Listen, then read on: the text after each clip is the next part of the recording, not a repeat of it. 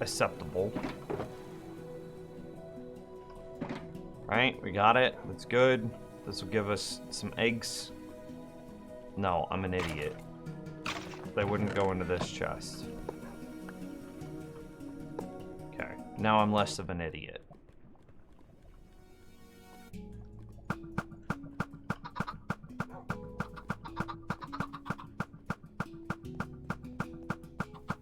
Alright.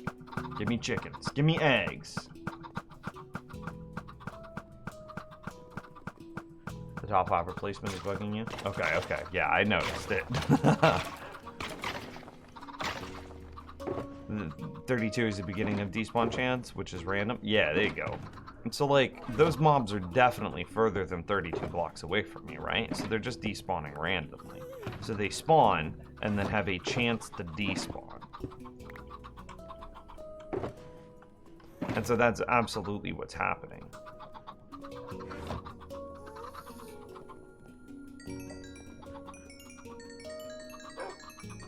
This seems good. Another skull. Let's get some iron golems just ahead of time so that way I don't have to worry about this shenanigans in the future. Okay. Anything else that we might want?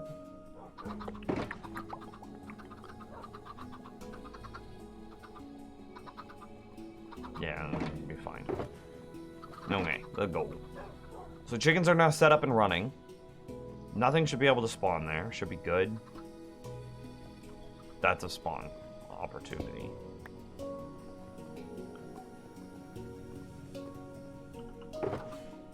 All the trapdoors and stuff above the puppers is gone, huh? It sure is. I don't know what changed, but we figured something out, and it just...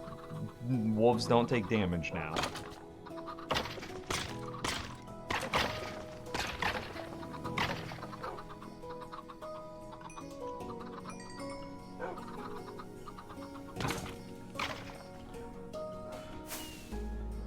So the problem area is, I mean, all of this, basically.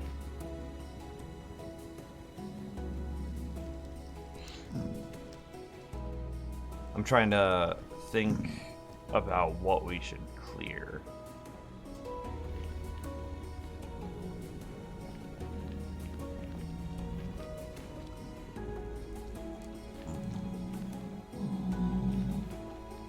There's just, this is a problem. This is a lot.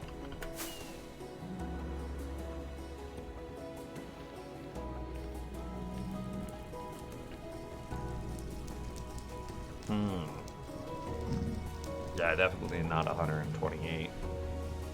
I can just barely make out the edge of the Wither farm. If we come a little closer. Yeah, it's right there. Is it TNT time? I'm out of TNT.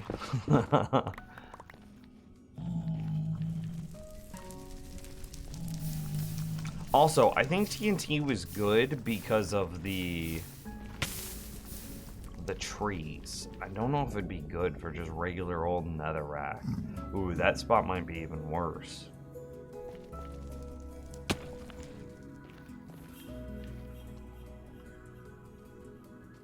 I mean, I could work on just shearing this part off real quick. I don't know how much of a difference this will make, though. Like, how many of these mobs are here because they spawn here and walk over? Versus how many of them just actually just spawn?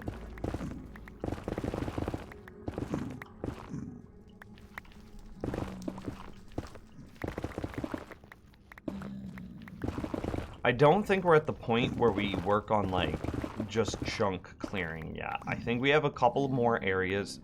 Maybe this might be the last one. Where we need to clear out the inside of the nether, and then we can work on chunk clearing.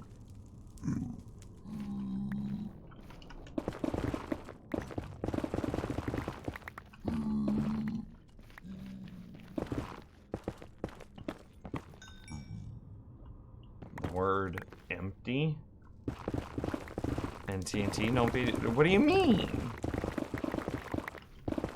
can't say the word empty.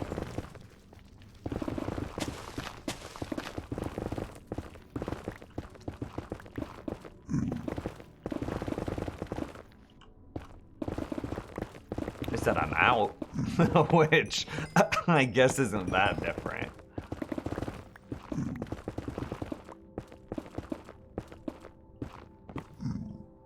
What do I do about that block?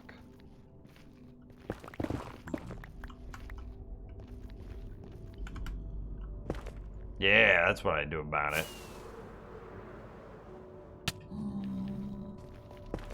Damn it, I was gonna try to drop him.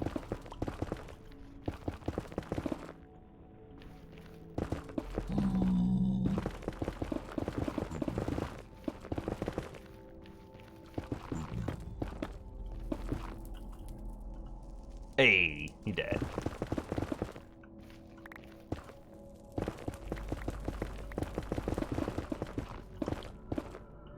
So right now the chicken farm should be active.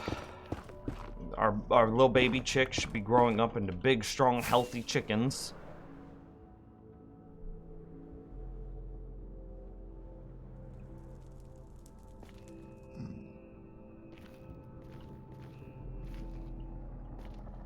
See, like, this seems like it would be a problem.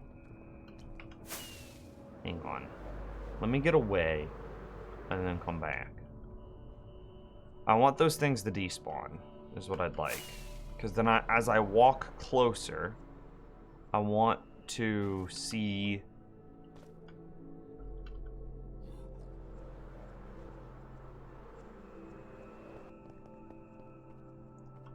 where they are spawning specifically.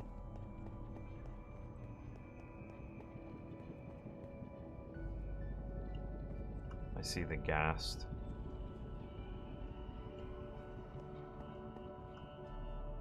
Okay, so it's like in this area.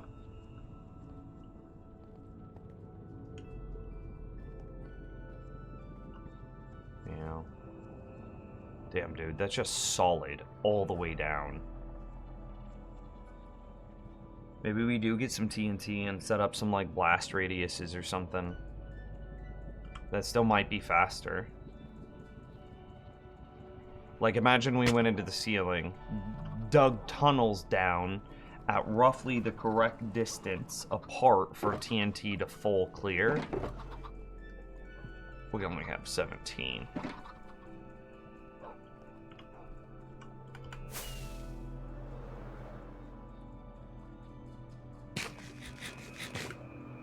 You got the TNT science, how far apart my TNT drop chutes should be. If I remember correctly, it doesn't really matter where spawnable terrain is, it'll slowly fill up over time. I have an underground mob farm near my base in an old world, and I found a small cave with 30 plus mobs chilling in it, choking the raids. Yeah, I mean, yes.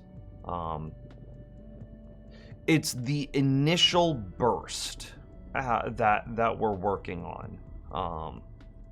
So when we walk away and come back, we want the majority of mobs to spawn there. It will still help. I mean, the raids get better each time we clear a chunk. I mean, remember when we first turned it on and it was like garbage, and now it's like actually kind of decent?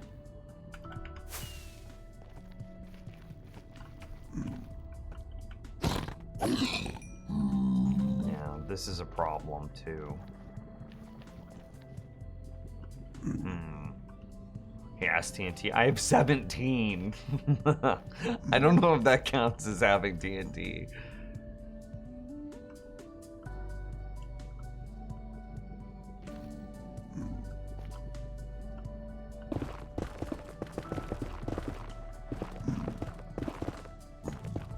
Each one of those blocks was technically improving the rates.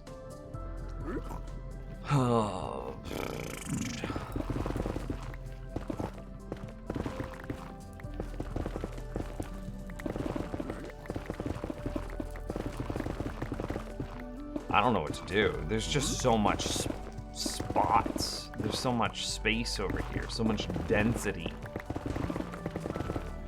that I need to clear that. I'm struggling to figure out a optimal or efficient way to do it.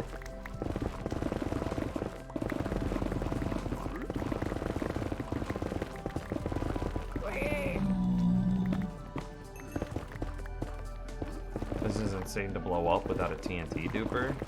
Yeah. I don't even know if... I mean, maybe we could try setting up a TNT duper. Am I selling out my morals for time?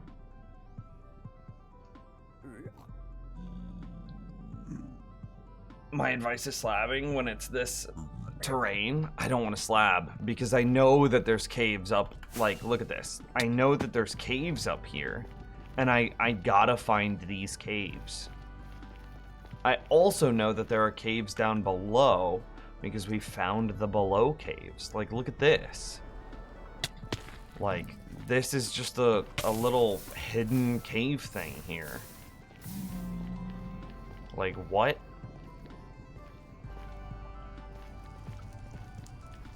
So why not?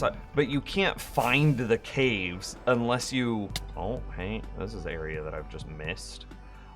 You can't just find the caves. Is the problem. You have to go digging for them. You have to... You can't just... Yeah, that's a better way of saying it. You can't just slab the caves. You have to find them first. And how do you find a cave? Well, you have to go digging.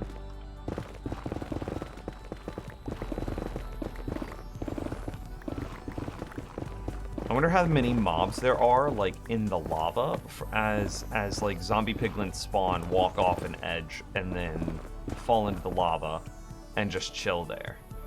Would using the composter gravel truck to see through walls be cheating? I thought that patched.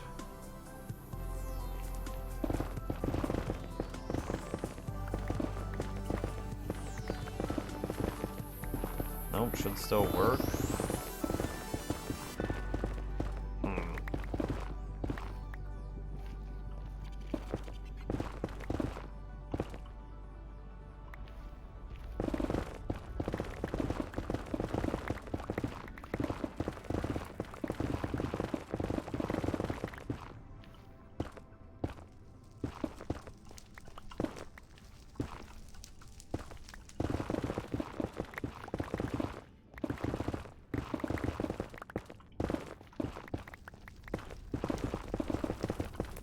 I think what I want to do is square to this wall, which is why I'm clearing out this section. Because I already have so much of that clear. I don't know how far away it is from the wither farm, but like it's already this like natural wall that I've made. Where's the chunk border? It might... No, it's not quite in a chunk, the edge of a chunk, but...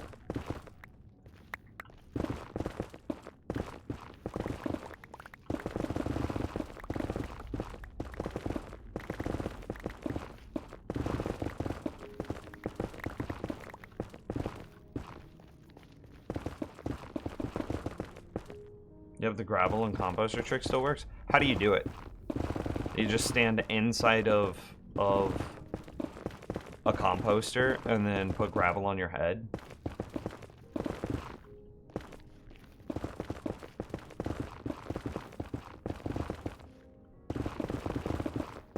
Would the same thing work with a cauldron? Just because I'm curious.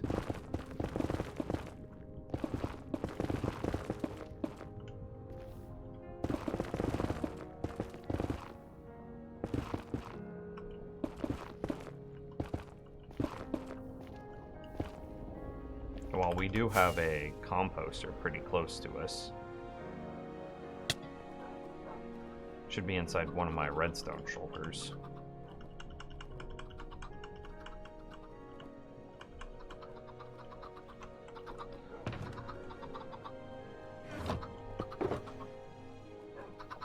Oh, did I take my composters out? Okay.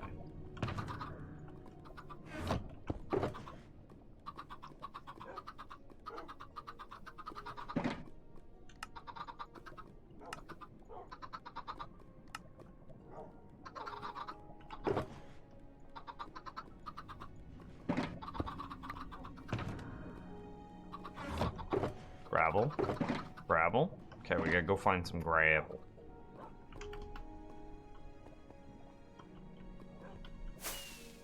Cauldron walls don't work, too thin. Okay.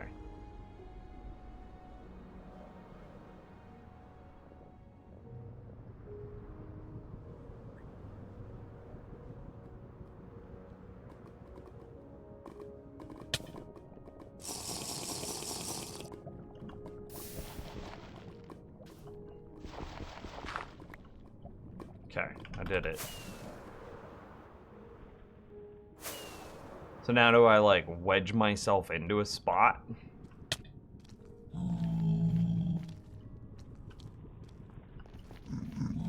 Here.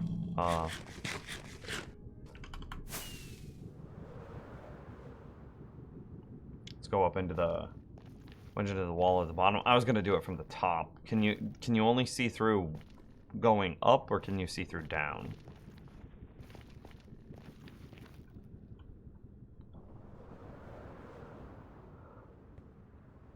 You can see both? Oh, okay, well, I guess we'll find out. I can't reach it. Big feels bad.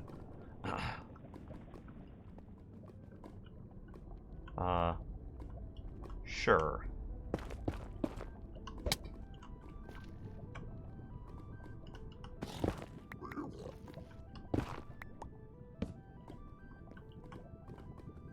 Aren't I going to take suffocation damage?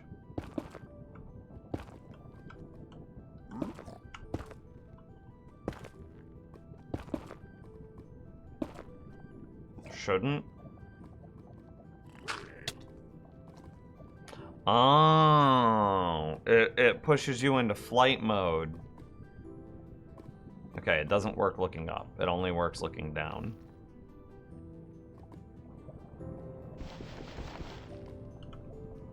Where's my silk touch?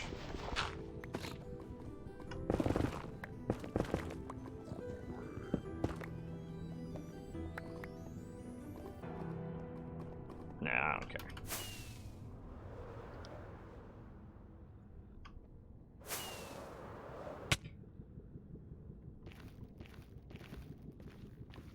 No, because you go in elytra mode?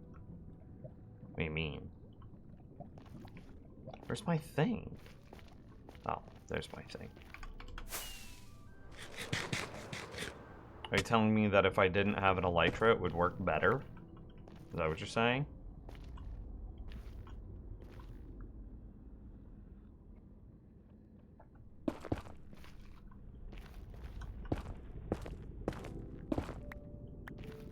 No, the elytra doesn't matter. Okay.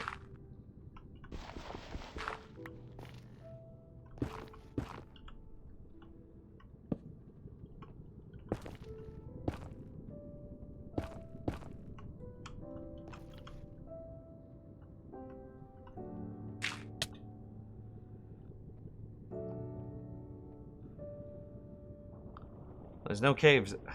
I mean, I can see through, kind of. This isn't very consistent, though. Because, like, there's just some Enderman standing on nothing. What? Oh, okay.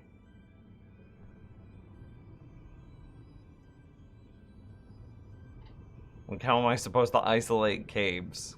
I mean, I guess I see mobs, but, I don't see any caves.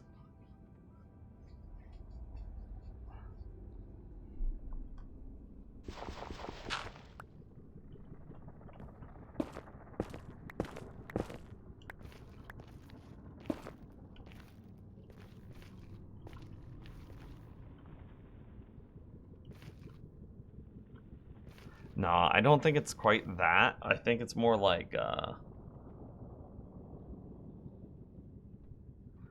I think that those blocks aren't being rendered because they're... what is it called? Ambient occlusion isn't rendering them. Yeah, that's what I think, Yolk. I agree.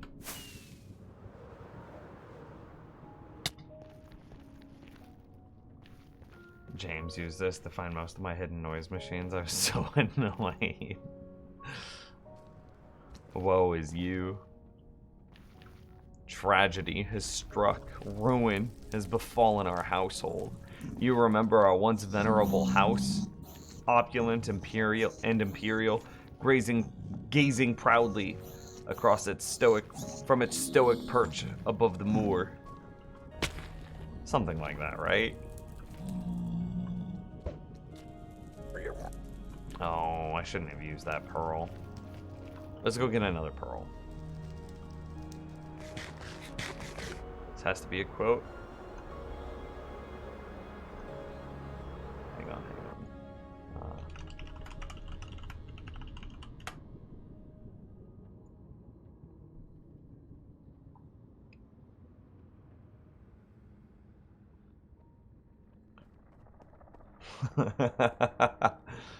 You remember. Ruin has come to our family. You remember our venerable house, opulent and imperial, gazing proudly from its stoic perch above the moor. I was pretty close. I lived all my years in that ancient, rumor-shadowed manor, fattened by decadence and luxury. And yet, I began to tire of conventional extravagance. Singular, unsettling tales suggested the mansion itself was a gateway to some fabulous and unnameable power. With relic and ritual, I bent every effort toward the excavation and recovery of those long-buried secrets, exhausting what remained of our family fortune on swarthy workmen and sturdy shovels. At last, in the salt-soaked crags, beneath the lowest foundations, we unearthed that damnable portal of antediluvian evil. Our every step unsettled the ancient earth, but we were in a realm of death and madness. In the end, I alone fled laughing and wailing through those blackened arcades of antiquity, until consciousness failed me. You remember our venerable house, opulent and imperial?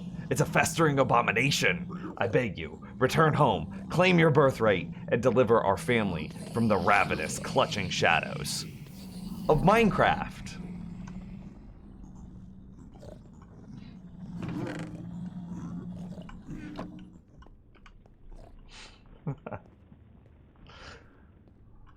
It's not Lovecraft. I mean, it's definitely Lovecraft inspired, but it's not Lovecraft. I want more rockets too, since I'm already here. It's Darkest Dungeon. It's a video game.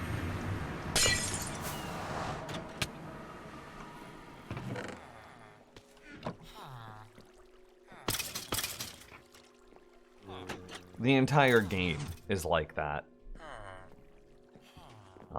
You have a narrator or a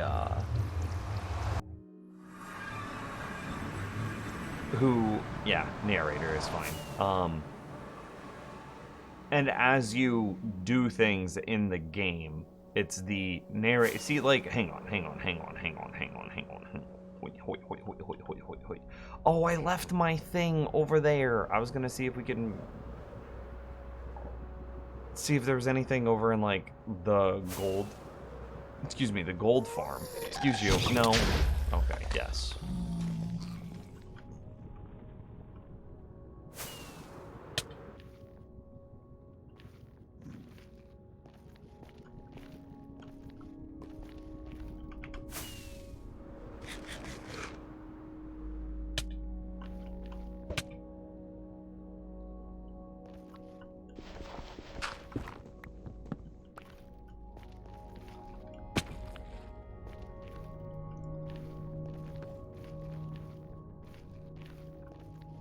Sorry that I butchered it, though. Overconfidence is a slow and insidious killer. Yeah, dude. Whatever website I was just on has all the quotes. You will arrive along the old road. It winds with a troubling serpent-like suggestion through the corrupted countryside, leading only, I fear, to ever more tenebrous places. There is a sickness in the ancient pitted cobbles of the old road, and on its writhing path you will face viciousness, violence, and perhaps other damnably transcendent terrors. So steel yourself and remember, there can be no bravery without madness. The old road will take you to hell, but in that gaping abyss, you will find our redemption. That's like the opening thing to the game.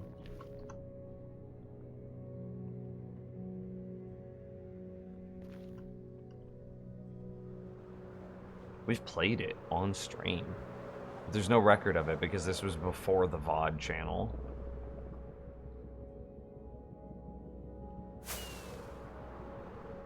I'm looking for a spot that I could set up the X-ray. Up here? Yeah, this seems like good a spot as any.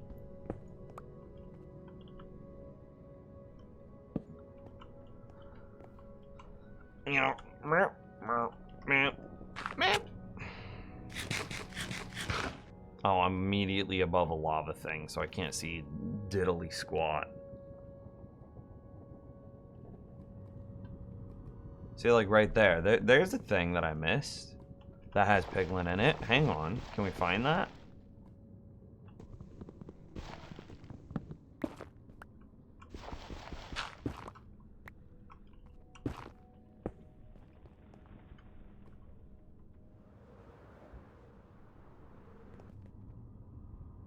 It's like here somewhere.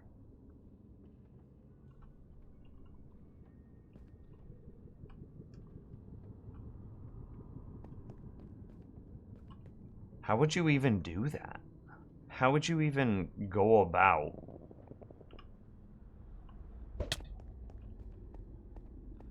entering that space?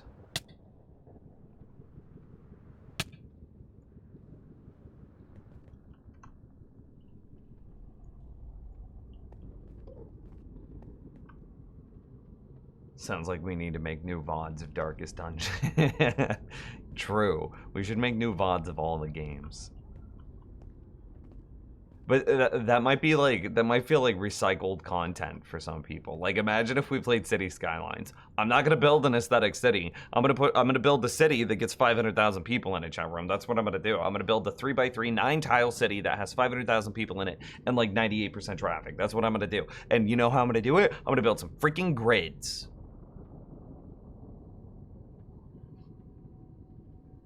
Take a screenshot of the cave and then use spatial reasoning, please. That's too much smartnesses.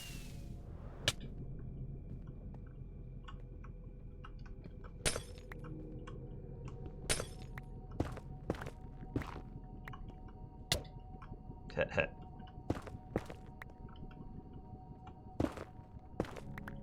Okay.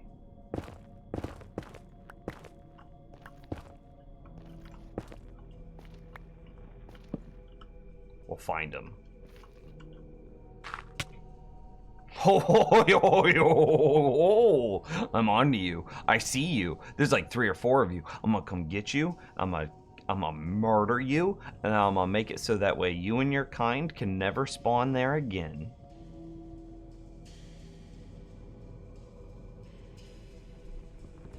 We should probably go get some slabs before we do that, though, huh?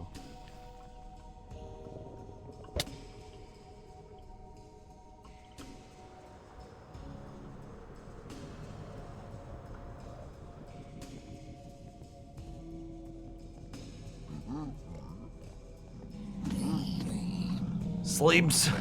Sleeps. Sleeps.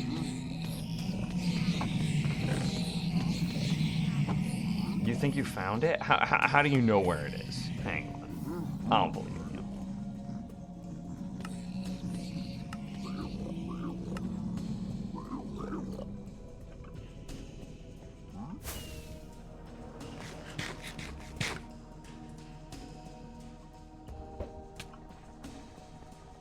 Remember when I used to be good at this game? Shit. Okay, okay. You're confident, as you said, it's right next to something.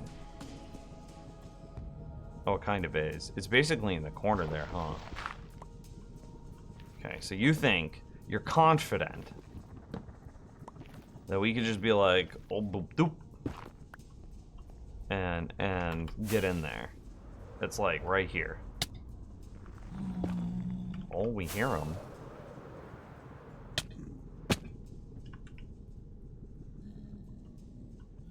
Was it higher or lower? Do I go back and get perspective? Higher, you think?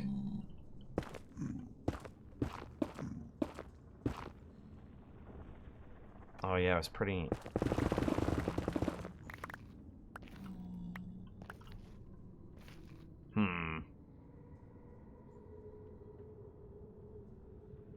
It's lower.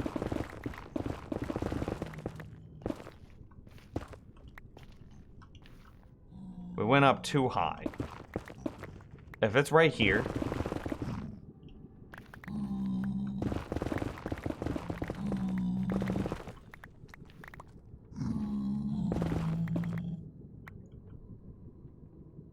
Run again. So I may find you and murder you. Oh, it's lower still. It was lower the entire way.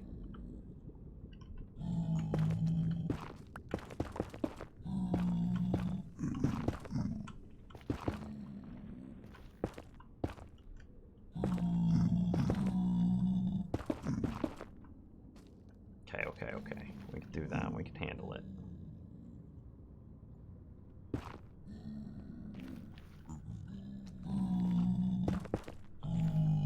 We don't want to create another spot for mobs to spawn.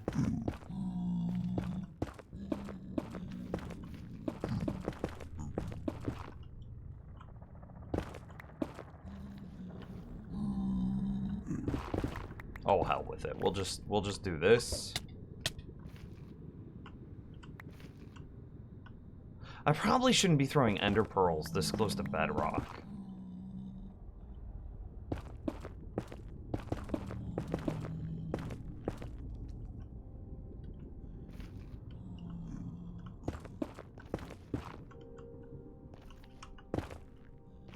Right? Right, that seems like a bad idea.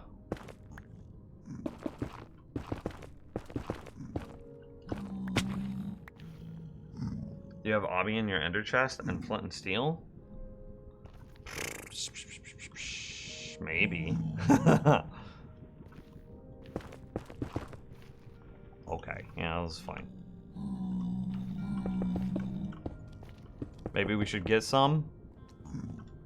I do have plenty of ender chests that I could break into it. Yeah, Eyebrows just said it. Look at you 4 little dudes here, just taking on my mob cap casually. I'm gonna murder you now. I hope you enjoy it. That service was brought to you by Nims. Subscribe for more.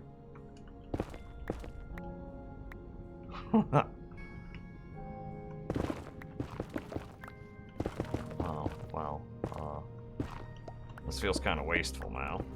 Oh well. This is our way in, which I will slab.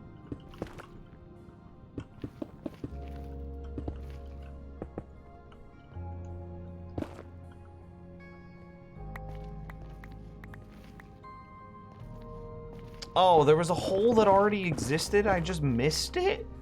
I'm trash. I'm a degenerate. I'm a waste of space and a garbage human being.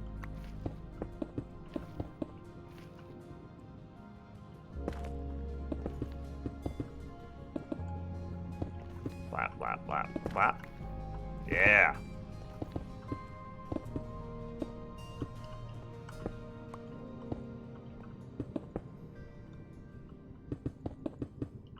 No. Braggart.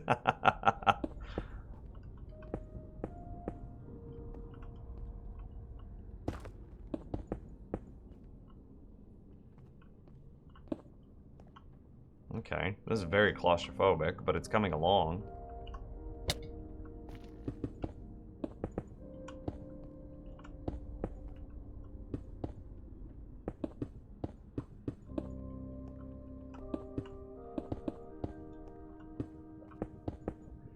Do you think we'll even notice the rates of the zombie piglin farm get better when we do stuff like this?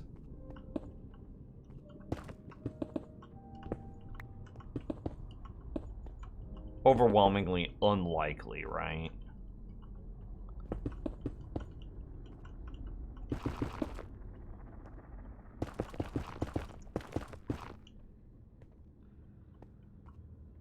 Eh.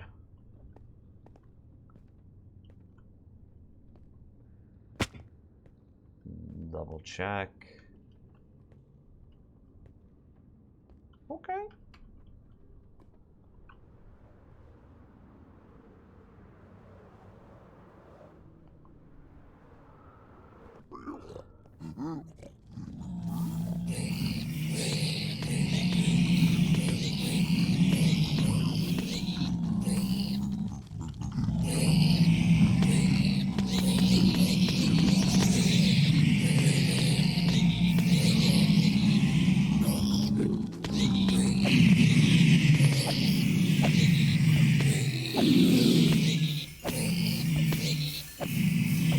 I'm curious if it feels faster.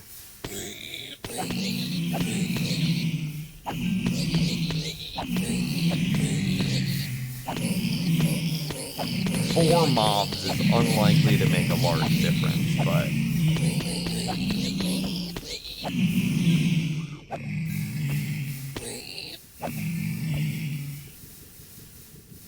How much... Okay, Yuffie, sell me on this. How much space... It doesn't feel faster, for the record.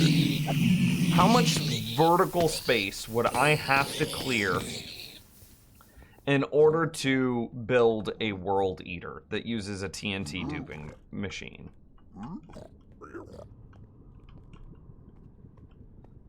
Am I bartering, by the way?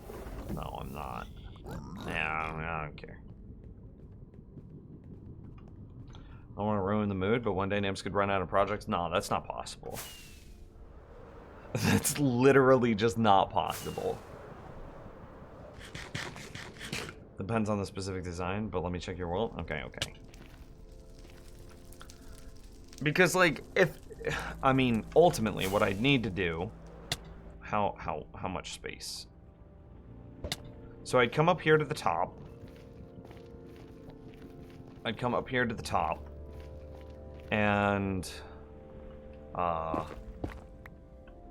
yeah. Here.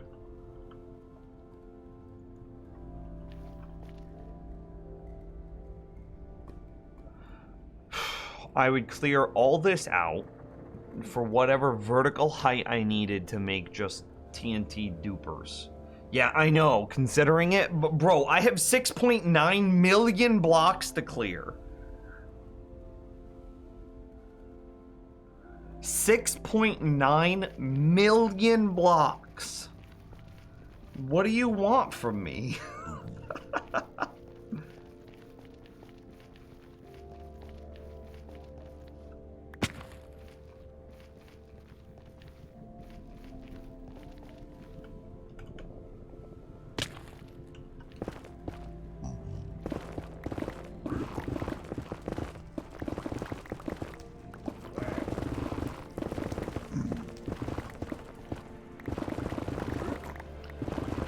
It would at least be nice. Make a TNT tunnel bores to make a square space of air, or dig by hand. I would just dig it by hand. Clear out the vertical chunk areas on either side for world eating, and then run it.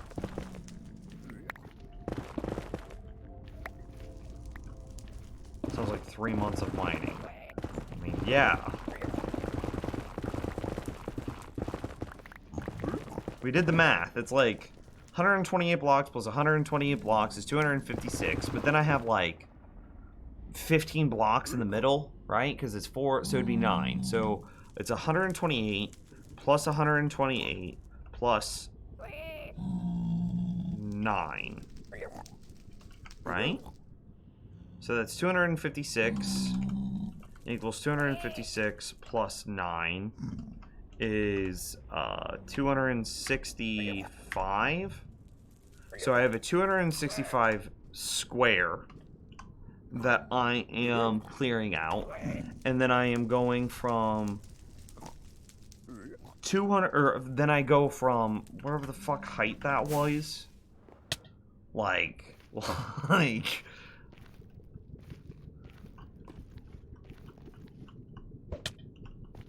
121 to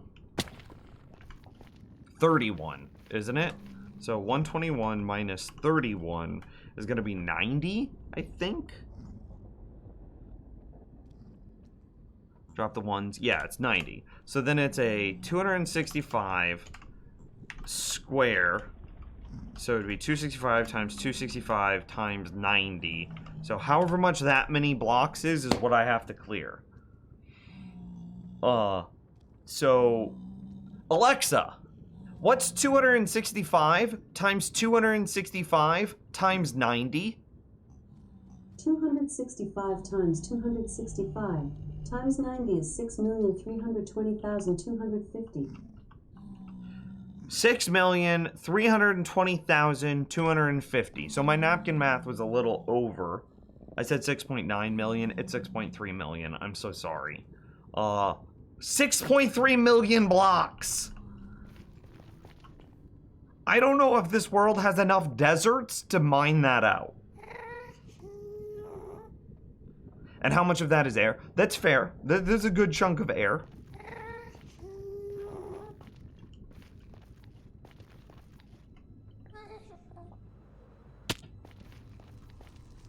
Because, like, this is included in that 6.3 million, and it's air.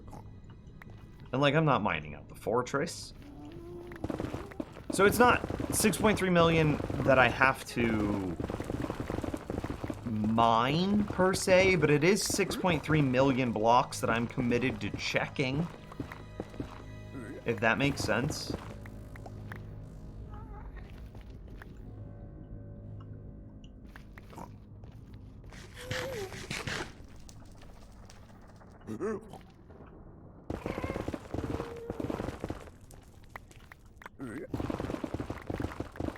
Like, it's 6.3 million blocks that I am accepting responsibility for.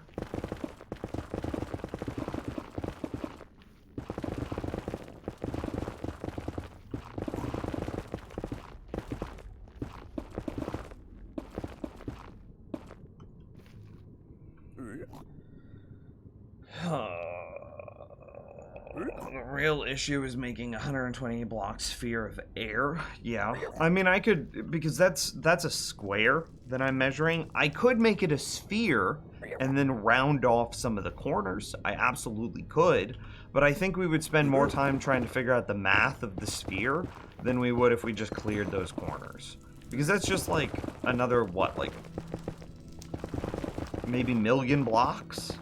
How long would it take for us to measure out the sphere in all sides in 3 dimensions? How long would it take for us to measure and map out a sphere in 3 dimensions versus how long would it take to just mine out those corners? So doing the math on the sphere wouldn't be that hard, but like mapping it would be, I think.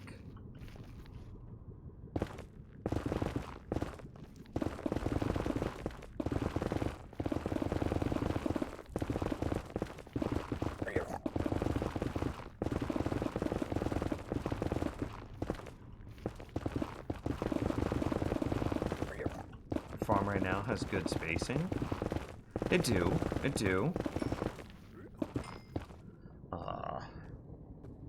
So you really need to get a feel for distance in all 4 cardinal directions and then dig that out. I mean, we did that. Which is what we already did. Yeah, okay. I didn't see your follow-up message. 3.14 times 128. So it's just the number that I already gave.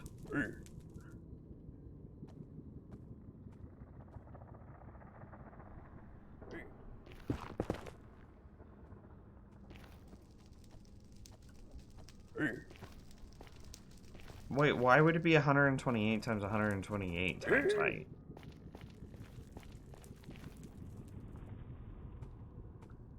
Am I doing my math wrong by doing 265? Because it's 265 from there to here. And then from there to there. Pi times r squared? Bro, I barely graduated high school. I've got like a middle school education over here. Be patient with me. 128 radius. Ah, it's... Okay.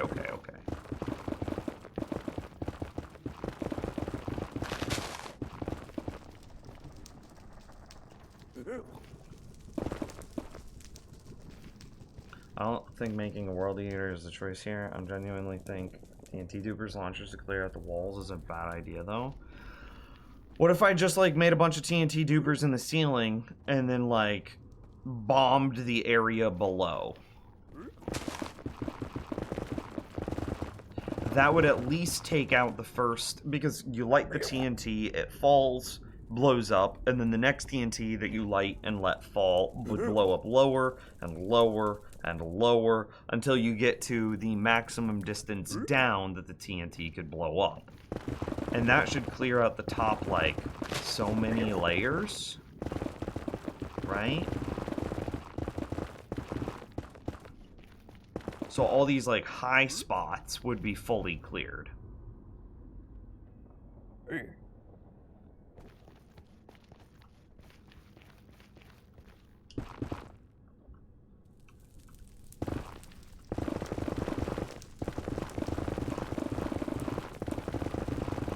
And then we just position it, I don't know, we figure out what the blast radius of TNT is, and then we,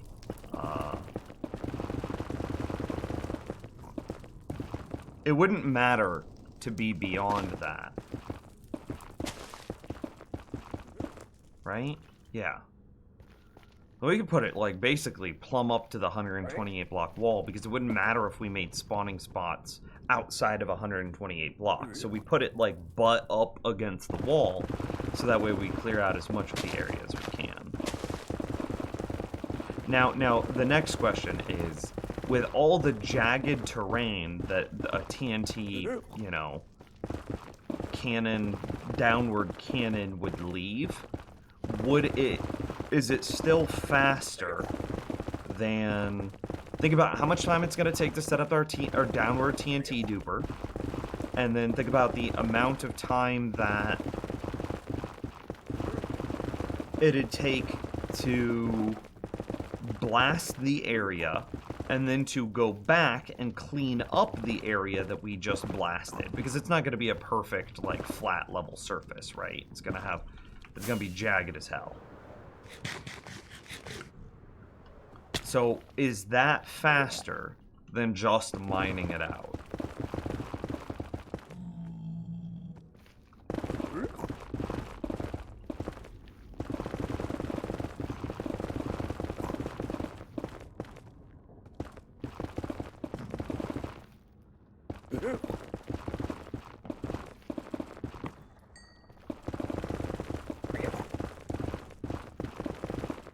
Like, how many blocks am I clearing per minute here?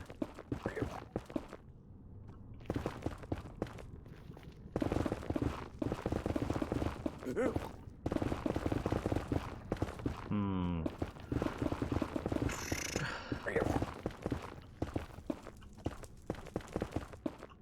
doesn't matter.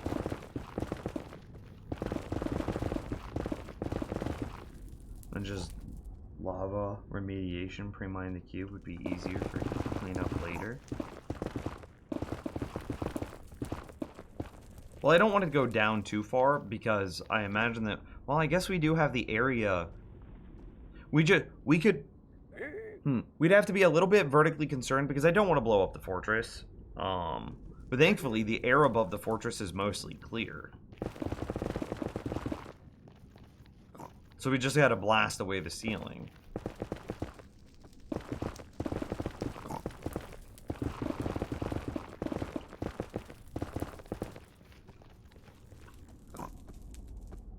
Yeah, because think about this. Does he have a ghast tier? He sure do. He just jukes me. Yeah, think about this. Okay, this isn't sustainable because look at how far back this is supposed to go. It's supposed to come back to right here. And, like, look at where we're just trying to make our first edge. Remember, that's where the back is? And so, like, this is just thick. Like, THICCCCC. Thick. And then it's got to come back to this point.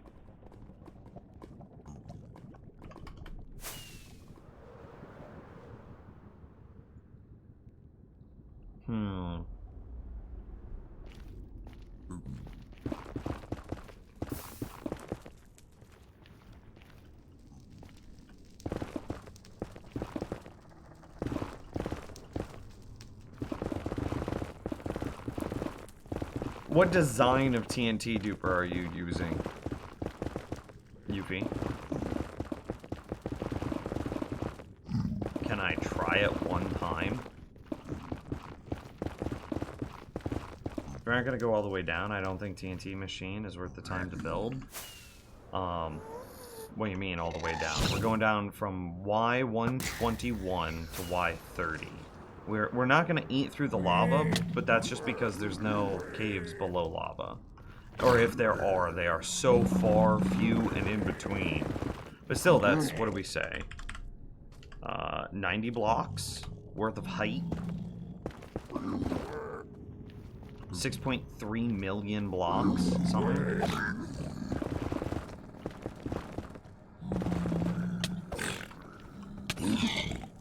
Or they hit so hard.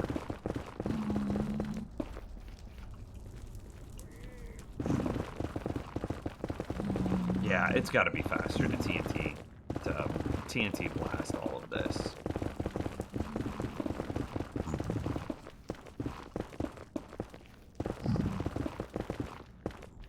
Because, like, think about how long it's taken me just to get through this little bitty section.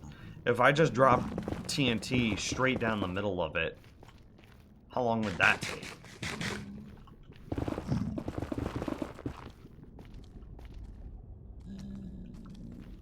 Just Lundy, what's up? He gets a taste and soon he'll be TNT duping everywhere? Oh no. There are TNT duping flying machines that are 30 blocks and just zip back and forth until you stop them. They're fast. See, that's what I imagine.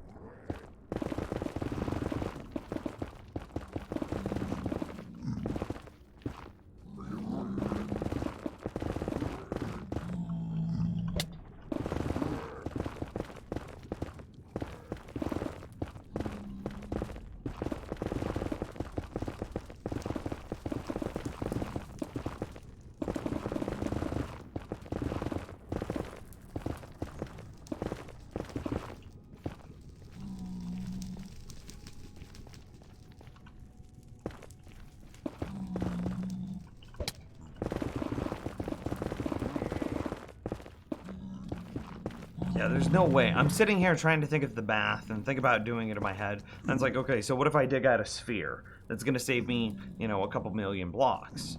But how long would it take me to measure the sphere in physical space? Is that greater than or less than the amount of time it would take me to just dig out the proper cube? Okay. Then what if we just TNT blast it? What if we just, like, either World Machine or World Eater TNT dupe the whole thing away, or if we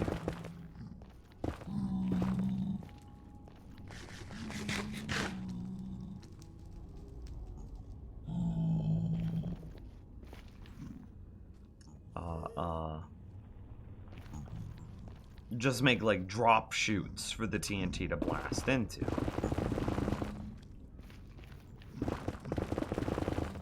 I also am trying to think, like, okay, what if I made it just a drop chute for TNT and just left it running, so there's just TNT exploding?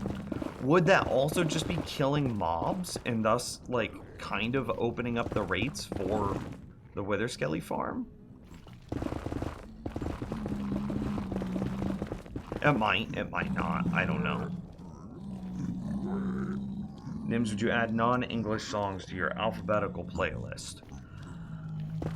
I have thought a lot about that. I want the playlist to be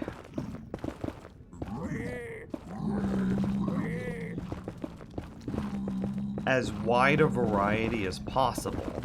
And because of that, I have thought about like, okay, well, English-speaking American music is not the only music that exists in the world.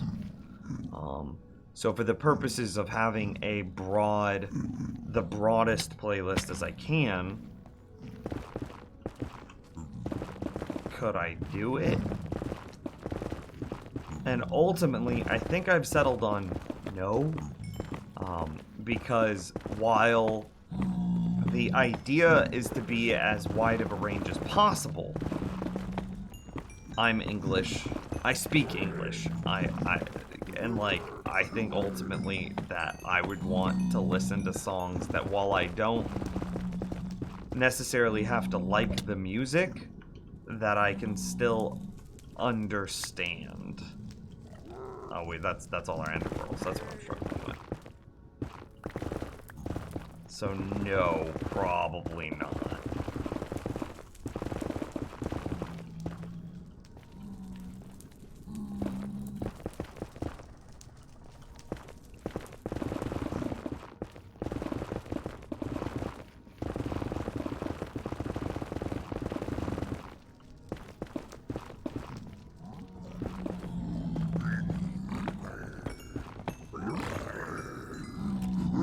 Mango published a video 6 to 8 months ago where it goes into all the mechanics of TNT tubing machines, a bunch of different kinds, even gives build order instructions so you don't blow up. Might be good to watch.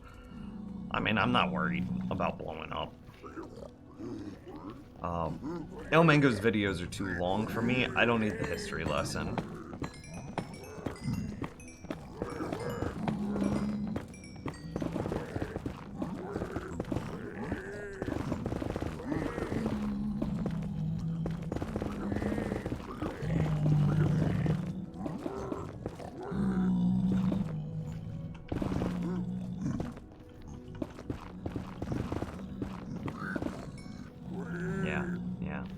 That's the whole reason that I got started in like YouTube in the first place, is because I was just really tired of either history lesson tutorial videos or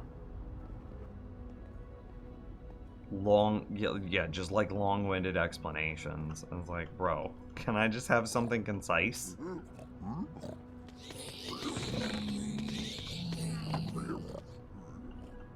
If you change your mind, there's a Swedish song called Eloise by Arvin Garna. Bringing out empty E slot. Yeah, Selena's really not happy about my open E slot either. She is very insistent that Eleanor Rigby is like the perfect song. I just don't think it. Eleanor Rigby is not the focus of the song. Eleanor Rigby is an example of the focus of the song. I'd also recommend making a world and testing it single player. TNT dupes are dangerous things. Nah, I'll be fine.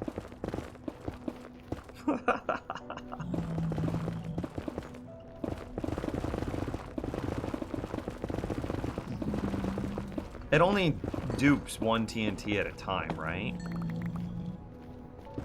So the most that I could have is 2 TNT explode on me at the same time.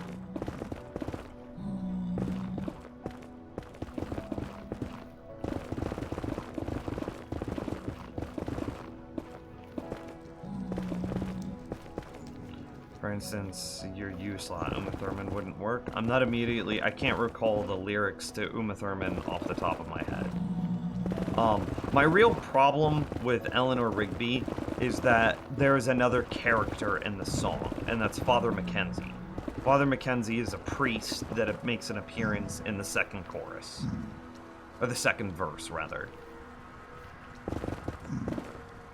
And the song then after appearing in the second verse, it swaps between the focus being Eleanor Rigby and Father Mackenzie several times.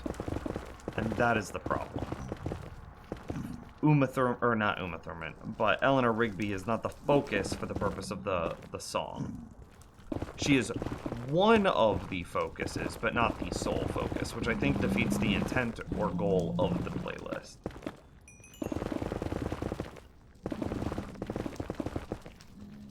Holy shit, I'm hungry.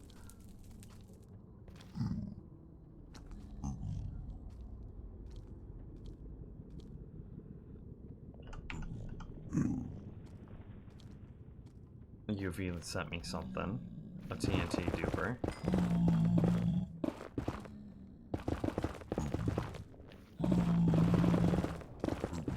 Oh, this only works in one direction?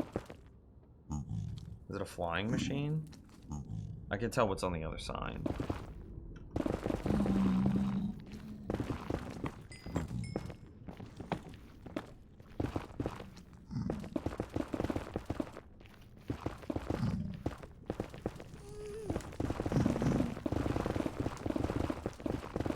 And so, yeah, that's why I don't think that Eleanor Rigby is particularly... It's not as perfect as it would seem on the surface.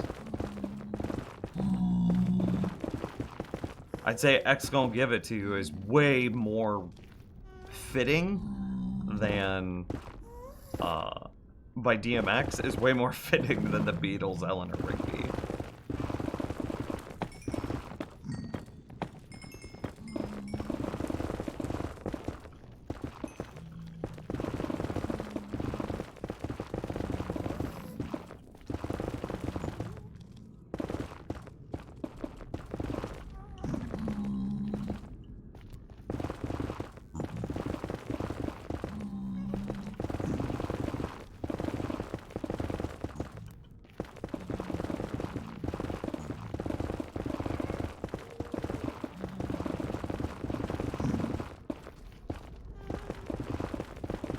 I wonder if in the short term I could do... I talked about this the other day, but as we clear more and more, I wonder if in the short term I could do some cheesy stuff.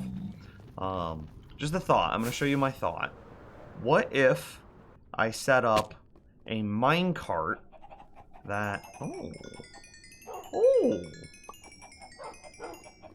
That's some repairs.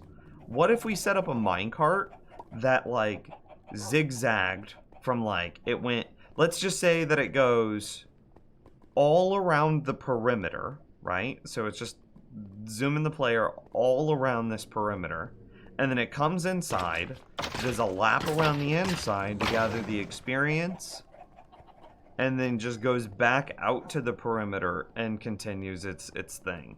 By moving out to the perimeter, we're creating, I don't know, what do you think this distance is?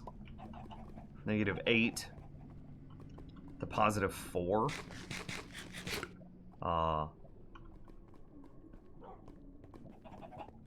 That's like 12 blocks, I think.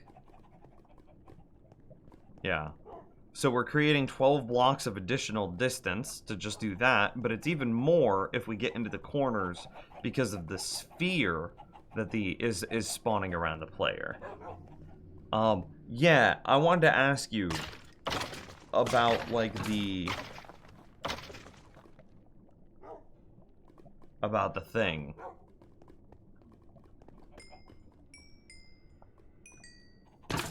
Also, holy crap, my stomach hurts, I'm so hungry. Is that one is it a flying machine? It looks like a flying machine. Okay, this is now Iron Golem time.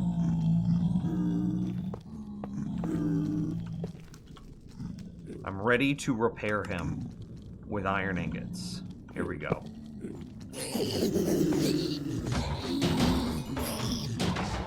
Thank goodness they don't get mad at me. No, don't fall off the edge, buddy. Yeah, he pulled it back. I believe in you. Stay alive.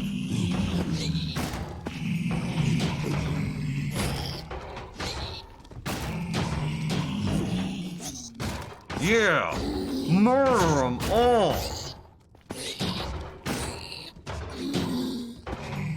Boom, we did it. Success.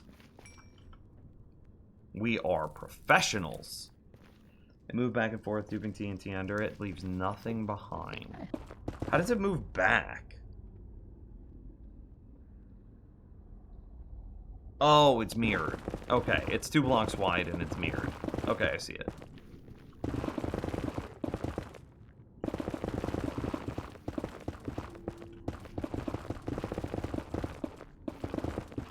And how far can TNT fall before it doesn't have the height?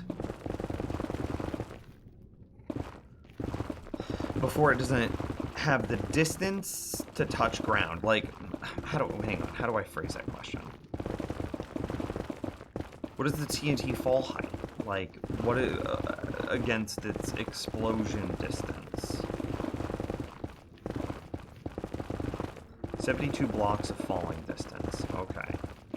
Ooh, that means that we couldn't run it above the fortress, because from ceiling to fortress, like, I'm at 50, so it'd blow up basically down to where we are right now. So we could use it to dig a perimeter around the edge, but we couldn't use it to dig out the center.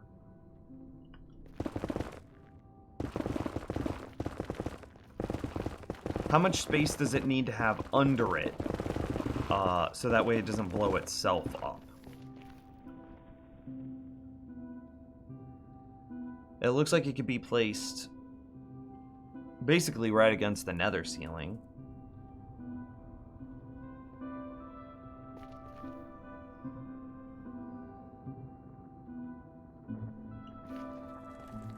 Center is all me, yeah. Or tunnel bores, yep, that makes sense.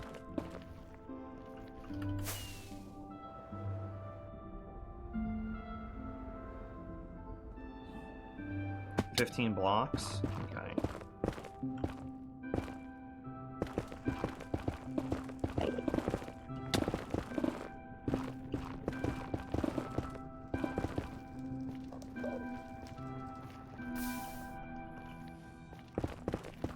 I'm thinking. What if we just set one up and then just saw it, felt it, decided if we liked it or not?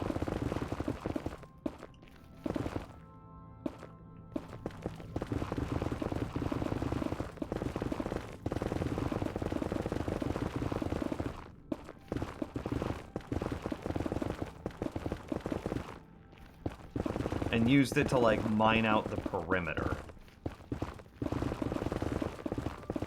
At the very least, mine out the perimeter.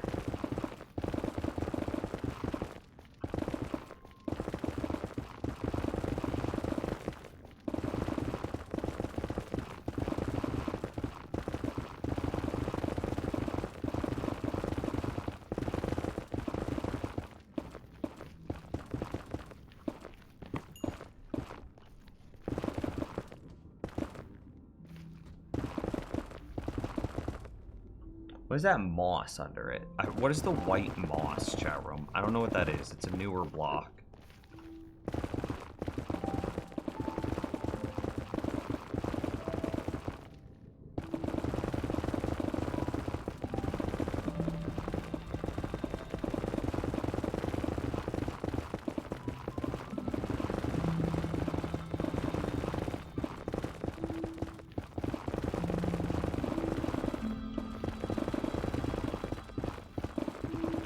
Durability still looking good. Grow lichen. It's more like a crystal. I'll pull up the screenshot. I'll show you. This is what UFO sent me. What is this? Like white moss, white. Oh, it's dead coral, I think is what that is. Yeah, dead coral. Okay, cool. It was confirmed. Thanks. Tire? Tiare? Nah, tire. What is this extra on the front for? Oh, it's for the... Okay, I see it. Yeah, and it's mirrored. Okay. I assume one way is going forwards and one way is coming back. Is that an activator rail? Or not an activator, but a pressure rail? Or is that powered rail?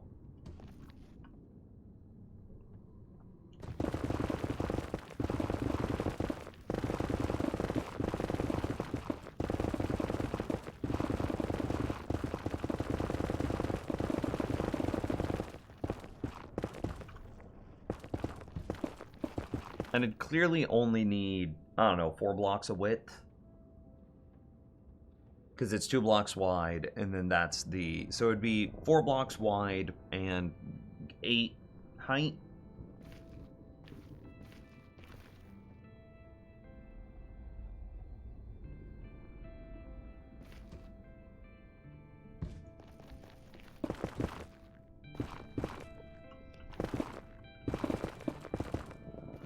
Okay, here's what we'll do. We'll try out a TNT duping machine.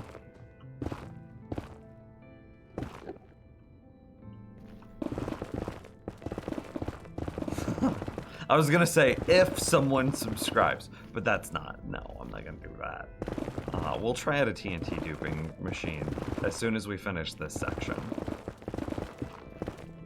We'll see if we can use it to clear at least the outer edge of the perimeter. So if we think that, you know how we dug those tunnels that go along with the perimeter is? If we expand those, make them 4 blocks wide, and then say 10 blocks tall, so that way and then we could just start dropping stuff. And then that'll give us our outer edge that we need to clear to.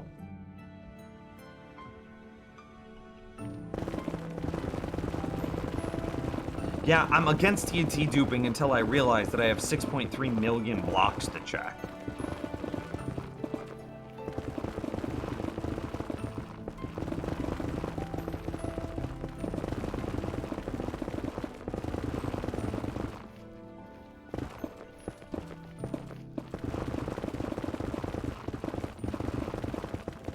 Everyone has their price, chat room. And apparently my price is 6.3 million blocks. Tire with the tier 1 sub. There you go. Thanks, bud.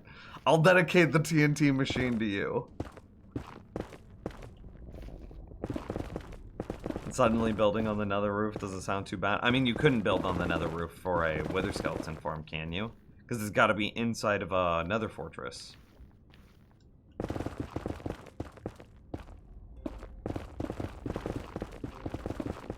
Isn't TNT duping item duping? It's just giving you more TNT that you are immediately using. Or you could accept the slow rates. No, that's just not a solution. The solution is either I dig it out by hand, or I make a TNT duper. It is never slow down.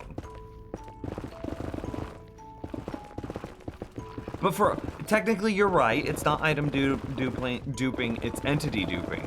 However, for all intents and purposes, you are creating more TNT that you then immediately use.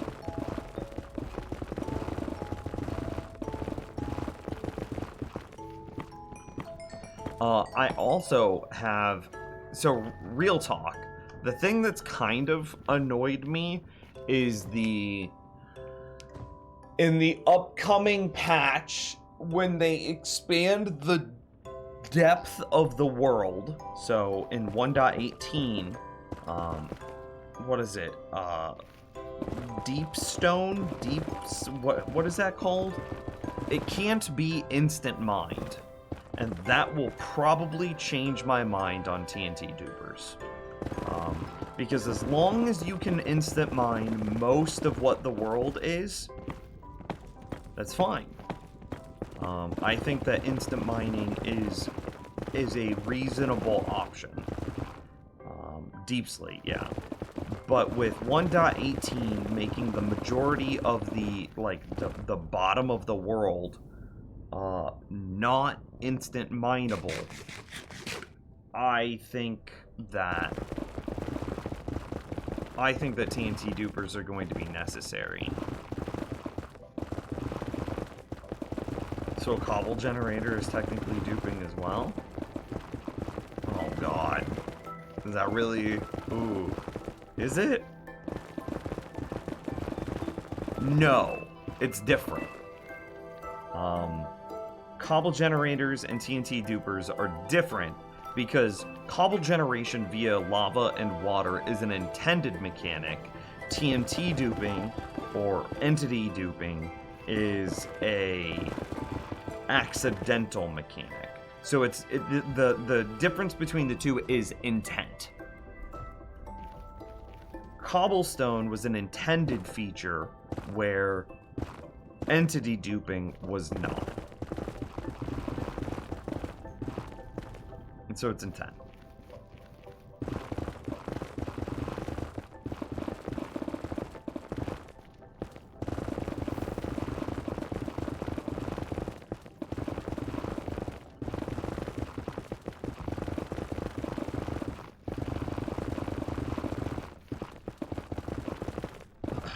For shame, not even sticking to the principles for 6 million blocks. What do you want from me?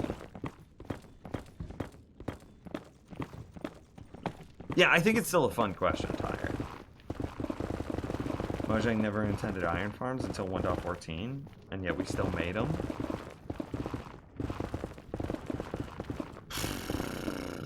Different types of intent there, which I realize I'm now getting into, like, really splitting hairs.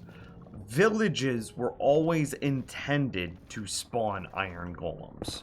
So just because Mojang didn't like that it happened, they were supposed to do it.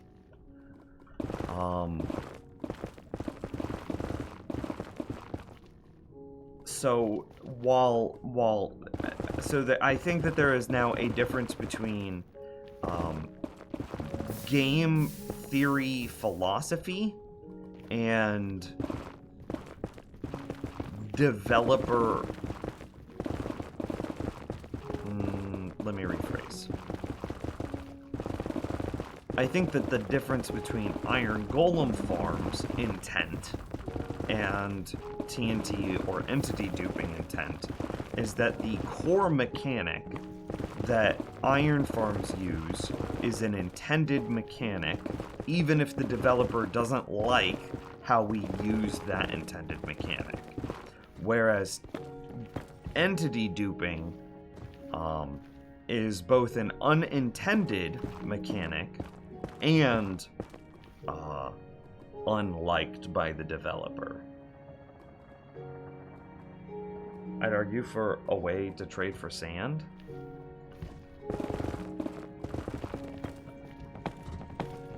Are you referring to 1.18? Okay, so I would like to rephrase something to make it a little bit cleaner, and that's 1.18 is going to add negative y coordinates to worlds. The new blocks that appear in these negative y coordinates are going to be deep slate. There will be deep slate versions of basically all the regular stone variants. So you will have deep slate ore, you will have deep slate stone, you'll have deep slate blah blah blah. Deep slate everything. The problem that I see with deep slate is not instant mineable with a netherite pick, efficiency 5, haste 2 beacon. You cannot insta-mine deep slate, which will dramatically change how players clear worlds after 1.18, especially considering, ghost block? Especially considering the new world height. There it is. Good God.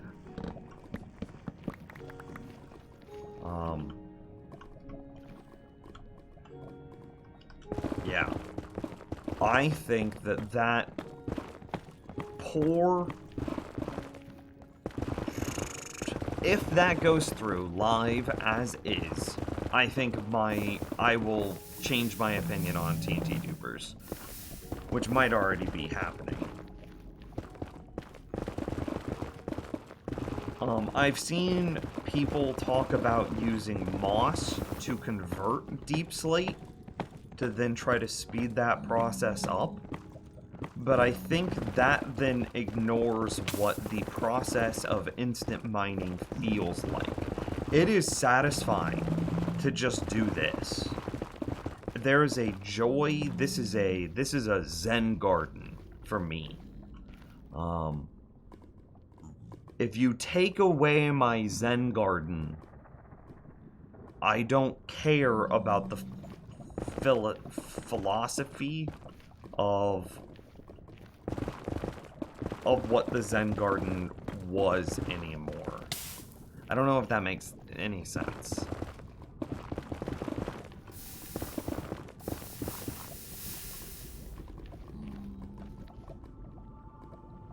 I also think that fact is dumb. Yeah.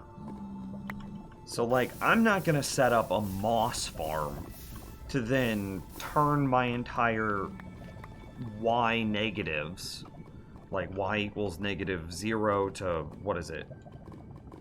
-128? I don't care to turn that all into moss and set up, like, machines to mine it out. If I'm gonna have to set up a machine to just mine it out, I'm just gonna set up a TNT duper. And if that's the expectation of the game, that, like, to do perimeter clears is to set up a moss machine, like, if that's Mojang's intent, I don't care. I'm just gonna set up a TNT duper. You took away my Zen garden, I don't care anymore.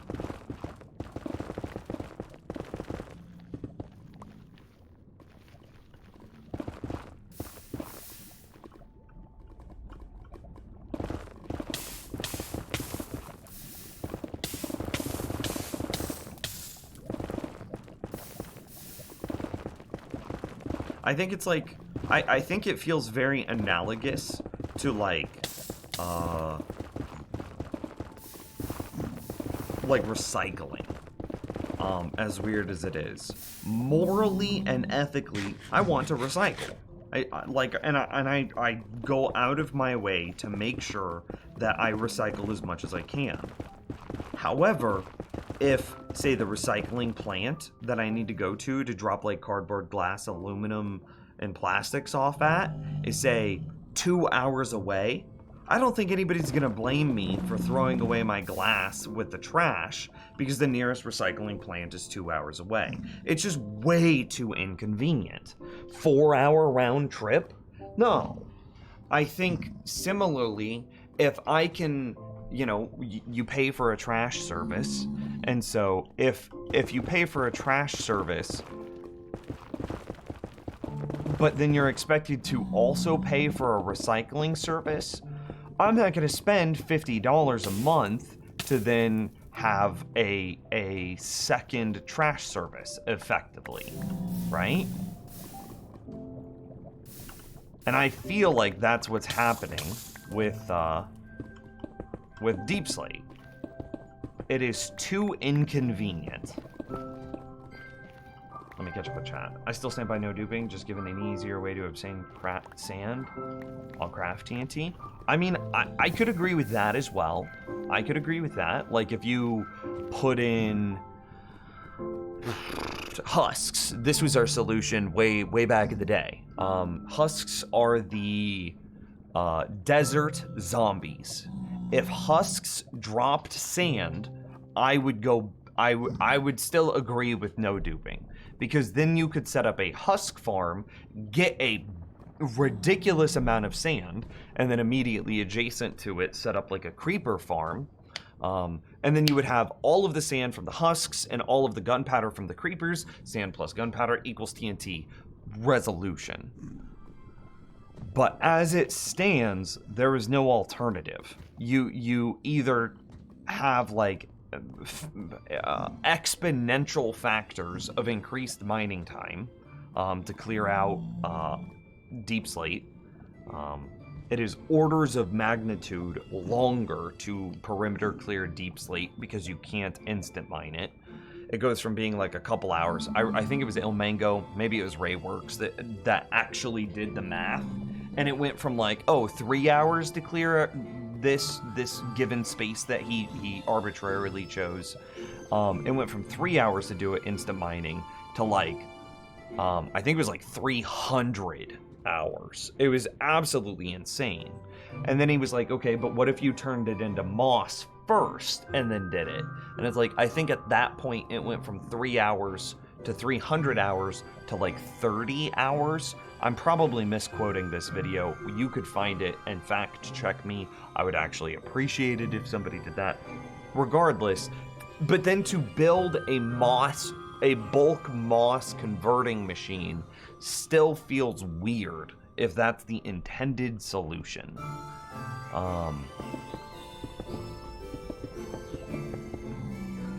Yeah, that still feels weird if it's the intended solution.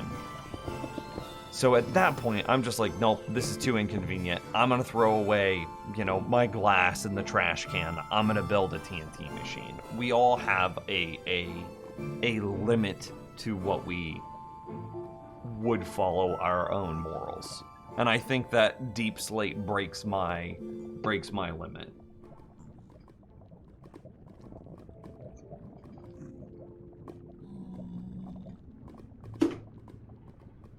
It'd be nice if they at least made it where you had to have a netherite pick. That's the community response I've seen as well. I've seen two solutions. One is currently a netherite pick does nothing other than have more durability. It's literally the same, and I think it improves the mining rates of things like obsidian. But that's it. It doesn't unlock new instant mines. Netherite should unlock instant mining against Deep Slate, or husks should drop sand. What's he looking at? Is there something down there? There's got to be a zombie in there or something. Oh, there is. You can hear it. I would be perfectly happy with either of those two solutions. Yeah. If hell, put in both. Why not? Why not? Netherite pickaxes should mine Deep Slate, and husks should drop sand. Just period. Full stop.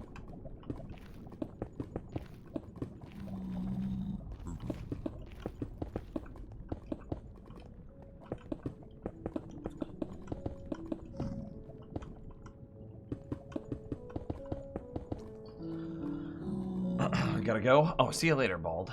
Have a good one. I think as well the netherite pickaxe should be able to. Yeah, but the diamond pickaxe shouldn't. I agree. Because right now, again, like we just said, the only advantage of a netherite pickaxe is more durability over a diamond one.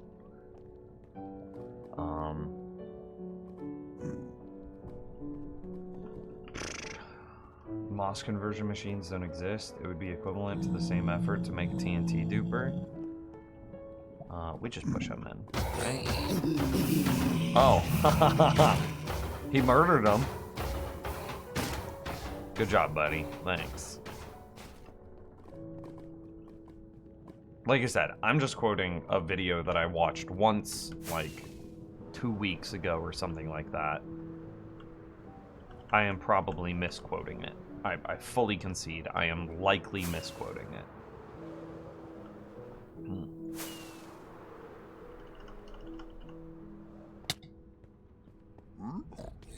Hey Zach, what's up?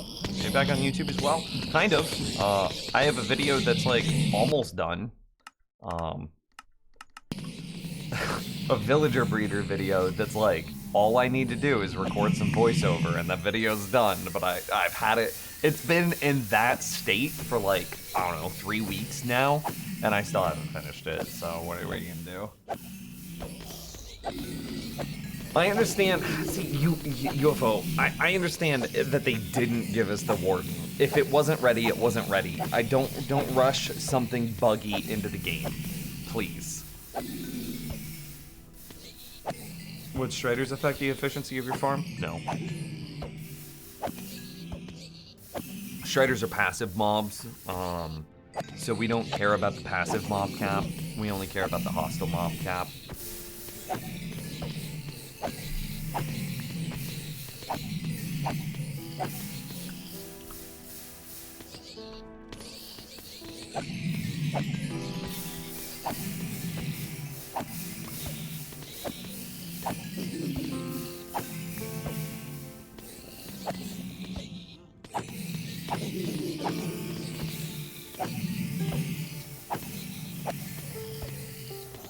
Almost want to make them land on honey so they quit jumping, but...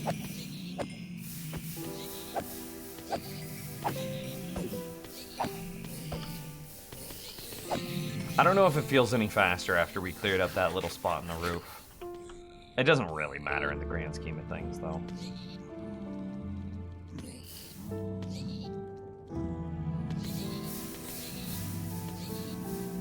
Anything else we just don't care about? I guess I don't care about that quartz. Okay. I understand why completely. Okay. Just so long as we're on the same page. So yeah, I think that Deep Slate in its current iteration will be a mistake. And I think that there are two solutions to making it work. And they really need to do one, if not both. Husks, drop sand, or netherite, instant mines, Deep Slate.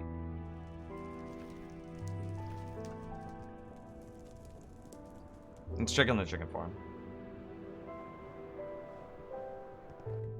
Feel that funny to see you back? I was just thinking about trying YouTube again yourself. Nice. Any recommendations? Make the best content you can. Make it consistently. Don't neglect your I need to come up with a good title, tags, description, title, tag, triple TD. You have the title, the tags, the thumbnail, and description. The D triple T, don't neglect those. Some people will just make the video and call it good. Of course, make the highest quality content that you can. That's the most important thing. Don't rush out content. You'll regret rushing out content. You won't regret taking an extra couple days to make it good. And then make sure that your title, your tags, your thumbnail, and your description is as good as you can do.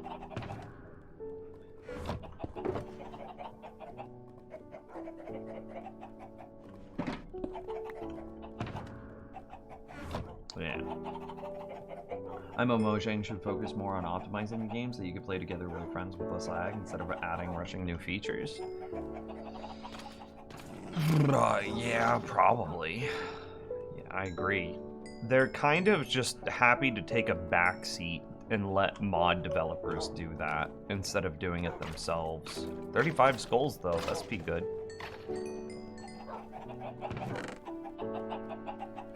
I mean, it's getting there. We need to let it run longer. I want a double chest of eggs before I even worry about making more roses.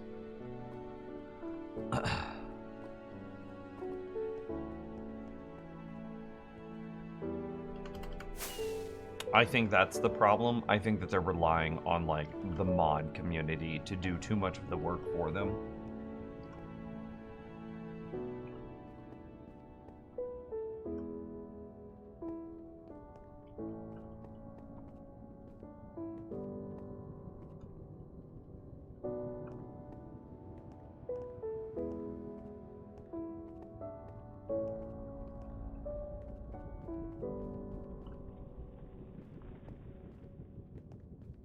I mean, that's the spot.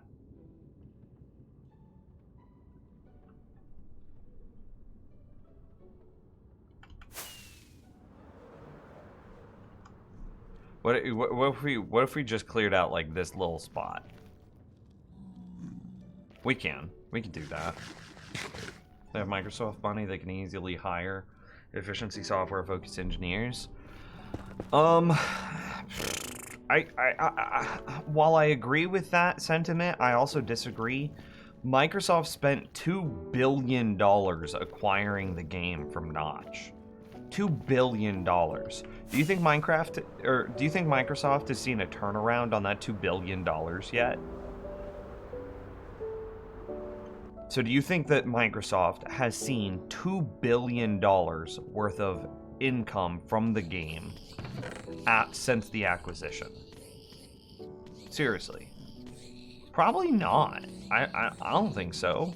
How many copies of the game has Microsoft sold? How much monthly subscriptions do they get?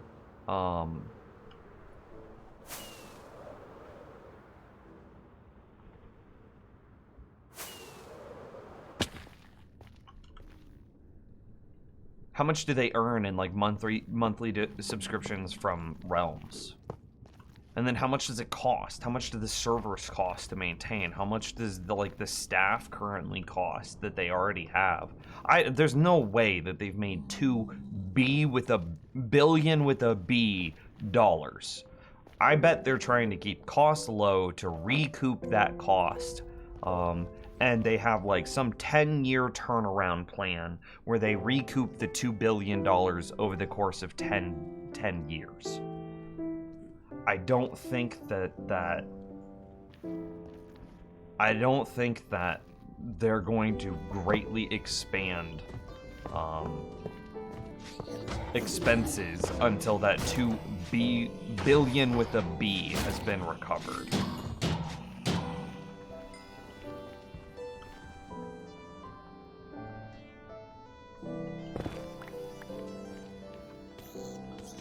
Keep in mind that Minecraft Bedrock has microtransactions in Realms, so does Java when it comes to Realms. I mean, yeah, true, fair. I still don't think that they've made $2 billion with a B. I'm trying to figure out where my square points are.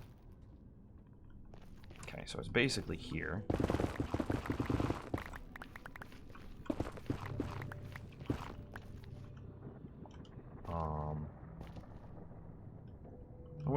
We could do it here. That's fine.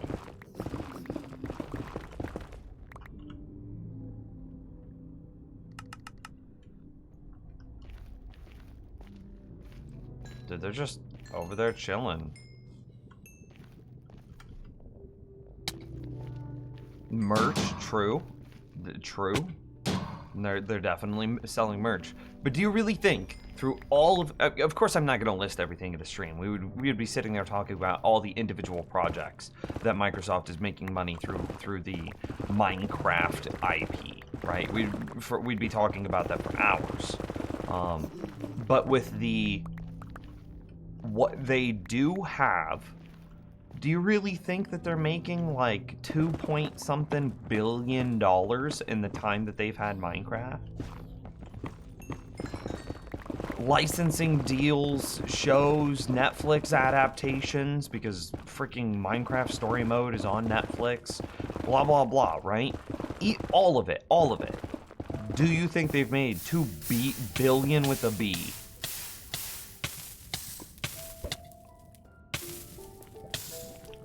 No way. No way.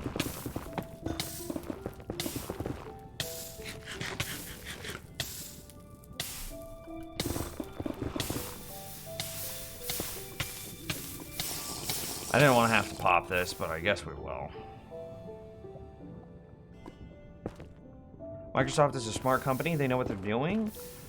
They don't just make $2 billion overnight. They have to have some year turnaround. They didn't just buy Minecraft and say, okay, it'll make us our money back in 6 weeks. They had like some year. I guarantee you, I personally guarantee you that they said, okay, we're going to spend $2 billion on it, and this will make us back our money in 10 years. There's no way.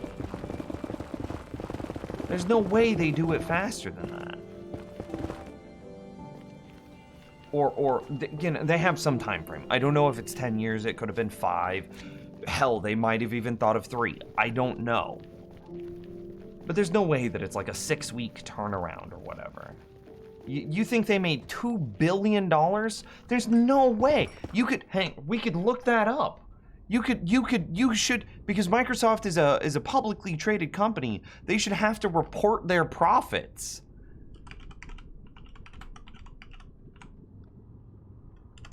Microsoft profits by year?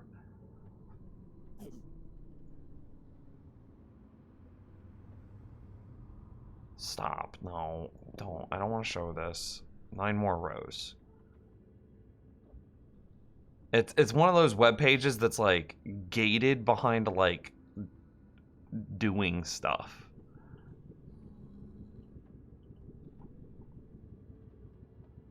Okay, I mean, like, they do make hella money.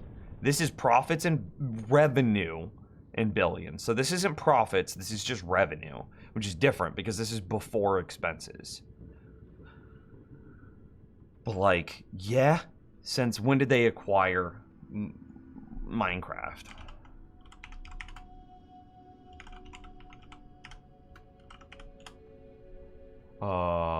In 2013, for 2.5 B with a billion with a B in 2013. So like 2013, that doesn't look like any, they were on an upward trend anyway. It doesn't look like Minecraft was the difference between 2012 and like 2014. There's no way. Minecraft itself cannot be operating with such an insane profit that it's making $2.5 billion in just a couple of years. That would make Minecraft itself worth more than like every other game studio combined. There's no way.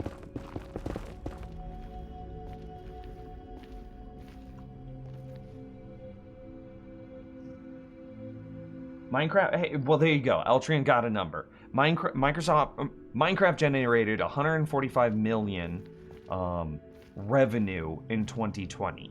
And just to clarify, revenue is pre-expenses, right?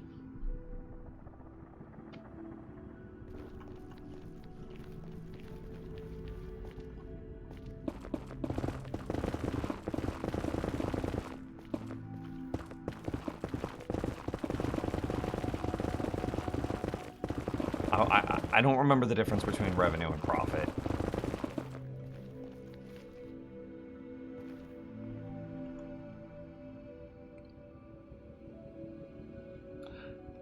Even if we say, okay, since 2013, that gives it 8 years. God, that makes me right. What are you talking about, chat room? Because I've been saying this entire time, oh, they probably have like a 10-year turnaround to make their $2.5 billion back. I was like, it's probably like a 10-year plan. I have been saying that, and it's been 8 years, chat room, and they've almost broke even. If those numbers are correct. God, I'm right, and you're sitting here being like arguing with me.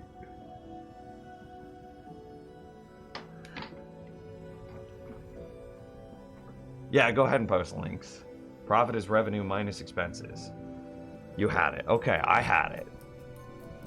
I just doubted myself.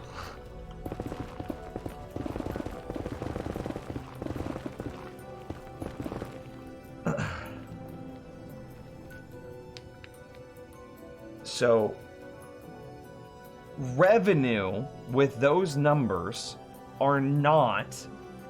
is not gross. That is the gross income, not the adjusted for expenses. So very simple math here. If you make $100, right? Let me clear chat, hang on. Let's say you make $100, but it cost you $30 to make that $100, okay? Did you make $100 or did you make $70? And therein lies the problem. How much is like current staff, server maintenance, protecting your intellectual property, etc., etc., etc.? What are the expenses on these like gross profits taking away?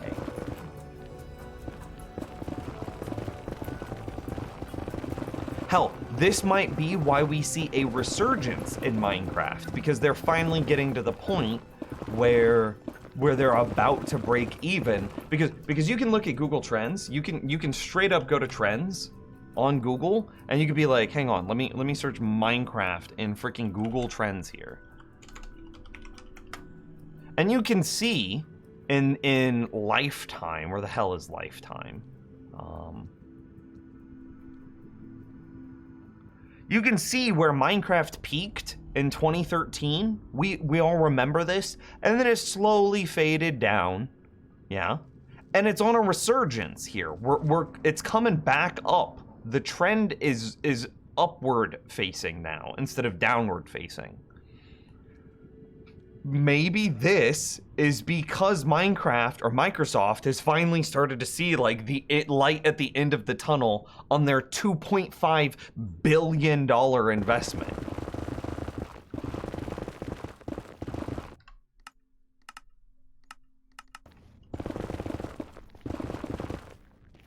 Okay, this is glowstone.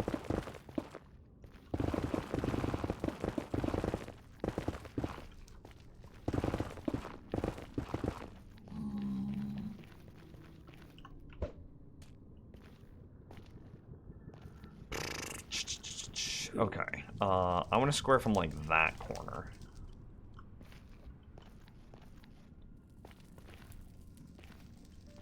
Revenue 100, profit 70. Right. So it's different. I understand the difference, but I want to highlight the difference for chat. So just because they have, conceptually it's possible that they had $2.5 billion in revenue, that doesn't mean that they have paid back themselves for the $2.5 billion that they took out or that they spent on it, because they've had operational costs and expenses and what have you in that 8-year time period.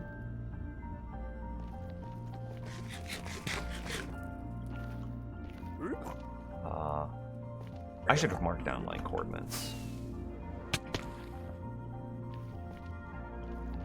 So all of this is to say, I don't know if Minecraft has Microsoft resources yet.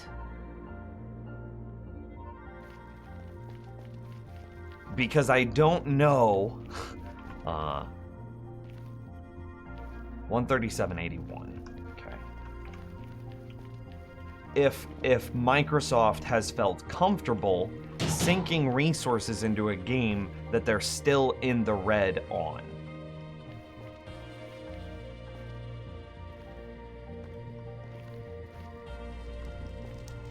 $137.81.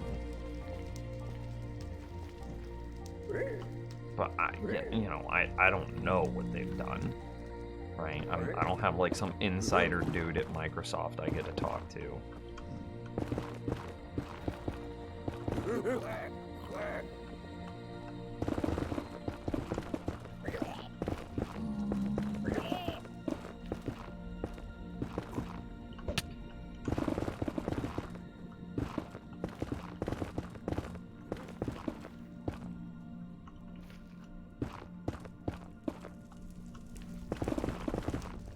Hey, there we are. Okay, we overshot it a bit. I'm gonna fill this in.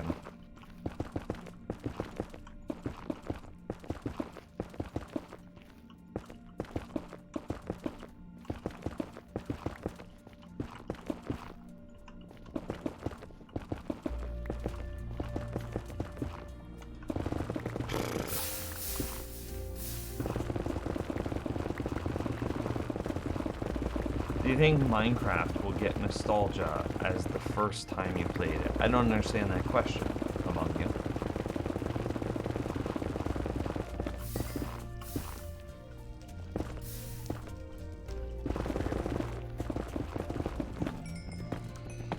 You ever think about how long Minecraft was in beta release? Not really, no.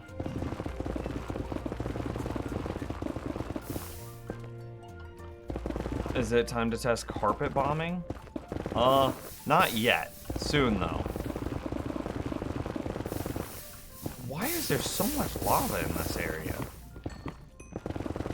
Basically, I want to take out this section, and then we do carpet bombing. Because I still think that this is too close to the fortress that I do want to preserve to do carpet bombing in this area. But yes, I expect to get to it before the end of the stream for sure. We've got plenty of time left.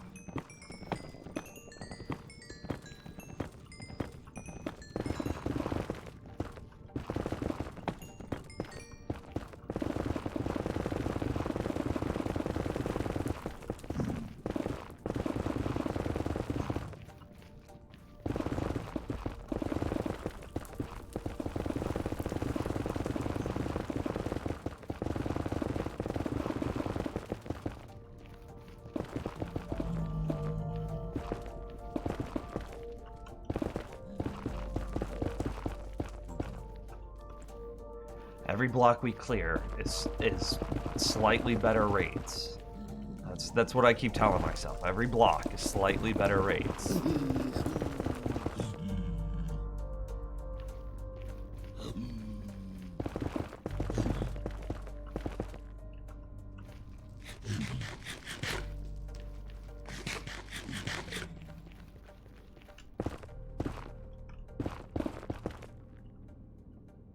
I can't reach it.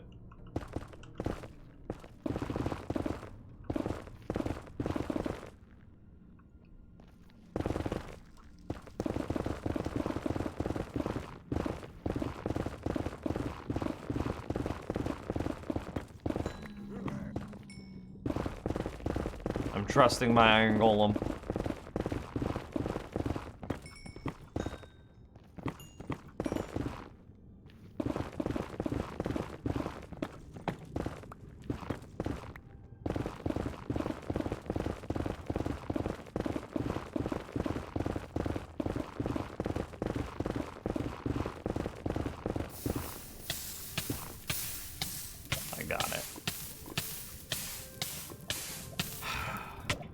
Oh, wrong thing.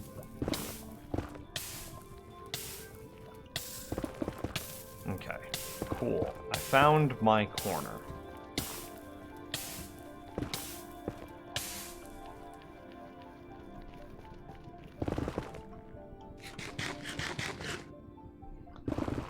So yeah. I mean, if there's estimates that it's getting close, this might be why we have seen the resurgence of Minecraft, because we all have to agree that what was the patch that we stayed in forever? There was Minecraft patch release dates. Was it 1.16, 1.15? What did we stay? There was some patch that like we stayed in for a long time.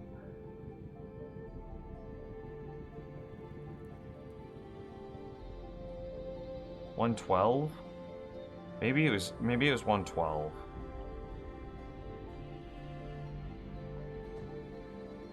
This website is not clearly describing them. I want to know official releases, like 1.12, 1. Blah blah blah.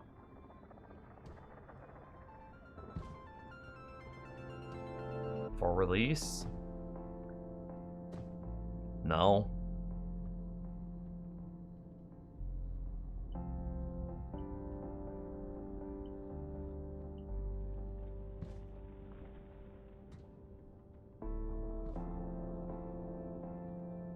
Yeah, I have no idea.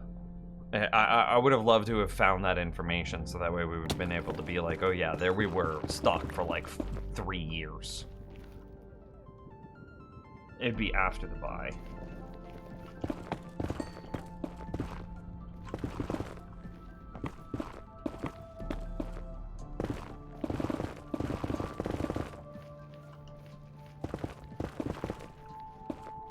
We were stuck in 1.14 for a while. Maybe that was it.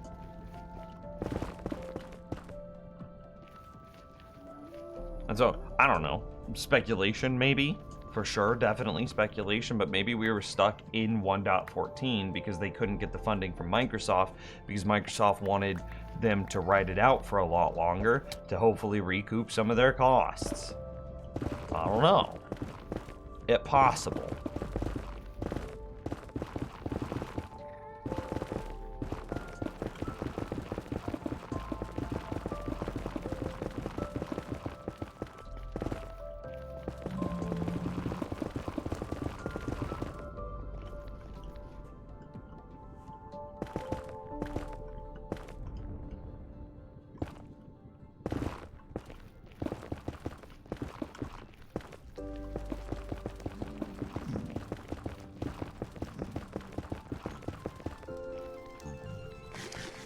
point is, I don't think that Minecraft is, or the development team is being afforded as much of the budget as we would like to think that they are.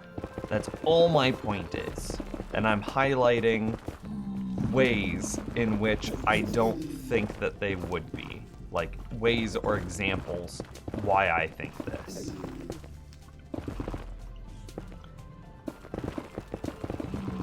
And I think that we've also seen, and we could probably use Google Trends, but I don't know this for sure, but we could probably see development releases against trend data to prove that releasing new versions makes Minecraft trend again. Which would mean that the developers are not incentivized to make the game run better. They're incentivized to make the game, to make more patches, make more content patches. And then to make more content patches, you have to compromise away some things.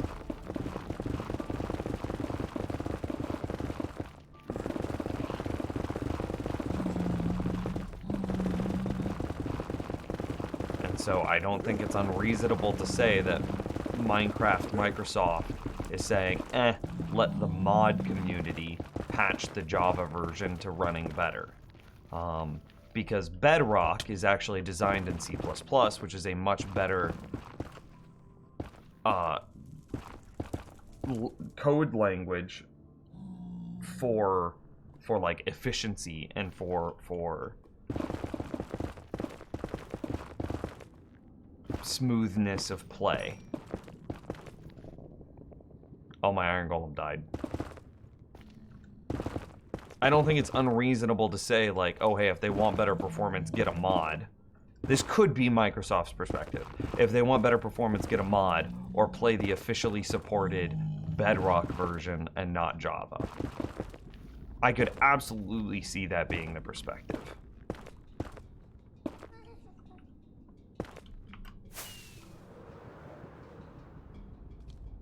I don't necessarily agree with it, but I could see it being the perspective.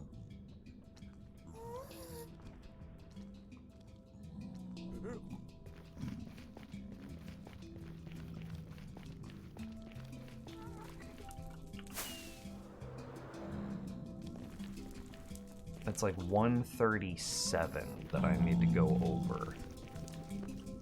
So it'd be here.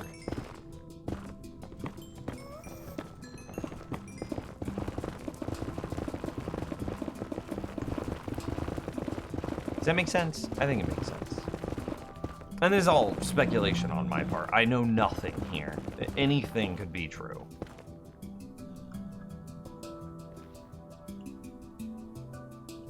They did, yeah, well, they did that already though, UFO. We're now in Java 1.6, Java 16.0.1, and that's the included runtime. But that's just about as simple of an update as you could possibly do, right? Because I remember that I would update, before they updated the included, I didn't mean to take that screenshot. Before they updated the included runtime, I would use, you could change your runtime manually, and I would do that. That's one of the reasons that, like, I was able to avoid swapping to Optifine.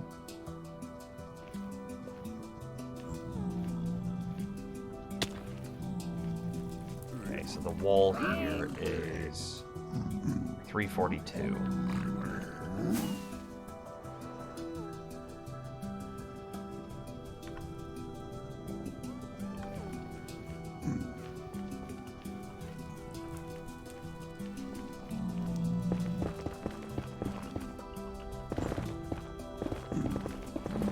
But now there's no reason to update your Minecraft version because they now include a new version of Java included.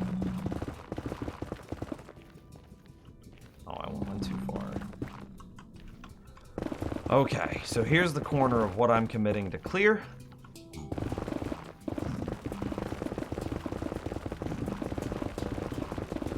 And then we'll do the ceiling. We'll build... This is the last section I will manually do until after we make some TNT dupers.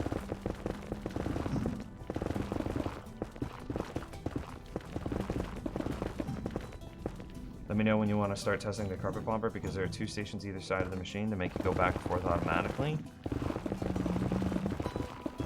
Okay, I mean, yeah, you could screenshot that, show it to me, but, like, it's just a flying machine, right, with TNT loaded on it. Flying machines aren't particularly weird in making them go back and forth. It's just like you observe the flying machine arrive, and then send out a pulse to the relevant observer to make it go back. Oh wait, I don't think we'll do this. Where's my edge? Shit, where's the edge this way?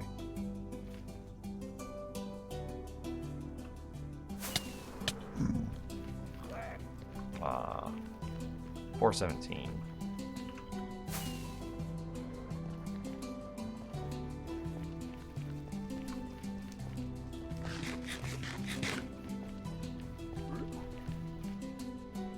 So it's basically this. Okay. We'll just pretend like that area over there doesn't exist. Yeah. Perfect. Cool. We now have everything squared out. So now it's just clearing.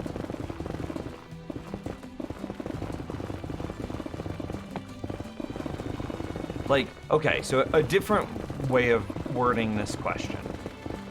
Do you think that if Minecraft Java Edition ran better without mods, with no nothing, if it just ran better out of the package, do you think more people would buy the game?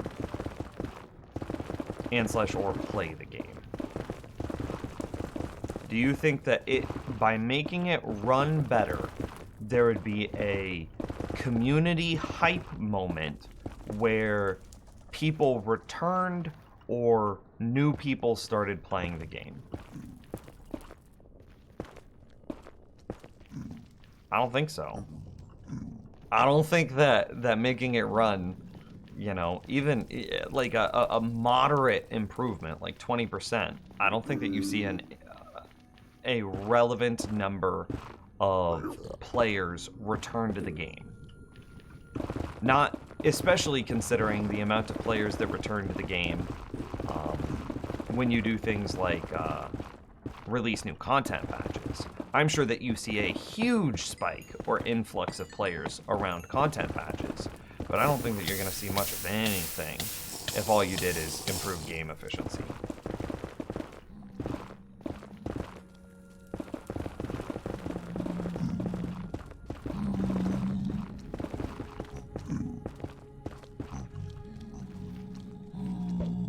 And so, like, again, Microsoft is smart. They know that. So why spend money on something that doesn't make them money?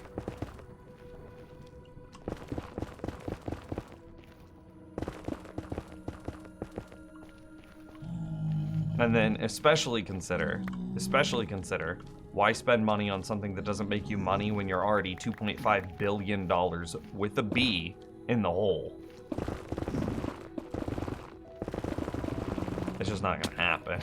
It's just not gonna happen. As much as beautiful of a world as that would be, it's just not gonna happen.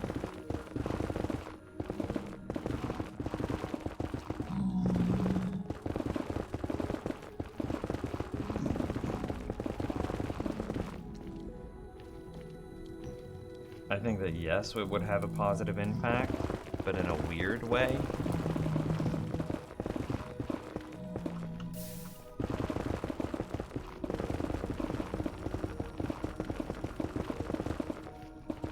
Could you define? I think that the game running better would make servers have to spend less money on their own efficiency, and thus they can focus more on advertising. This means that more players can see the ads and buy the game to play on these servers. Okay. So you're basically saying that if they made the servers more, like the game run more efficiently, then the realms that they sell would be able to offer the same performance for cheaper, and that would then save them money. They wouldn't. So you agree that nobody would return. The number of people that return to the game would be negligible. Not necessarily that no one would return. Let's not be pedantic, but it would be negligible. The number of people returning for better efficiency. But what you're saying is, by the games running better, Microsoft would save money on realms and thus turn that money into something else. Advertisements or other development elsewhere that then does bring players. Okay.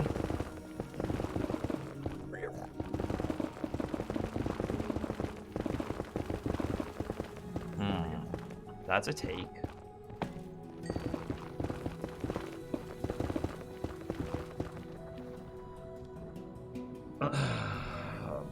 This is just wrong to be any server that advertises itself, including YouTube ads for fan servers. So you're saying that the community overall would benefit from it, and thus the community itself would have more money to then put into Minecraft-related projects, creating the YouTuber effect, the influencer effect of it would take less money to participate in the Minecraft experience, air quotes experience. It would take less money to participate in the Minecraft experience, and therefore the money that the community would normally spend is saved and thus reinvested in the community in other ways that would bring about a greater... So if it's kind of like the accessibility claim. If you make a game more accessible, more people play it, and then this creates because more people play it, they talk about it more, and thus more people play it again, like a snowball effect.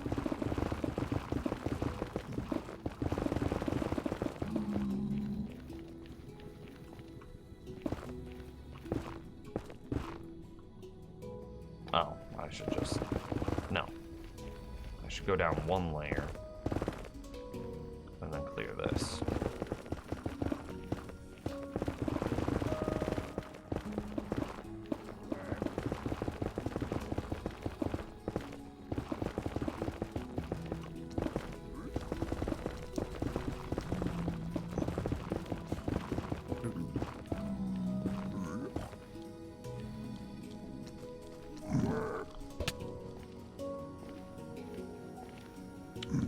Essentially, yeah, even if the servers are run by Mojang themselves, people buying the game will give them revenue.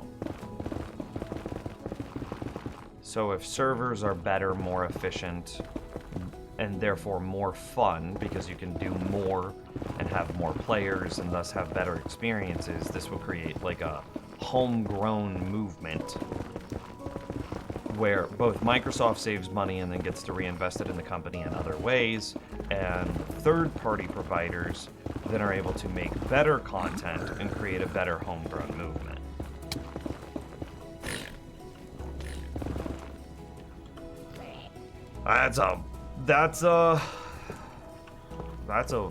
Yeah, I mean, that's abstract for sure.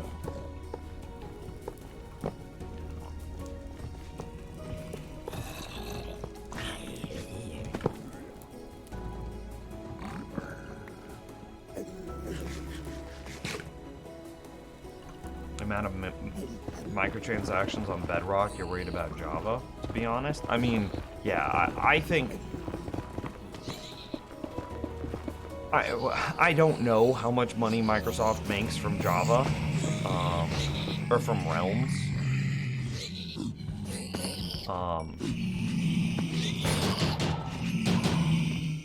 But I'd be willing to bet that they make more money from microtransactions, for sure.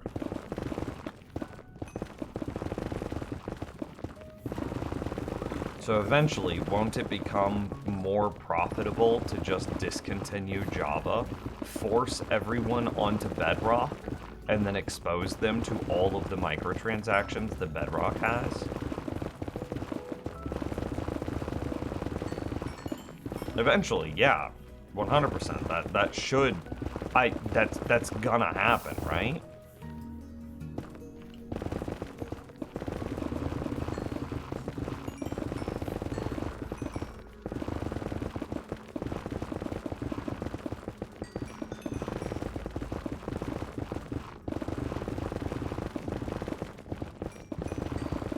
I have a realm, honestly works very well.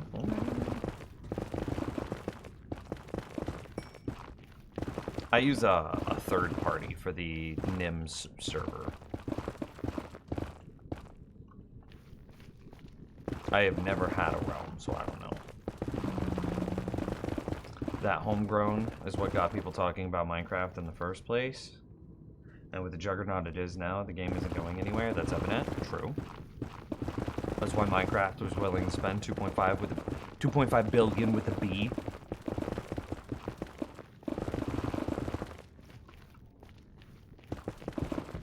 I think that your perspective is still warped by your bias towards your love of the game, honestly. I think that the only reason Microsoft would ever care to optimize or make more efficient the game is to increase the number of people that are capable of playing on it, which they already did that. That's been done. The efficiency for the game, as far as Microsoft is concerned, is checked off the list. That is done, dusted. That was Bedrock, because that was the thing where they made it so much more efficient that phones could play it, that consoles could play it. They already did it. The efficiency already happened. He ducked under my arrow. I'm kind of proud of him.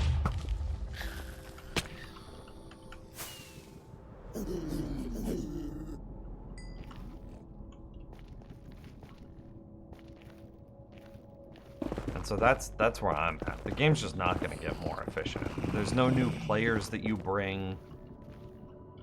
There's no, like, new user bases that you expose yourself to.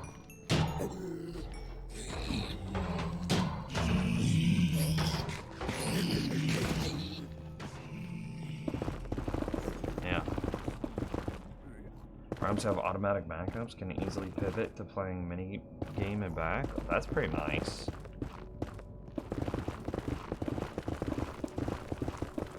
That's one thing that I do wish that, like, our host did, is, like, it would be fun if, like, we could just have, like, a, hey, we're playing Spleef tonight, or we're playing Missile Wars tonight.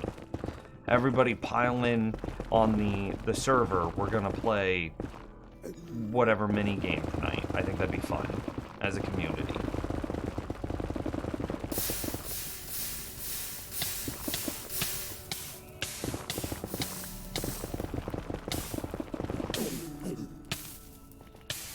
The only thing... Oh yeah, no. It's just, it's player bases. It's money. How else? Yeah. Microsoft isn't gonna put money into... to introduce something into the game that doesn't make them money. It's just not gonna happen. That's not how it works.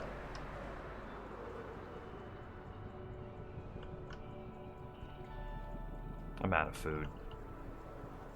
I'm out of basically everything. Ender pearls are low, rockets are low, food is low.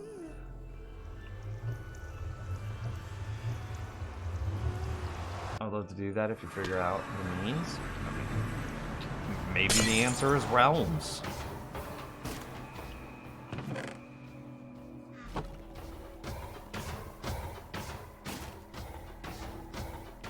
Yeah, because, I mean, Lord knows, 42 FPS, 40 FPS, I'd love for the game to be more efficient, but I don't think it's gonna happen.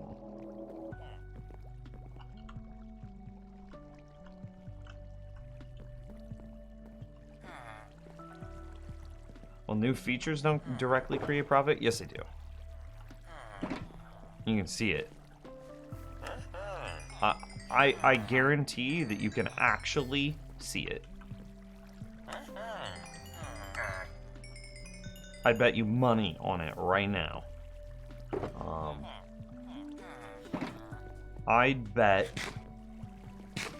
So here's the confines of the bet. that Google Trends shows Minecraft becoming more relevant in Google Trends around patches. So I don't know if Eyebrows is still here, but didn't he link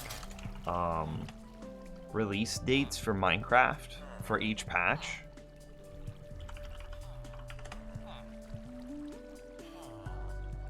But if you went to this, I'd be willing to bet this spike here could be associated with some release. June to August of 2019. Oh, hey, yeah, there's Eyebrows. Boom. Updates.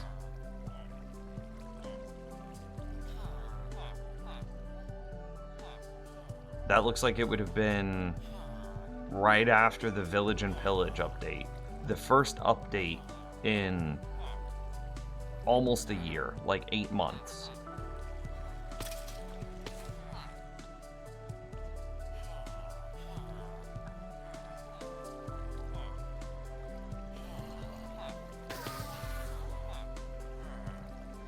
Like what's here in April of 2020?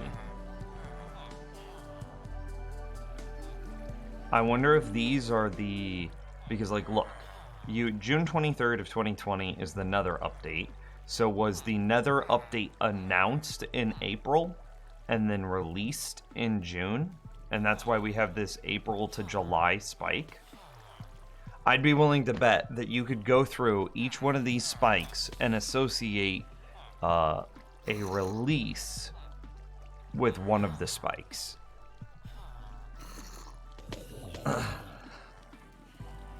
So that would be my argument, yeah.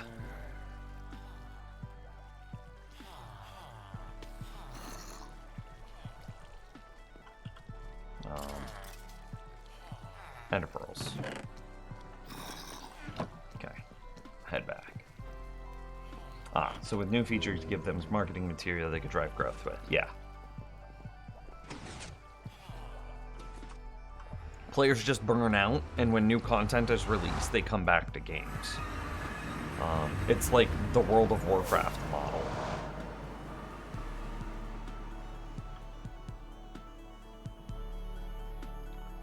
Optimization isn't really something they could do with marketing. Yeah, very much so. Like, are you gonna put out a piece of marketing material that says runs better than ever? No.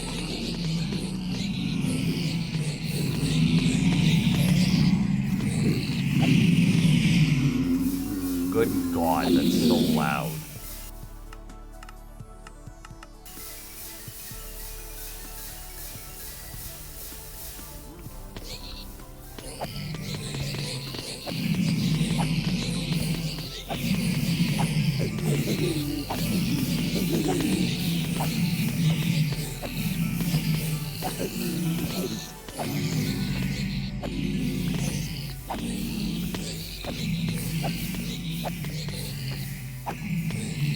Is that it? Do we care about this one? Sure. Okay. Done.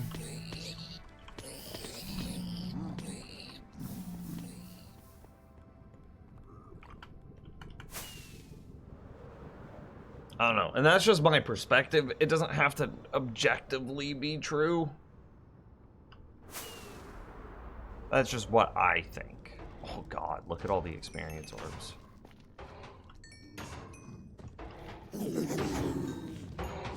Buddy, what are you doing? Don't stand in fire, dum-dum.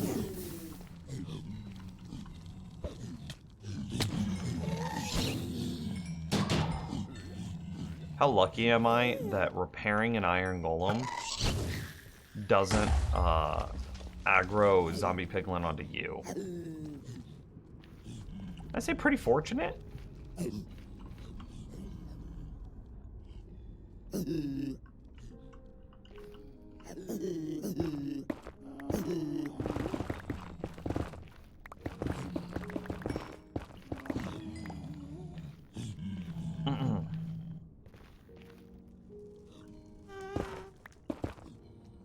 It's so hot there. East Coast, 82 in New Jersey. 82 is nothing. That's a nice summer day.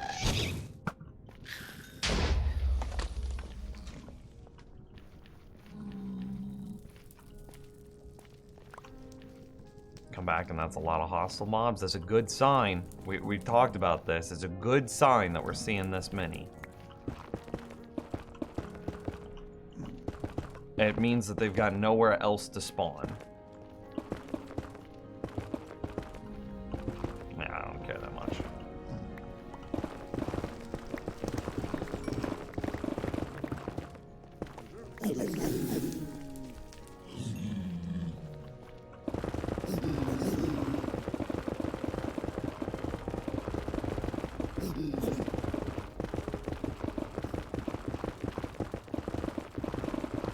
Where you're at? How humid is it? That's the question.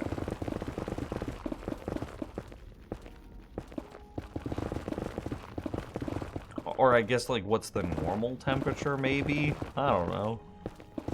Because temperature is relative, right? Because even something that I would say is hot, Arizona's like hot, hold my beer. 115 degrees? No problem.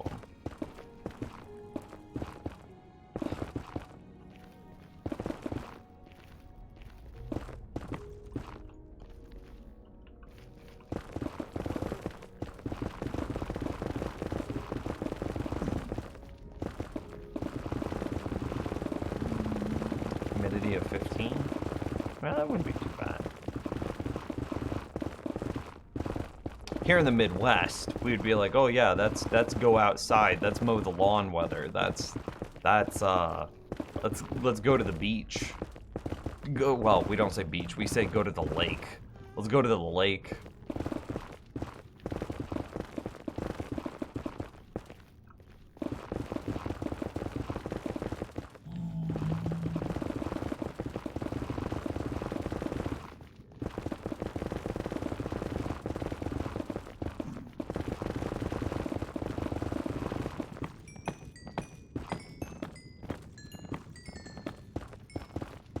Where do you live that you're 3 miles from the ocean?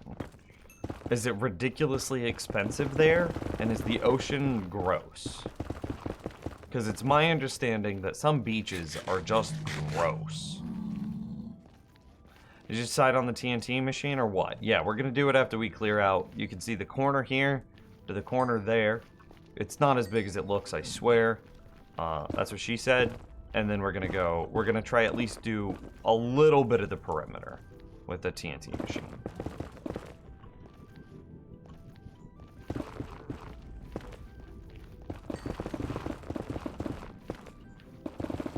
The ocean is cold here. Oh. Virginia. Okay.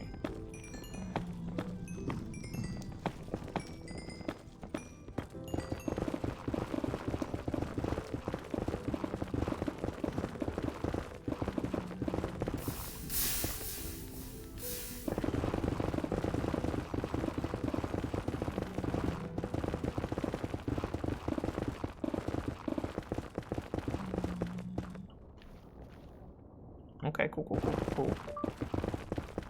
I said okay, cool, not okay, Google. Stop, phone.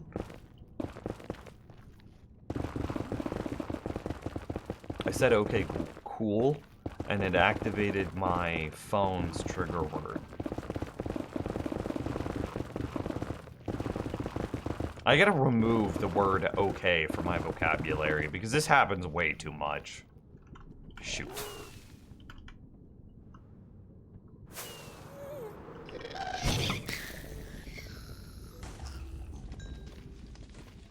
Why did that blast do no damage? Okay, yeah, it's just keeping my phone screen on now. Stop.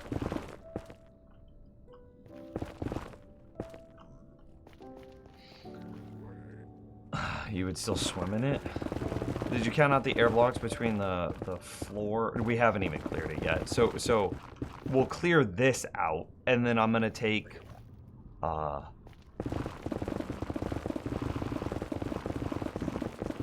I will create a perimeter.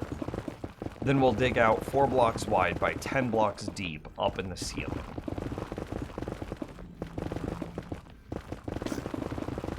The length of our perimeter, of course. And then we'll give that TNT Duke machine a test, a try. I just wish that you could change it, because I'm pretty sure the, I don't want to say it because I have one on my desk, but the Amazon device, I think, allows you to change its trigger word, whereas the Google device does not, and that makes me angry.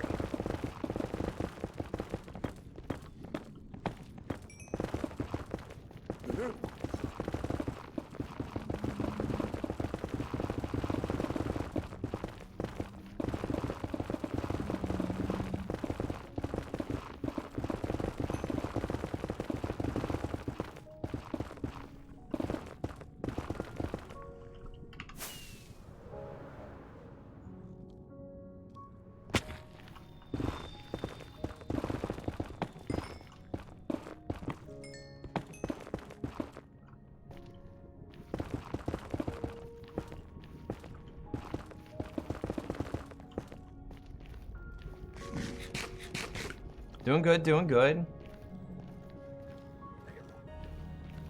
I think Siri can be voice operated, but you turned her off. I mean, I could turn off my Google device's keywords. I could, but I lose my phone too much, and then I just walk through my house yelling the keyword until it activates, and then I hear the boop boop.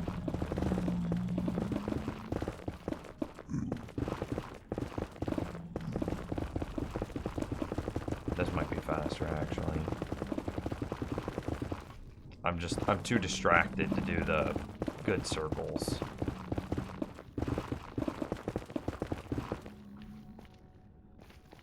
See you later, cool guy.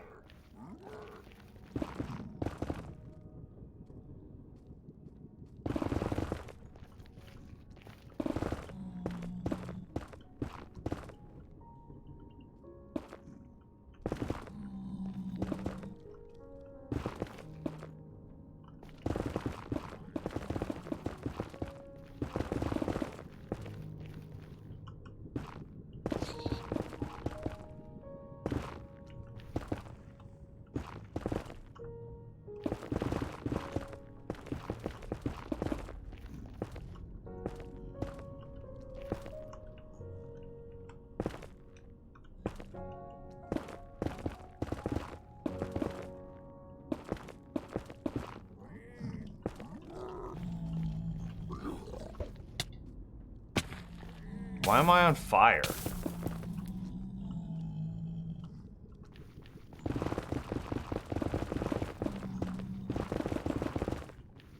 Is it time for more Iron Golem?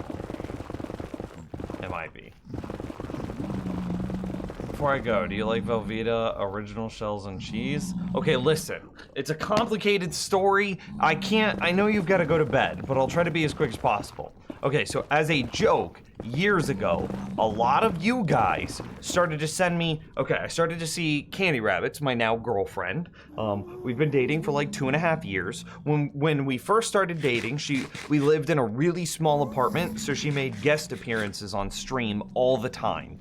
In one of those guest appearances, she let it slip that she really liked Kraft macaroni and cheese, okay?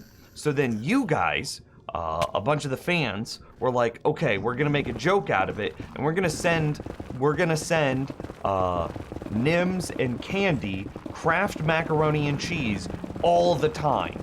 This has now been happening for like the better part of 3 years. I am so exhausted with Kraft macaroni and cheese. It tastes like chalk to me anymore. It's just not good. So while and to a greater extent, I'm just over macaroni and cheese as a whole. However, there are people who, if I try to say no more mac and cheese, no more mac and cheese, they'd think it's funny to send even more mac and cheese. So like, I'm not trying to say don't do it anymore. All I'm trying to say is please no Kraft. If you're gonna send mac and cheese for the joke, at least make it the good stuff, at least get the Velveeta.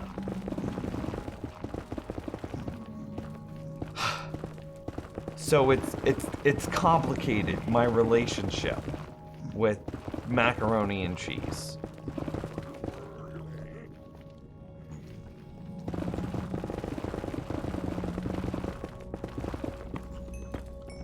I never thought, what a weird sentence. My relationship with macaroni and cheese is complicated. But I think that is fair and truthful. Craft it is. I hate, oh God.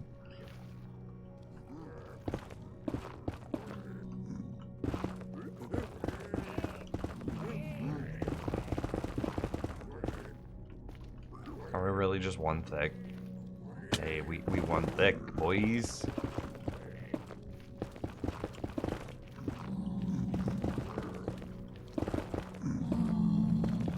I can't really summon an iron golem here yet because he would be 3 tall in a 2 tall space.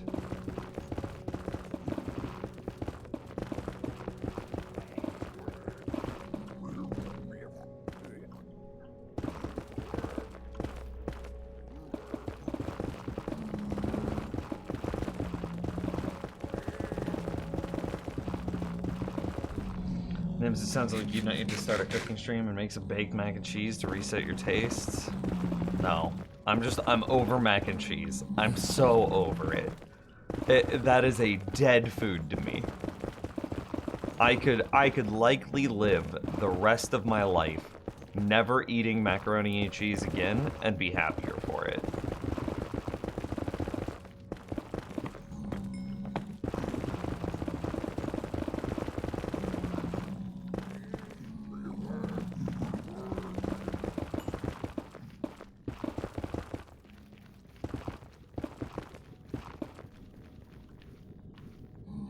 What happened to the Wither Farm prediction? I think it only stays up for like an hour or 2 or something like that.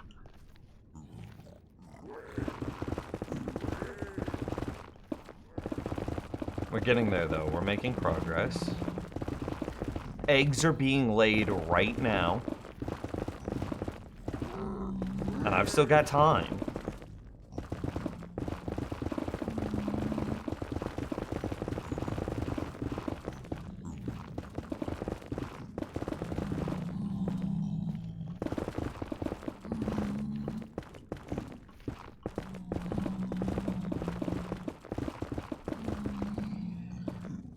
Can only predict for 30 minutes. Yeah, there you go.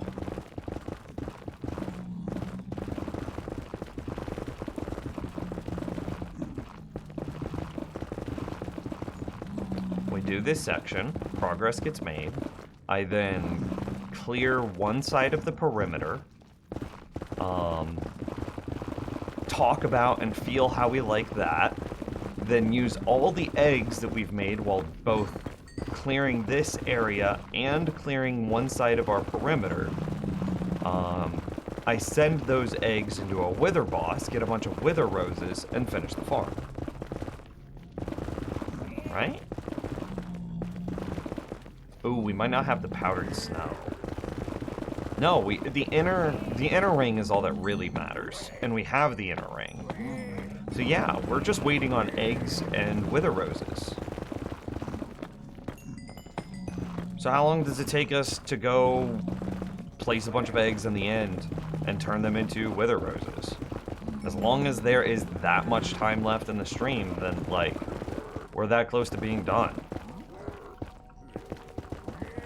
There might be some spot touches, like adding the extra powdered snow, but I wouldn't say that that's a gatekeeping us away from being done with the farm, you know? Good God, chat room. There are so many mobs.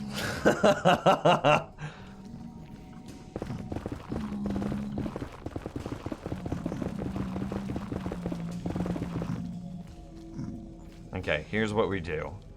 I know the answer.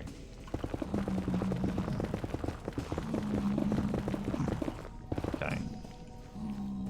I clear out a bit of this corner to give our iron golem room to fight. And then I just summon him. He attacks 1 or 2 of these piglin, And then the rest of the piglin will come running.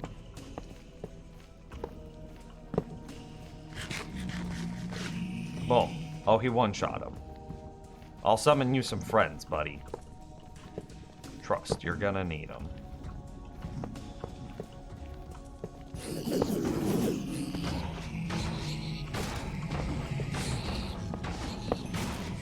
Okay, and now I just go back to my... I'm just happily clearing now.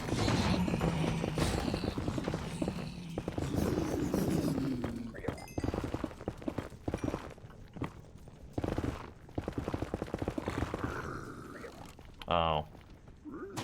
I have to bait these guys over here. Bro, did they kill my... I summoned 3? They really kill all 3 that quick? Oh my lord!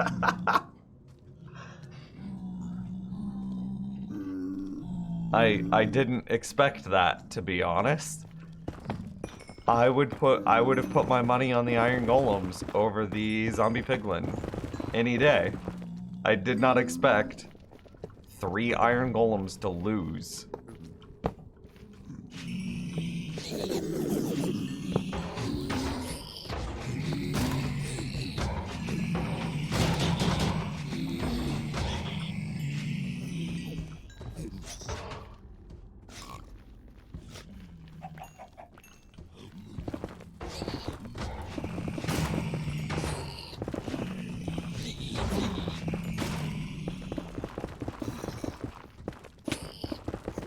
What did I just get hit by?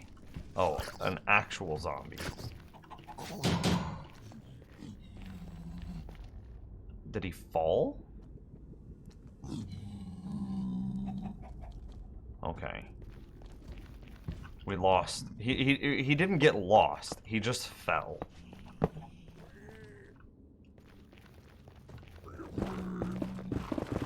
I want to create a path for them to get up.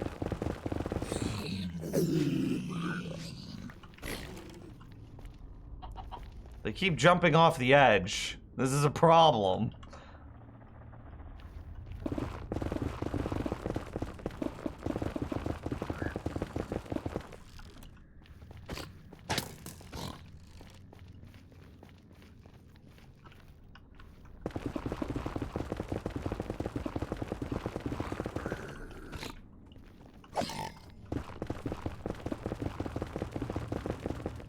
I bet they all die now.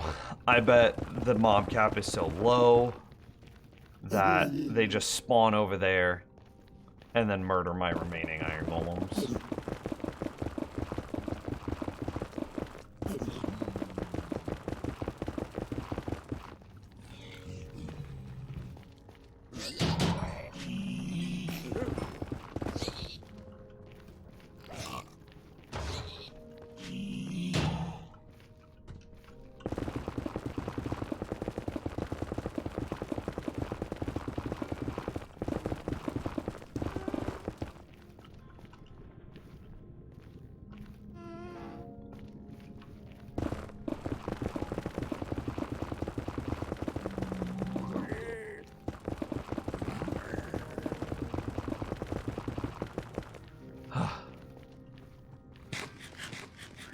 Literally can't take fall damage, and that's why they walk off. I know, I hate it. I hate it.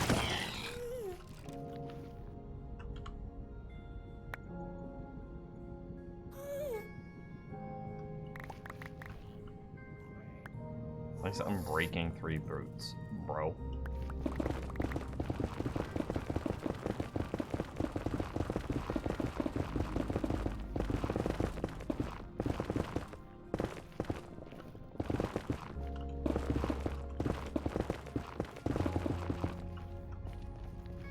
Nims, ever thought about carrying a firework crossbow? No, I've never even used one before. I hear that they're good damage. Is that true?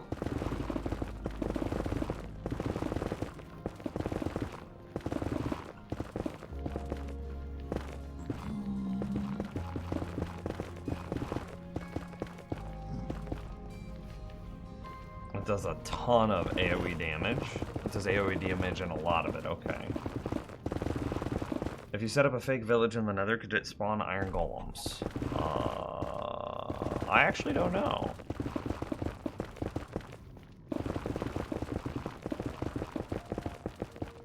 Iron golem farms don't have to have water.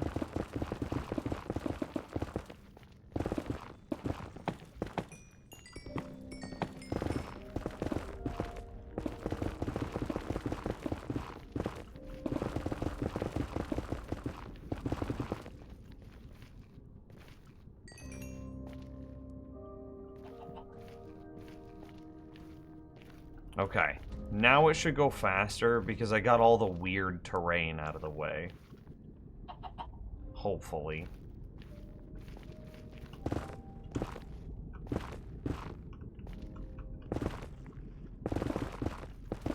Okay, let's not go this way, the iron golem's there. Digging out all the rest of this section. I mean, it's just, that's where all the mobs keep spawning. And I'm not going to be able to TNT this. Because it's too close to the fortress. Yeah, I have to. Do you have an alternative?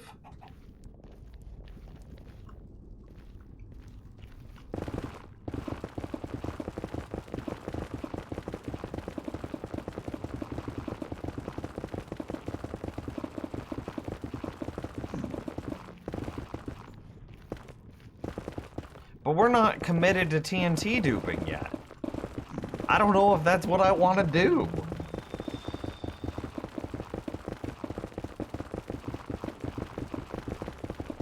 I know obviously you don't need any more iron, but you kind of want to do a playthrough where you never leave the Nether once you enter.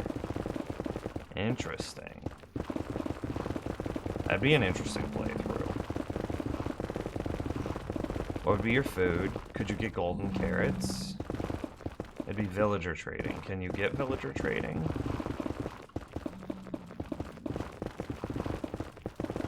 You'd have to... Possibly. You wouldn't be able to breed villagers. Because where are you getting your villager breedables from? Carrots, potatoes, etc. To make sure that they have food.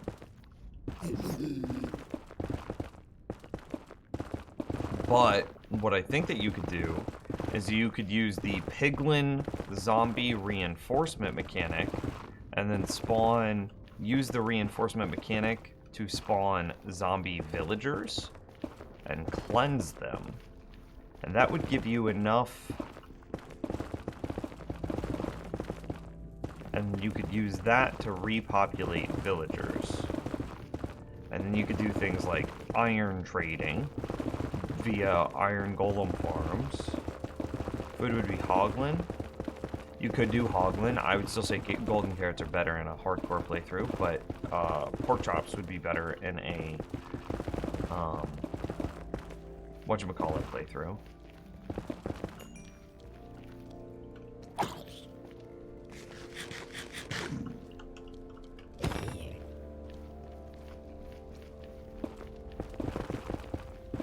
What resources would you need from the overworld that you couldn't get in the Nether?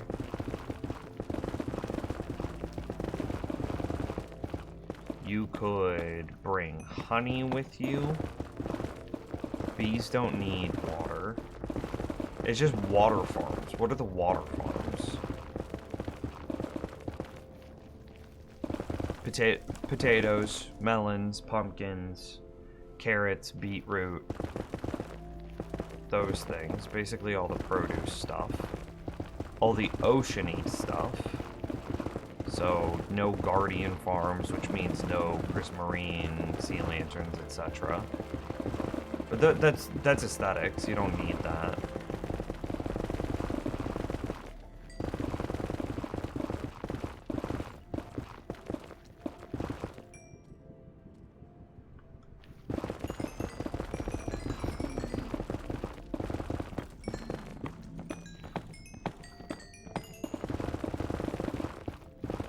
I'd say that the success of that playthrough was largely determined if you could get villagers in.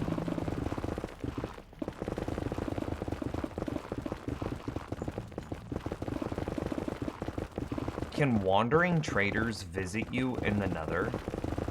Like, if you had a large enough grass patch, could they visit you in the Nether?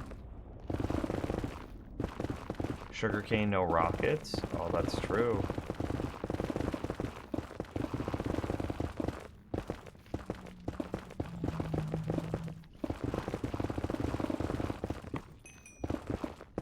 You could still get an elytra. Well, no, because you've got to enter the Nether to then beat the dragon, so you can't have anything gated behind the dragon in the Nether if your whole thing is once you enter, you can't leave. You could have elytra if you could enter twice. You can't have elytra if you can only enter once.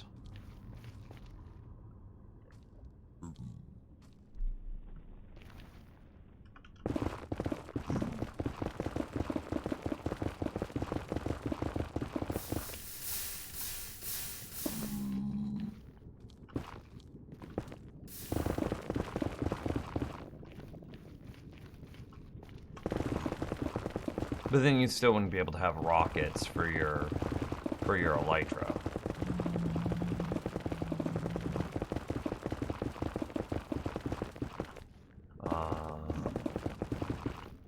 You can get a lot of stuff from bartering.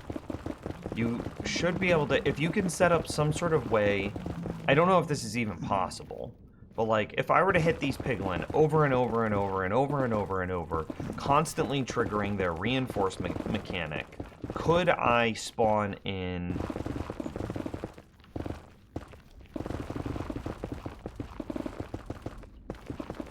Could I spawn in a zombie villager to then cleanse? Because you could bring with you oak trees into the Nether, and then you could get your apples and gold that way.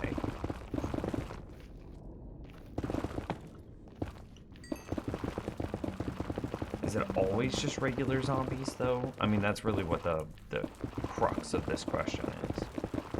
So specifically, it's the tool problem. And I guess you could still live without diamond or netherite tools, but that would be a really rough playthrough without them. No instant mining netherite, because there's iron galore in the Nether, right?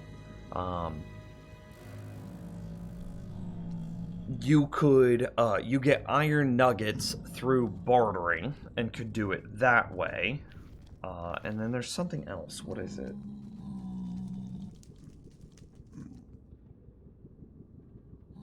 Maybe it is a villager of an iron golem farm is the other thing I was thinking of. Which maybe you say that you bring 3 villagers with you when you first come in. Still, you could have plenty of iron to keep a supply of iron tools topped off, ready to go, etc. But like, no netherite armor, no diamond armor, and you're just like full iron everything would be very rough. No paper, or no sugarcane means no paper means no books. You couldn't fish either. So the only way to get a selection of and that also means no lapis. So the only way to get a selection of enchants is to either trade with villagers to get lapis, to then enchant your gear, or to just breed and trade villagers to get the specific thing that you want. Like, create librarians. But you'd have to have the... No, hang on. Because if you initially brought in the correct librarians, then you could buy books. Or you could buy bookshelves, which you could break, which give you books. What do you mean no diamond? There's no diamond in the Nether. So if you... I'm assuming that you're a human being and that you break your diamonds on accident if you bring them in. Like, there's no way that you have diamonds for infinity, even with mending. You're gonna break it on accident at some point.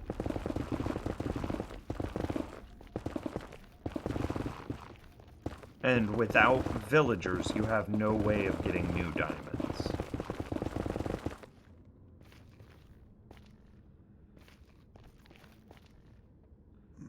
I think a good playthrough would give you like 10 days in the overworld to start, and then you're stuck in the nether forever.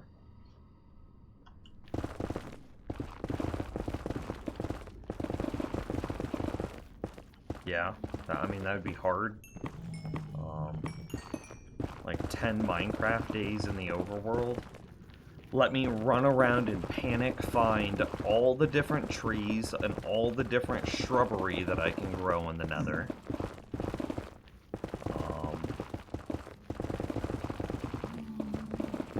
Vines, yeah, trees, vines, etc.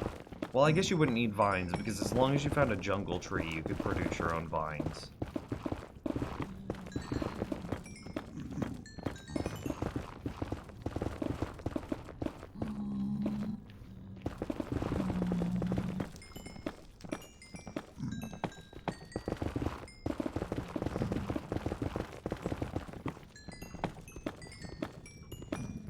You can get diamond in the Nether Fortress?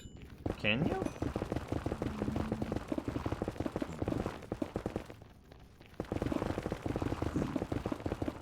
Well, if that's the case, then you're okay without villagers.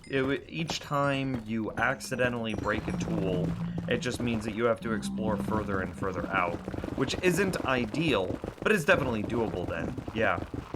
So if a fortress can supply, if fortresses have diamond gear inside them, which, yeah, now that you mention it, yeah, that makes sense. Or I'm thinking bastions. Bastions have diamond gear inside of them. Can nether fortresses have diamond gear? I don't think they could. But still, you're also left without enchants in that case. Can you breed villagers with apples? I don't think so.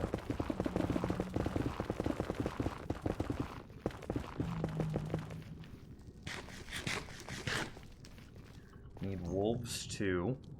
Yeah, I could agree with that. Wolves. Nope, you don't need chickens. You don't need chickens because you can get chickens in the nether. Zombie piglin babies have a chance to spawn on a chicken. You could then name the chicken and prevent it from despawning, and now you have your own chicken in the nether. You don't need to bring them from the overworld.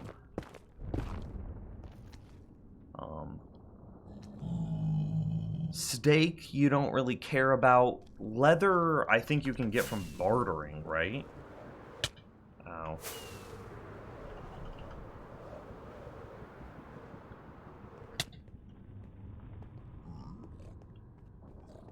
Yeah, you can get leather from bartering. So you don't care about cows, you don't care about the steak, because hoglin or pork chop and steak is the same thing. And so if you don't care about the leather, then cows are irrelevant.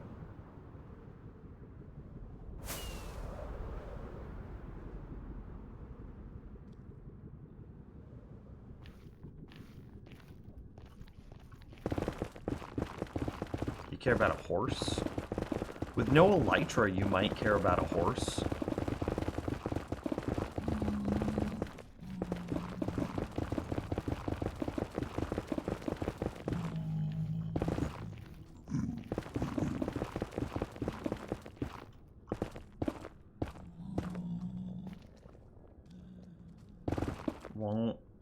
It won't lay eggs though. Hoglins give leather. Oh, hoglins give leather? Oh, wow.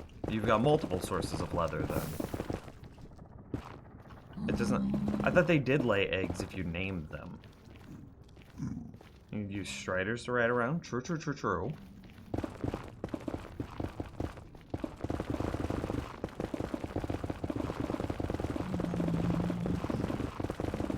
So food is pork chop, potentially golden carrots if you can get enough villagers inside the nether to trade. The only food that I think they're interested in is carrots and potatoes, wheat, bread, and that's it. I'm actually curious. Villager Minecraft. What are the foods that they would breed with? I've always just used carrots and potatoes, but you couldn't get those.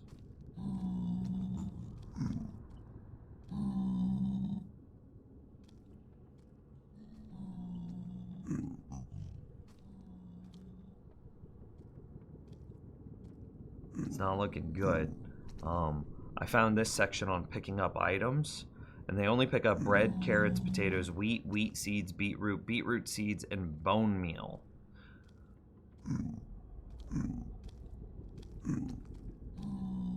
Okay, a question. If you put carrots on unhydrated farmland and then immediately bone meal spam it, does it grow?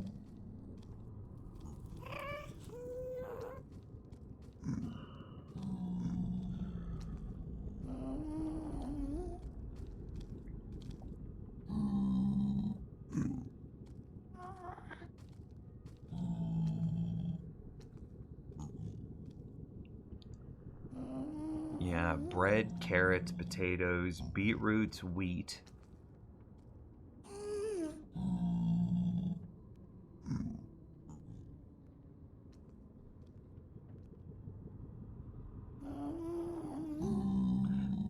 Can become willing by having 3 bread, 12 carrots, 12 potatoes, or 12 beetroot. So you can't breed villagers unless you can bone meal spam carrots on unhydrated farmland. But I thought that got patched out.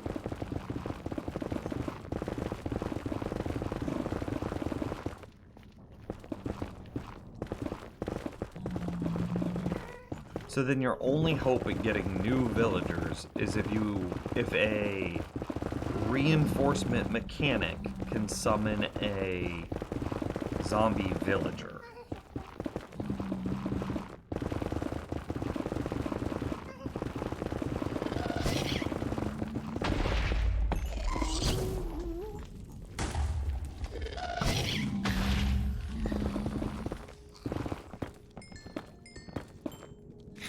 Which I don't know if the reinforcement can spawn a zombie villager. I don't know if that's possible.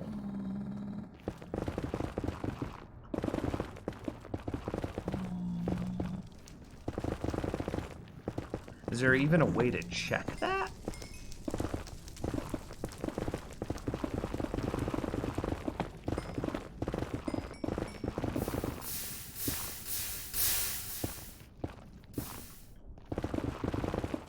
I see my pickaxe.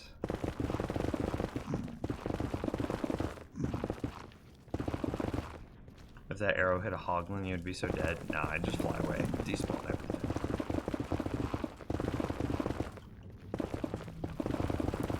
This is pushing it. I broke a pickaxe recently. I shouldn't do that.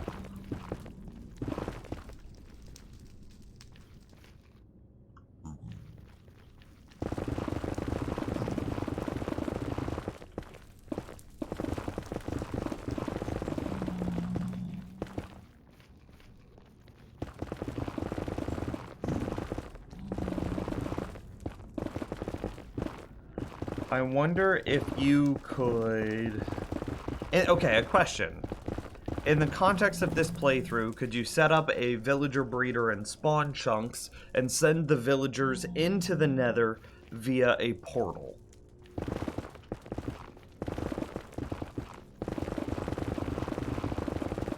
I don't even know if that's possible, but like, would you allow it under the context of this hypothetical?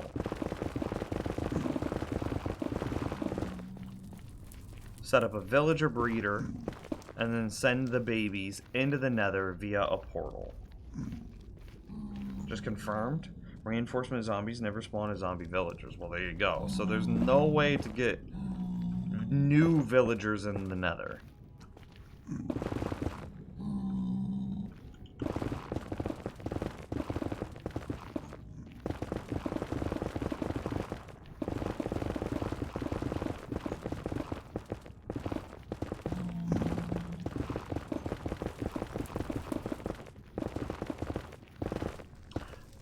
why couldn't you set up a villager breeder in Spawn Chunks? It depends on the context of this playthrough.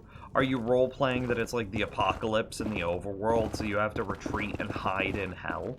Like, if you have like a role-play justification or motive, then a villager breeder in the overworld sending villagers into the nether doesn't really fit the prompt.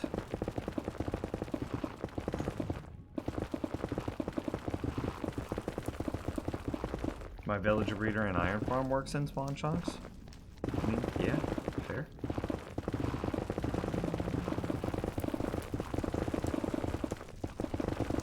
I feel like it should just be you could do anything you need in the overworld, but once you leave, you can't come back, so I feel like setting up farms to ship anything you need? That didn't make sense. You literally said, oh, okay, you just added, would be in line with the rules. Okay, okay. So you could then set up a villager breeder to ship villagers into the nether.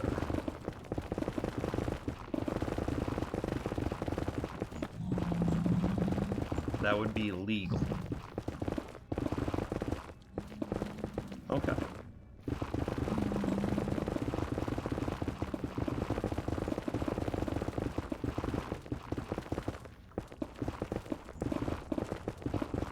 All of this is now new spawnable spots, and look at this corner. This is all just better rates.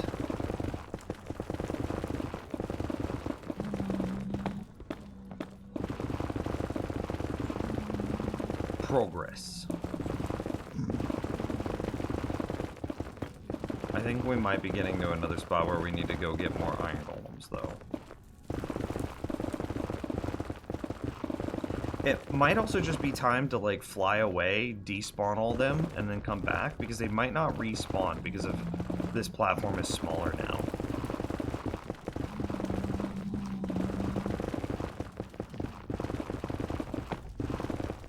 Ooh, more rates. Rates.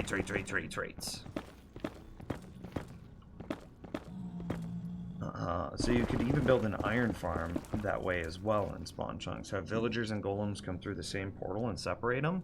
I don't think you'd need to do that, because you can get iron in the...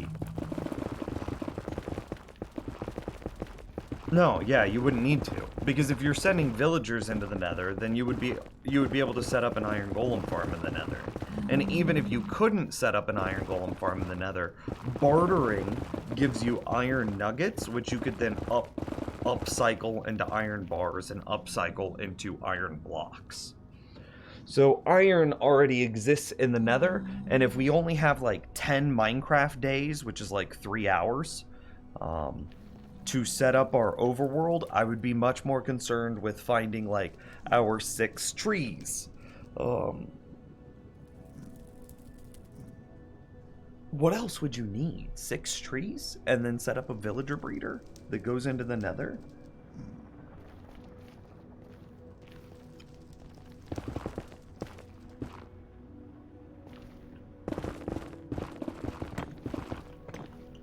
Oh, I don't want to destroy this.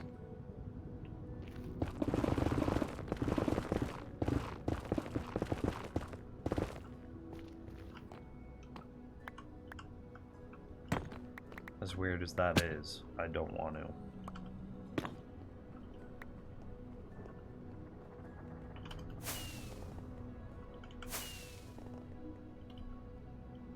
Oh, I can't leave.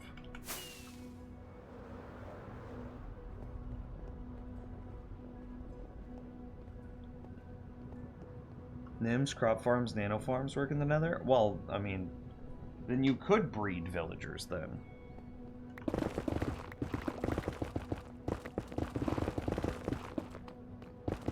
It might be a little more awkward, but you could.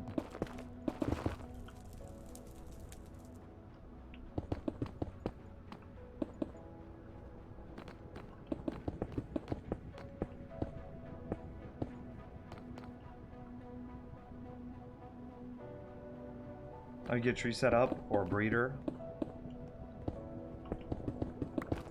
I mean, so then what are you actually just hard required to bring into the nether? An enchanting table, maybe? No, because you can't get... No, you would be able to get lapis, because you could trade for it from villagers. So, an enchanting table.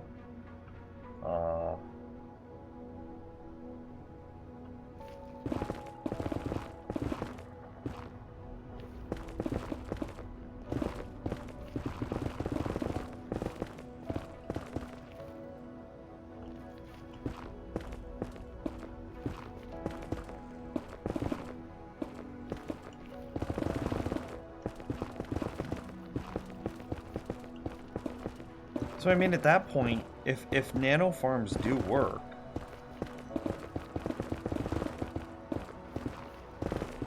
you get your redstone from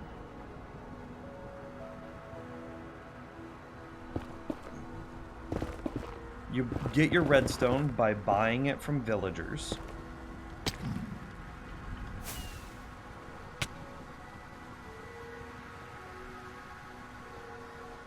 No powdered snow, but powdered snow isn't an integral part of the game, right?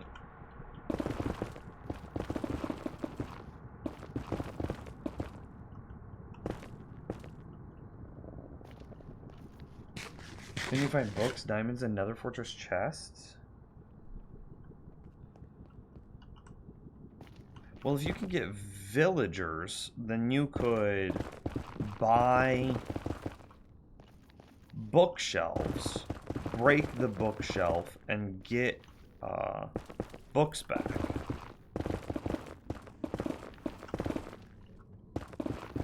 So you could even just get books, effectively trading for them. Are there like any potion ingredients that you would have to find?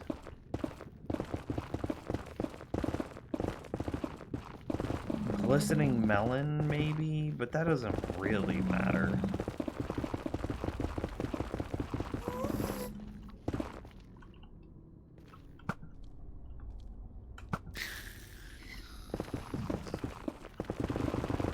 Melons grow in the Nether? Even without being hydrated? How?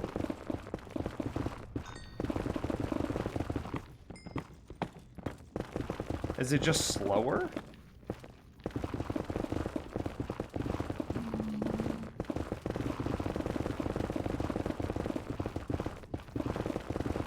Bone meal it, and it's slower.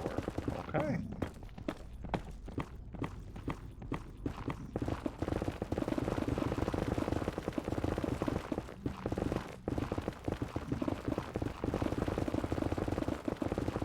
This doesn't even seem that restrictive now that we're getting into it. I think you would be able to do it. I don't even think it would be too bad.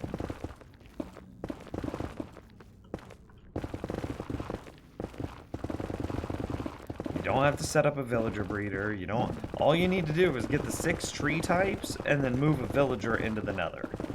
Is that it? One requirement is 3 villagers. True. Or setting up a villager breeder and spawn chunks and sending them into your Nether.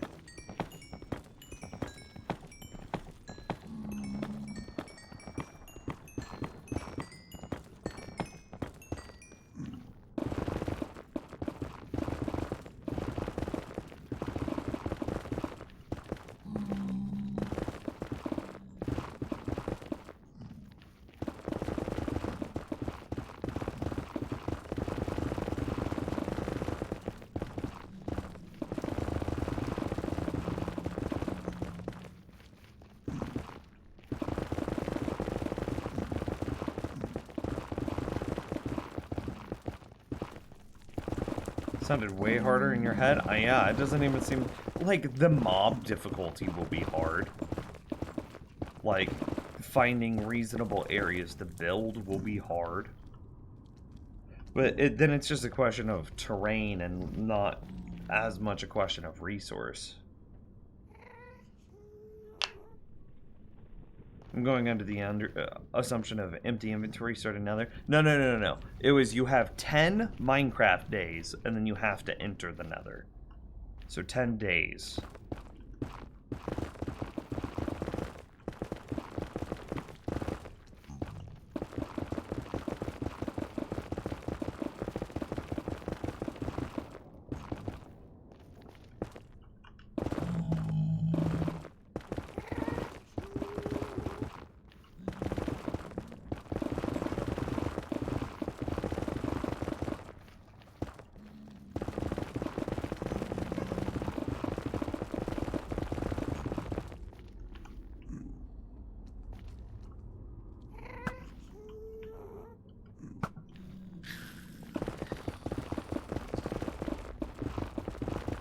So what do you need to grab from the overworld within 10 days? Is kind of like, is really what it boils down to, I think. You'd have to speedrun villagers and trees, for sure. You'd have to have enough food and what have you to get established in the Nether.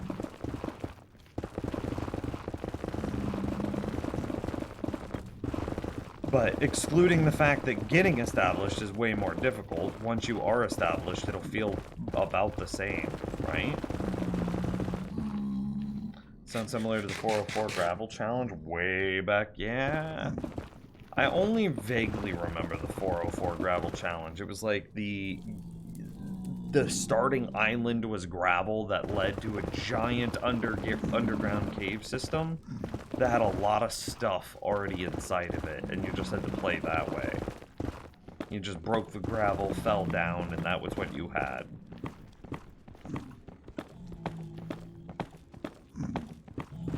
And the seed was 404.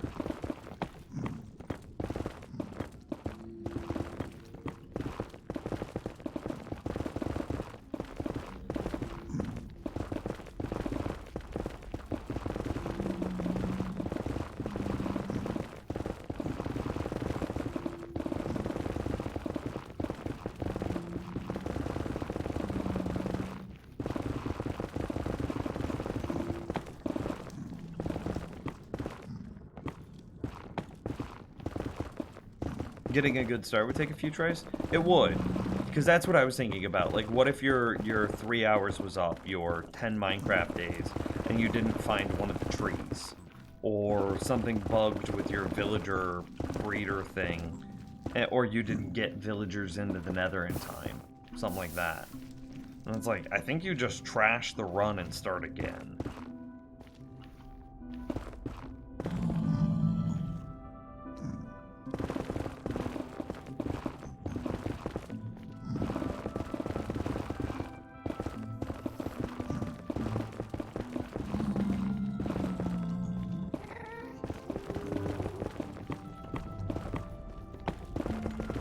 But minus the initial difficulty... I don't think it'd be too bad.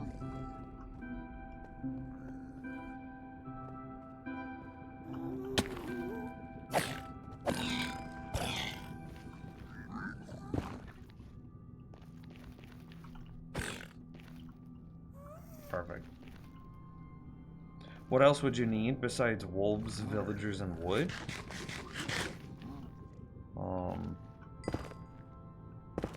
Well, shit, you don't even need the wood.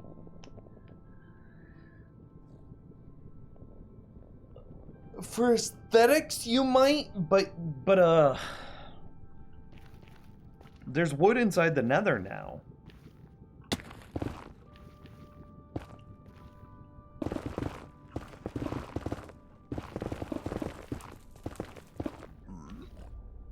Don't need pigs, don't need cows. Where would you get string in the Nether? Do piglin barter string?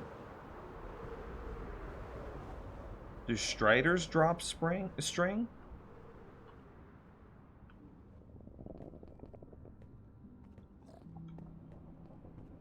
They drop string. Bro, bartering is so strong, it's ridiculous.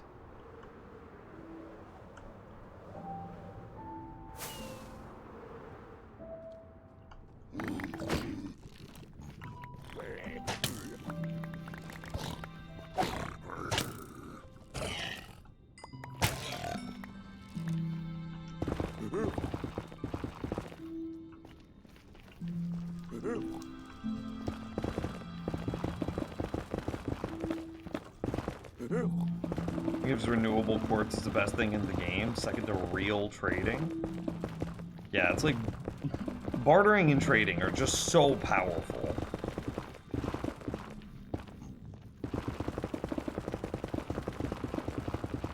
It's absurd.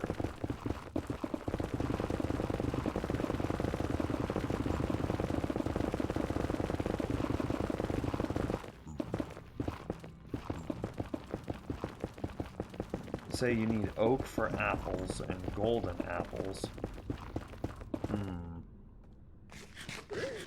Do you explicitly need apples for anything? I don't think so. Like, you're not cleansing villagers.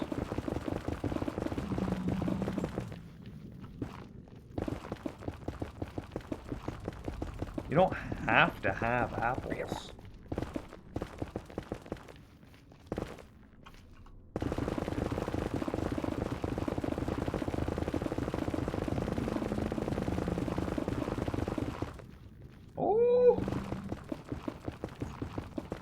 Apples from bastions. Oh, well, there you go.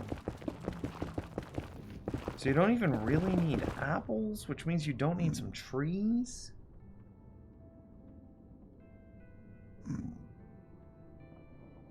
You would need 2 dirt and a hell of a lot of gravel. Boom, infinite dirt. Well, you can get gravel inside the nether. Don't you get gravel from bartering?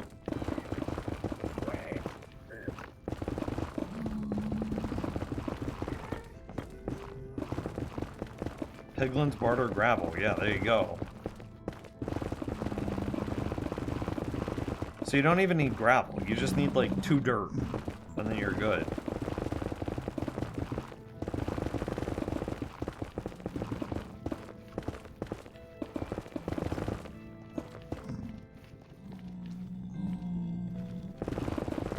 But you do need your 2 cedar dirt.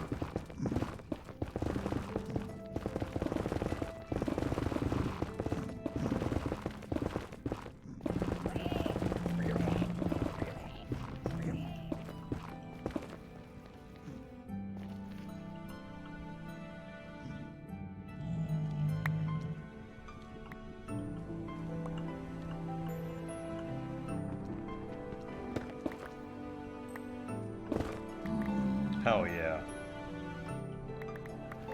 Bamboo necessary? Oh yeah, bamboo. Okay, yeah, concede. Wait, does bamboo even grow without water?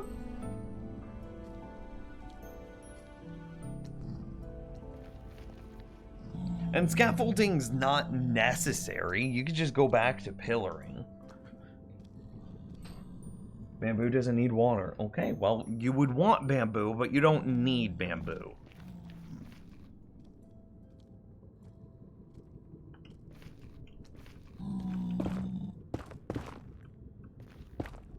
I refuse to go back to the days of pillaring. Okay. I have a question for you. We're gonna... but in a bit, Yuffie. I want to finish this conversation. Scaffolding best block? Scaffolding might be the best block of the game. Yeah, I don't... So, bamboo. But it's technically optional. So are the trees. The only thing that you need is just villagers. And then enough stuff to not immediately die. So that's enough food, enough building blocks, enough etc, etc, etc.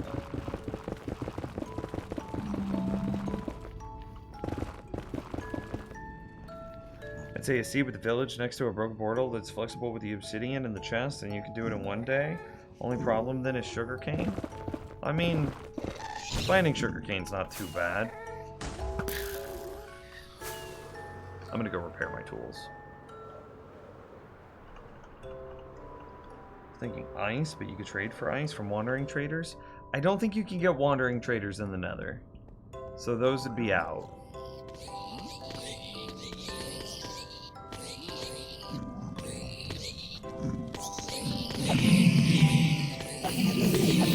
How do you get paper? I don't think you do.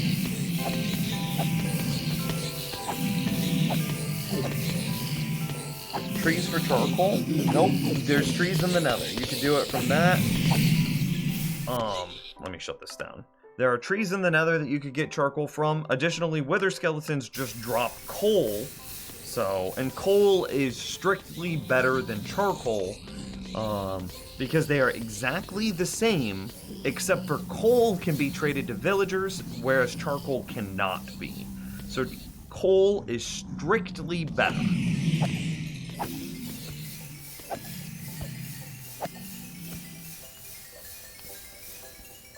Only need books for experience? You could get books by buying bookshelves from traders, and then breaking the bookshelves into books. You can't smelt nether trees? Oh, you can't? Well, still, coal is strictly better, and you can get coal from wither skeletons. So, my point still stands.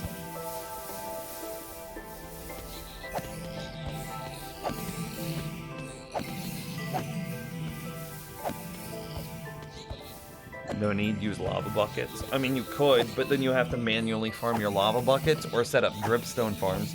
Dripstone might be something that you want. Ooh, a question. If you put... Is it possible... How would you get water bottles to make potions?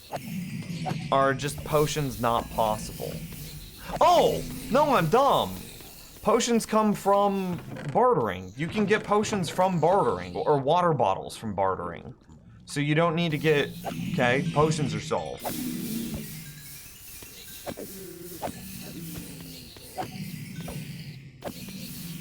I'd highly suggest oak saplings. Trading without discounts is expensive. That's fair. That's fair, yeah.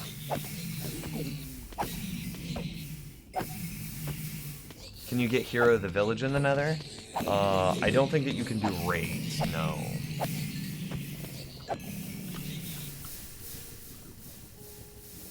Yeah, this is good enough for me.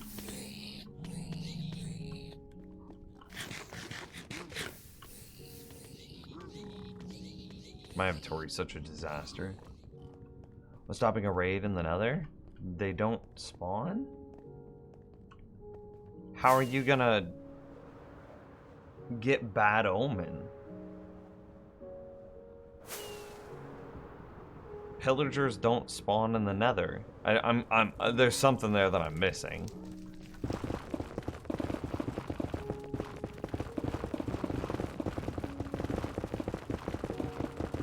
Still need spider eyes for weakness potions, so you don't think you can cleanse villagers. Spider eyes. Villagers don't sell spider eyes.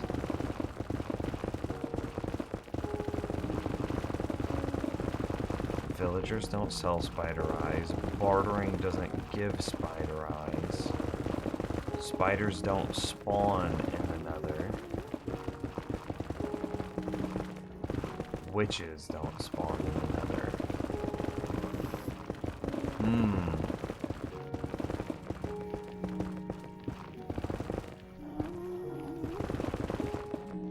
So is that what you do with your time in the overworld? Is you just try to get as many... You get as many spider eyes as possible? Question mark.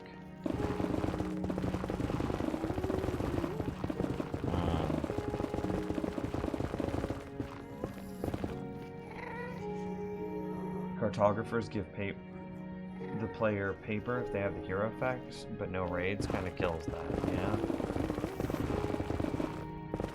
Raids are disabled in the nether. It's hard-coded. Well, there you go.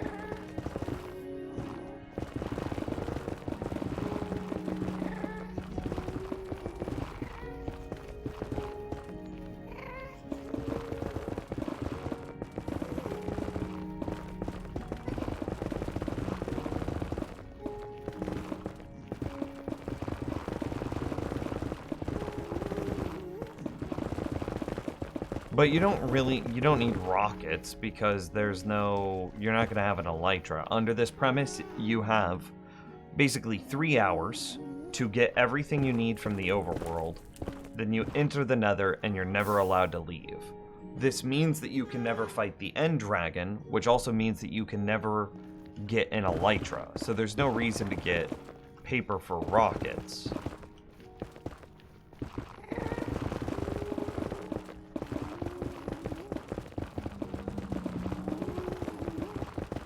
But no spider eye is weird.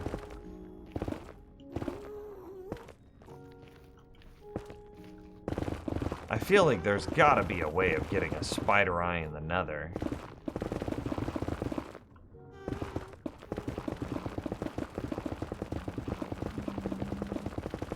No shulker boxes? We lived without them before. We could live with them without them again. Thanks for the new follow. Oh hey, manage me and lurk mode activated. Also Ash. We get a bunch of new follows and I just missed all of them. I'm a trash streamer.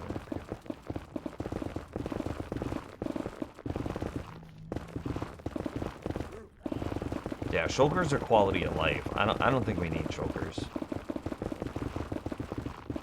You could have ender chests.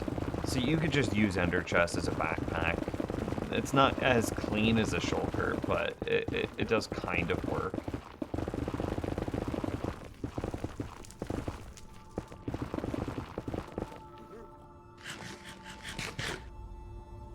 No end portals in the Nether?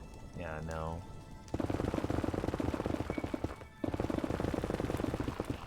It's possible to convert your villagers. That's not the hard part with, like, so riptiding doesn't matter. Oh, wait. Hang on. If you got a villager breeder, wait. If you got a villager breeder into your Nether, I see what you're saying, Luca. If you got a villager breeder into your Nether and then you got riptide to summon lightning onto your villagers out of your villager breeder, they would turn into witches, which you could then loot and kill and get spider eyes. Does that work? Or does the lightning strike the roof of the Nether? Channeling requires mom to be on the roof of the Nether? Open sky during a storm.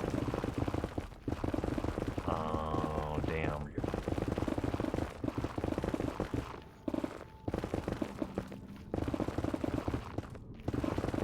Okay, never mind. I've never played with channeling. It wasn't Riptide, it was channeling. That's the one that summons lightning. I've never played with it, so I don't know. But damn. I didn't know it only worked in rain.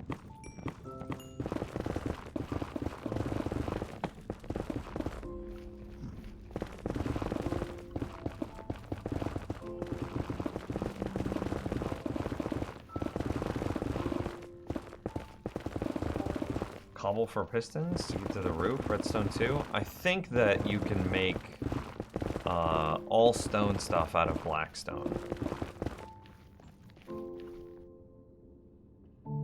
I'm pretty sure that anything that you need cobblestone for can be made out of blackstone instead.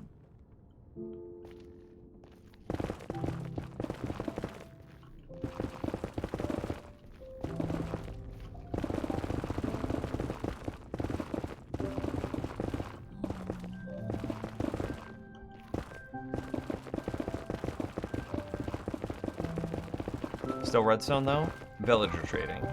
You get all your redstone by trading with clerics.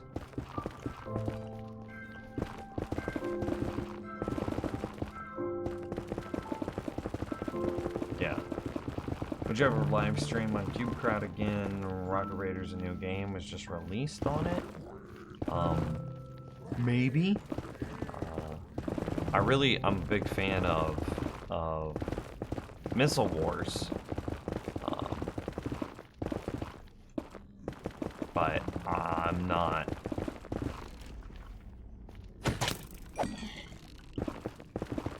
It's hard for me to play on that server because of latency, honestly.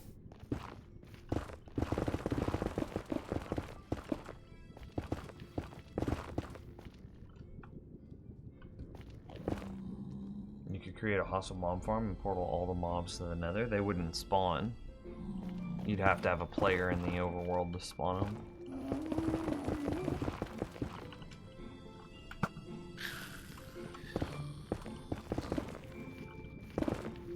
What happened to the old version of Missile Wars?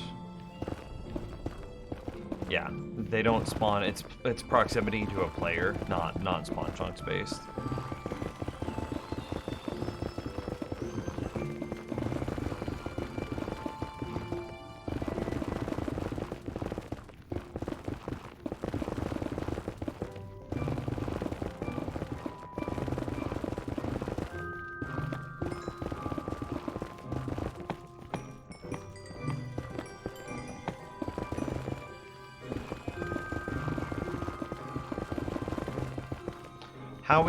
How is CK doing nowadays? Does it still have a community, or is it quieting down? Or a chunk loader with items getting dispensed? None of that works. Mob spawning is based on player position, nothing else.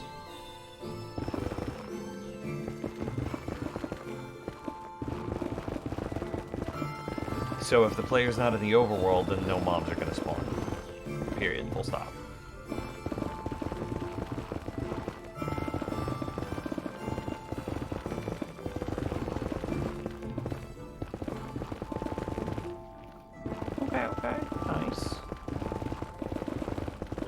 How's Tall Pup doing? Is he still chilling? I hope he's doing okay.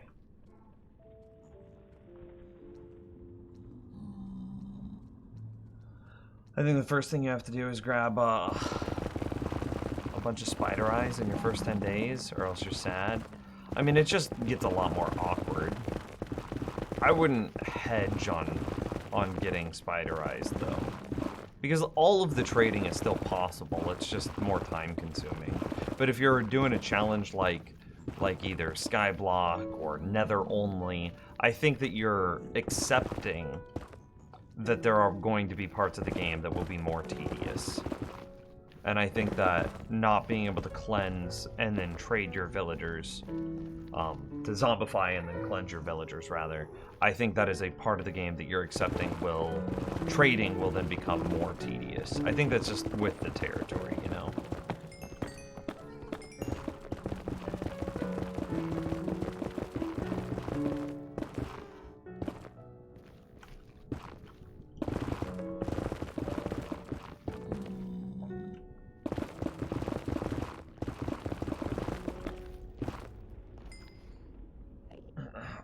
I prefer end busting over some spider eyes. You can't get to the end under this theoretical, because then the theoretical you have 10 Minecraft days or 3 hours to gather what you need, and then the first time you enter the nether, you can't leave.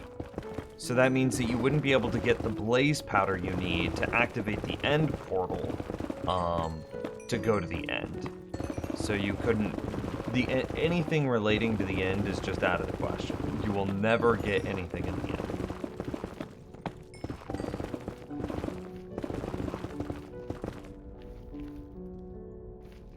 Does time pass in the end? Could you be more specific? What are you asking for specifically?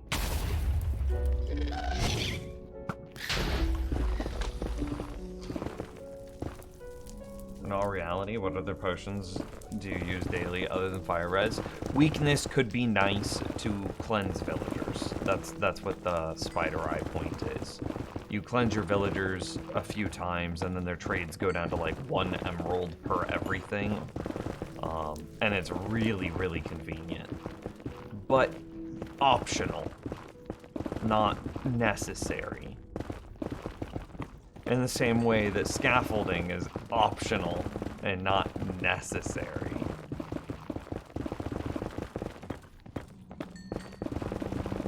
Quality of life, but not required. Scaffolding, 100% necessary. Hey, if you say so.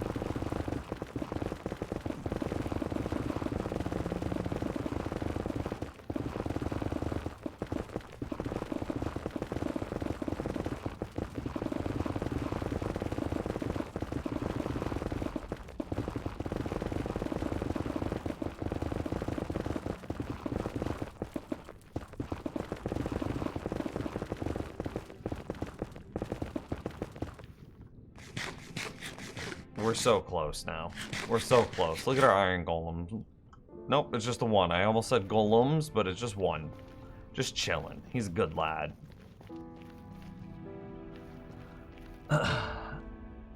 Wait, Eltrian is a point?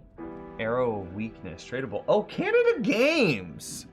Got the new sub in here. Thank you very much. Welcome to the community. Exclamation mark Discord to join the Discord. If you connect your stuff together, you get access to like all the behind the scenes and the hidden channels. If you become a tier 2 sub, then you get a some more channels and access to the NIMS fan server. But thank you for the support regardless. You're Davu Matt? Okay, okay. You got 2 accounts. I see you.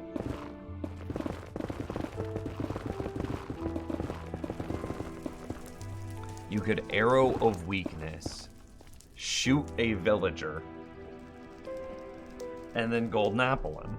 That's actually so smart.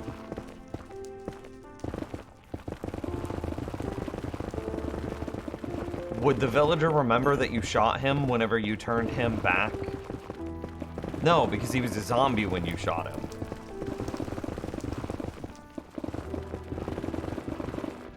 Does that work?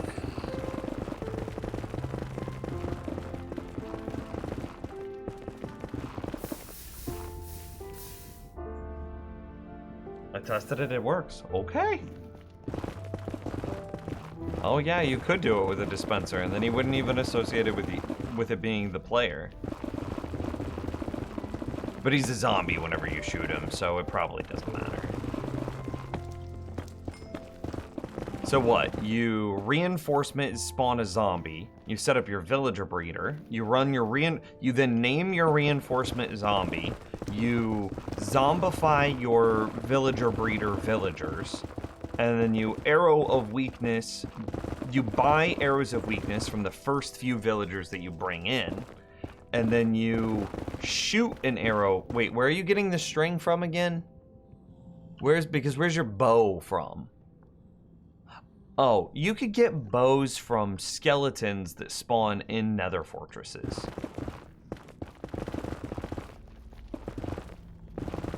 Okay, yeah. Oh, yeah, and then bartering gives you string. Okay, yeah, you could do that.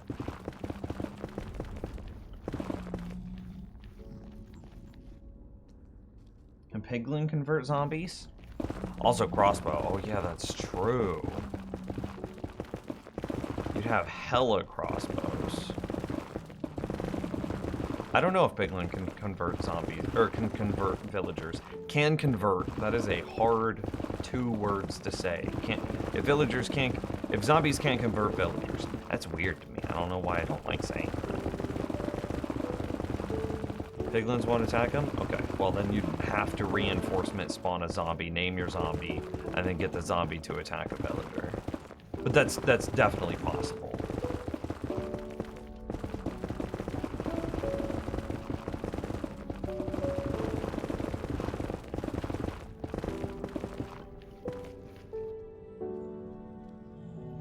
How to name a zombie.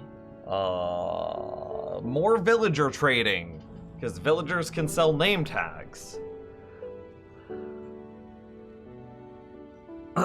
But yeah, I would just give him like a stone sword or something like that.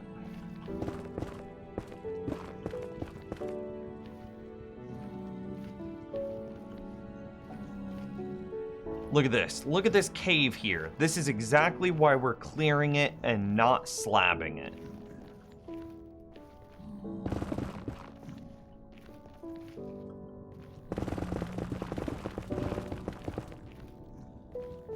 TNT dupe. Oh, we're getting there. We're getting there.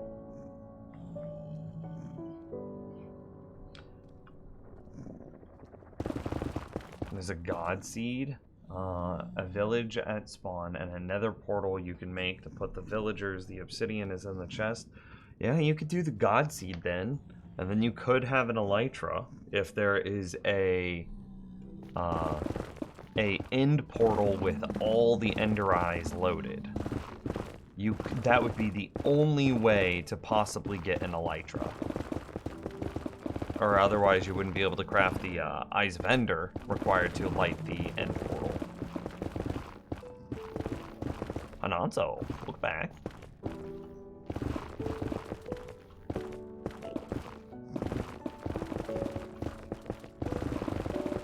We might be at a point for more iron golems. Or just fly away and come back, I don't know.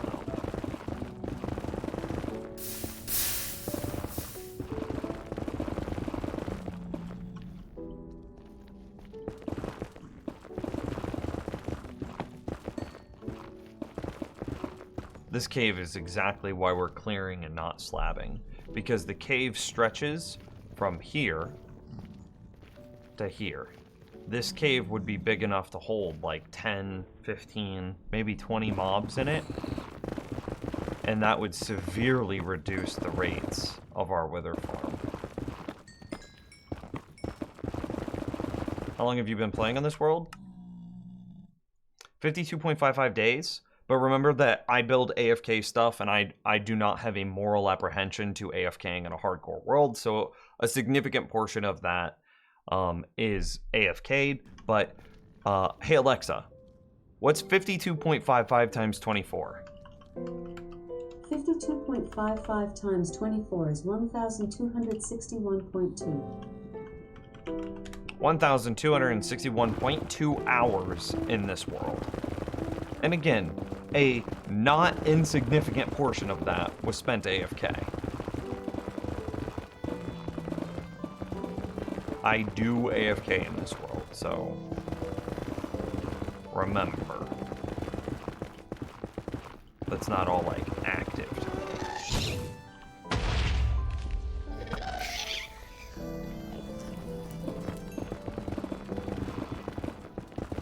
But yeah, still, it's a lot of time. AFK fish farm? Yeah, AFK fish farm, AFK tree farm. Yeah. So Tifu's got to well, I sure would.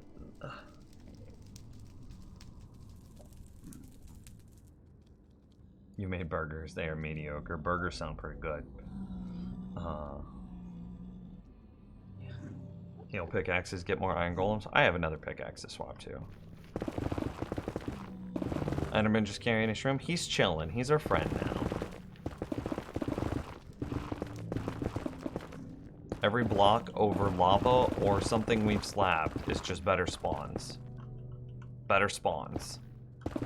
These are all rates. Look at these rates. Rates, rates, rates. Yes, yes. The best rates.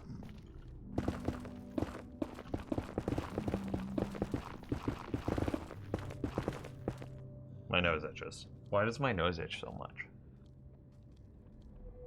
You just got a notification that I'm live. Uptime. Almost 5 hours. Twitch sends out the notification 4 hours and 45 minutes in. Good job. By the way, UFO. What's 1.8 doing to fish farm? Wait, what? I'm excited for 1.18 when my precious fish farms come back. What is changing?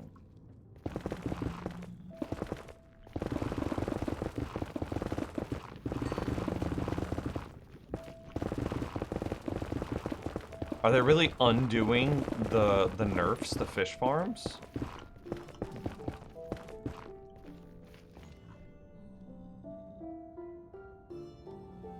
Skulk sensors can detect fishing. Ah, okay. So they're not undoing it. There's just... The community has figured out how to use skulk sensors to detect open ocean bobber noises to then do treasure fishing in open ocean. Got it. Yeah, I'm pretty sure I theorized that, like, the very first time. That was my immediate go-to the first time I heard of skulk sensors. I was like, oh, so skulk sensors are gonna come out, we can detect bobber noise, and then we can have OP fishing farms again. I'm pretty sure that was, like, the first thing I said when I heard about skulk sensors.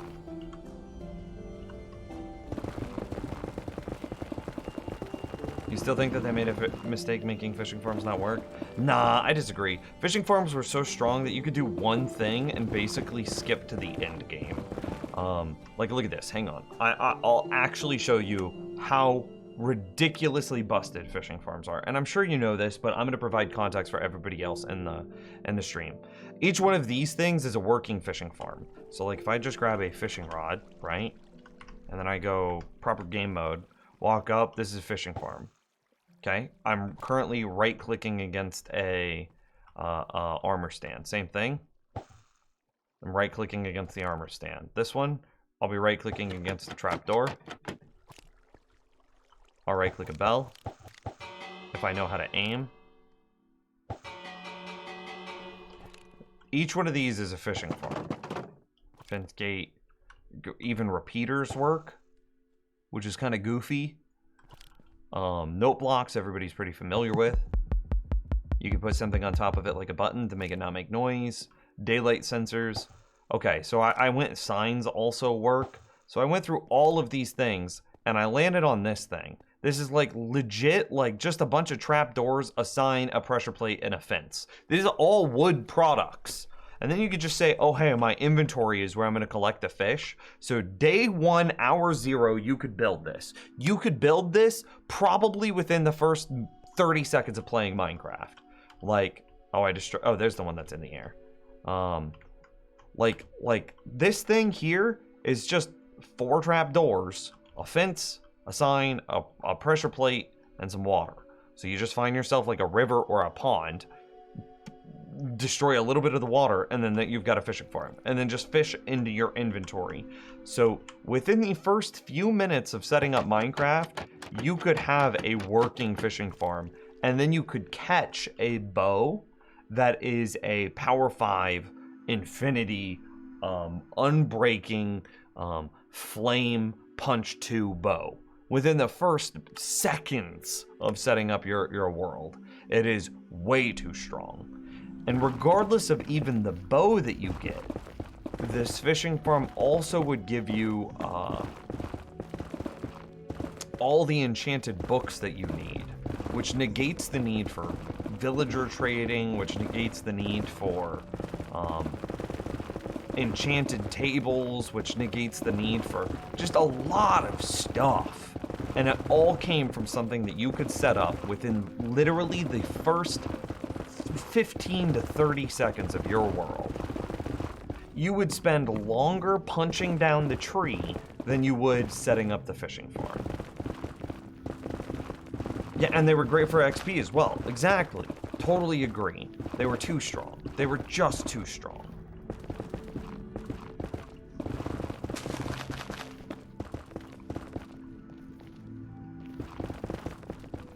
So it is sad to see them go, but like at the same time, it's just, it was too much.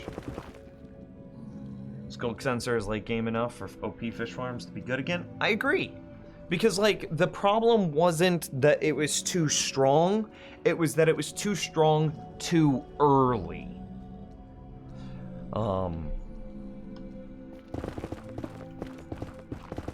Yeah, it was too strong too early. So if it came online later in the game, hey, that's okay. If a fishing farm comes online at the same time as your villager trading, or you've got plenty of lapis and plenty of experience for enchanting tables, if the fishing farm came online at the same time as those two things, then we're perfectly okay with it. That's perfectly fine. But in the first 30 seconds, no, it's busted.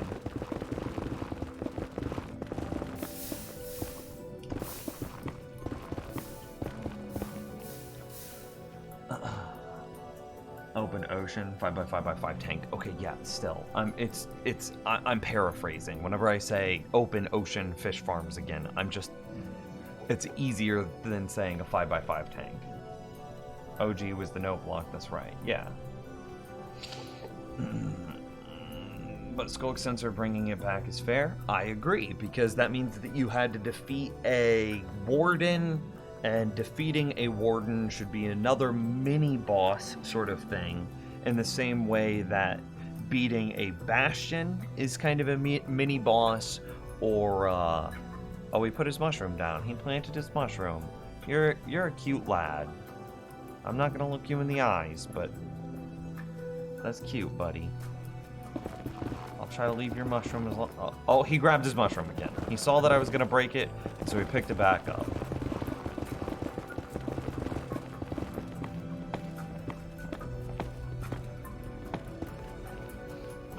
However, to use those items, you still needed to invest time in the anvil and the RNG.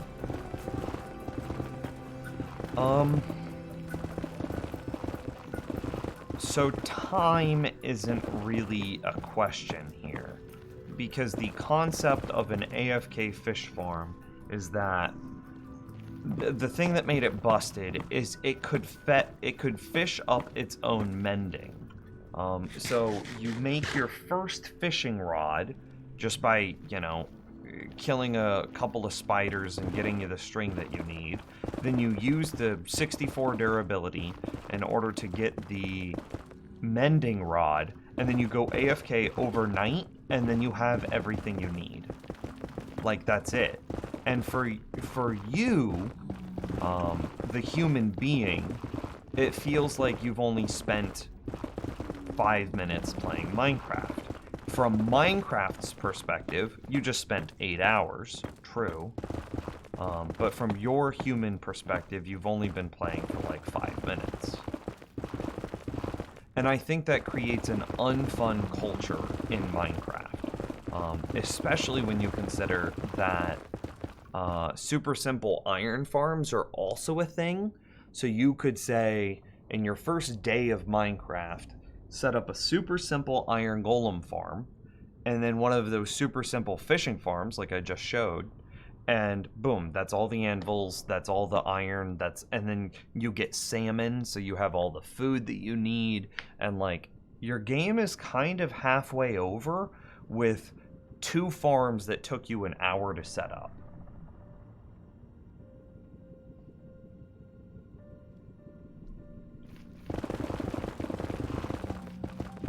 And like the gate, the behind perfect fishing is you really just need string from a spider, which means that you have to live through your first night, so that way you could go kill spiders in the morning when it's safe.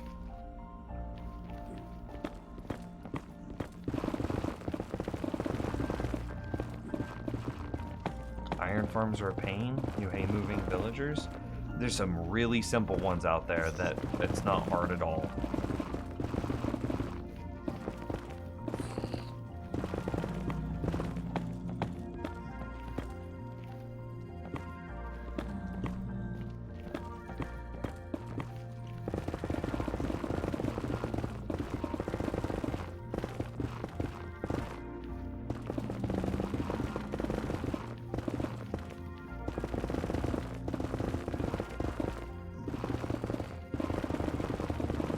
See, I disagree. The likelihood of getting... Okay, so perfect items in 8 hours is pretty low. But the chance of getting good items in 8 hours is pretty high. You could get a bow that would carry you, this one bow carry you all the way to the end game from just a little fishing farm. Hell, this series right now, this hardcore world, was likely carried by a bow. If we go back and look at my, like, very first few episodes, I think the first thing I did was set up a fishing farm and then get me a power 4 bow that had infinity on it, so I didn't have to grind for arrows.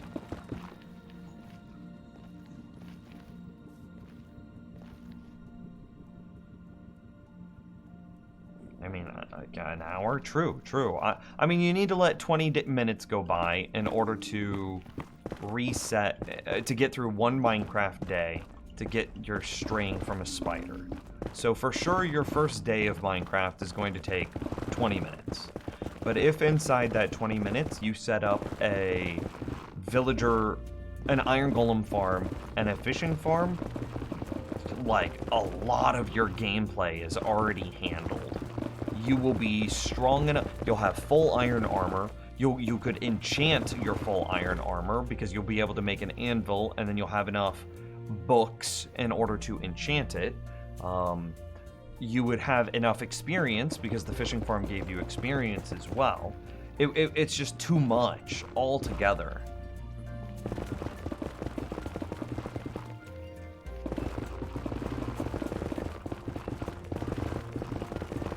Yeah, fishing farms are busted.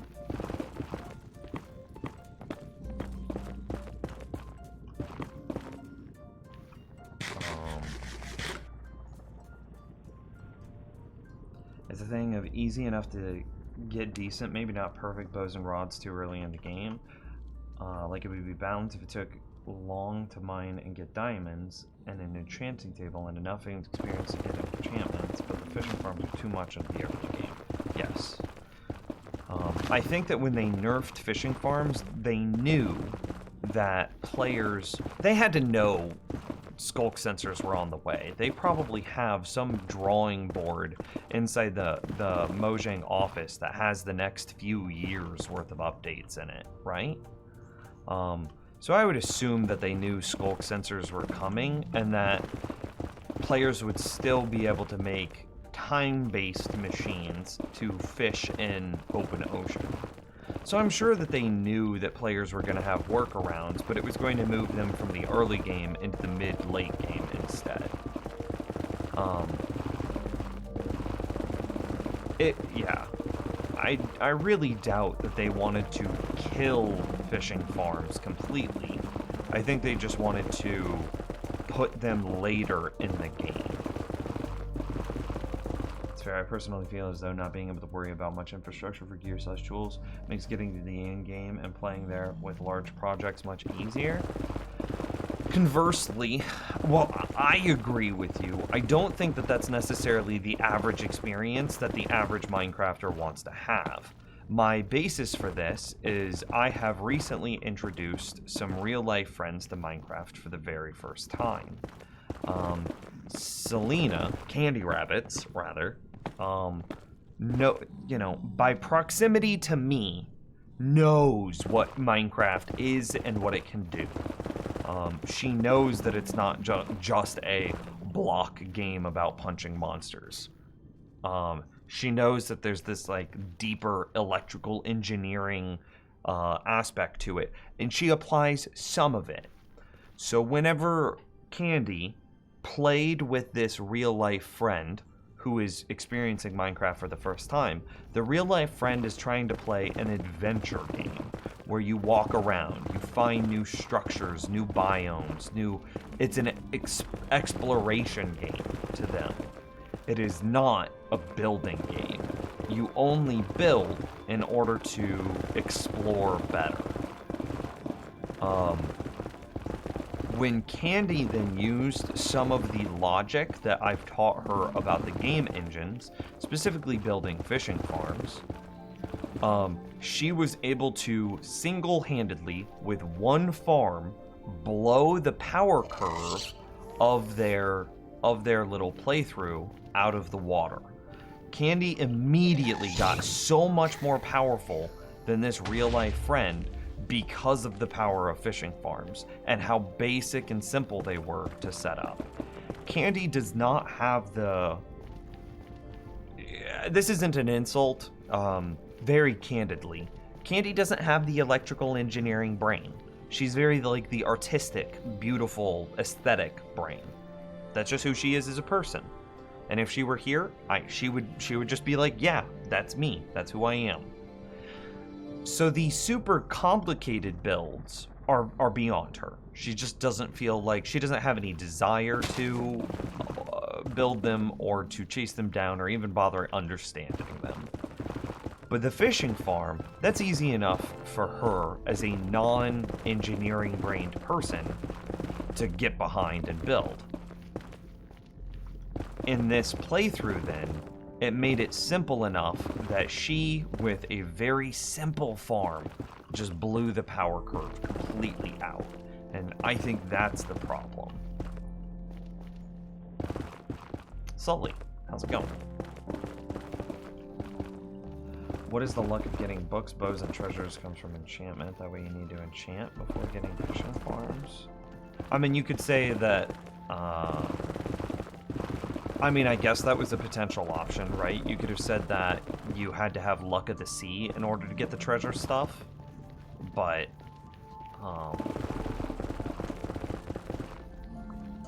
I don't think Mojang clearly went with a different route.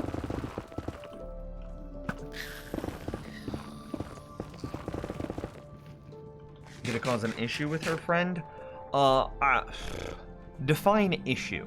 The friend was not unhappy, but I would make the argument that the friend's experience was lessened for it, because you remember, we might not even remember our first time playing Minecraft, but we were all bad, right? We didn't know what we were doing. We just kind of walked around and punched stuff. We died. We forgot where we died at. We didn't write down our coordinates. We weren't familiar with the world because we just walked in like a straight line and we didn't know where we were. But now we all have like this running monologue of where our stuff is, where we're at in the world, where things are. We're no longer exploring. We're searching. We are looking for something with a purpose. And so we're taking mental notes and we remember where things are in the world. What ended up happening with this friend when Candy built the fishing farm is Candy then increased, like the power curve went way up. And this means that the friend died less often and didn't have that exploration part of Minecraft. She just walked up, killed monsters, and kept walking. The difficulty of the game was reduced. The experience of Minecraft was reduced because of the power curve that a very simple build from a non-engineering minded person was able to create.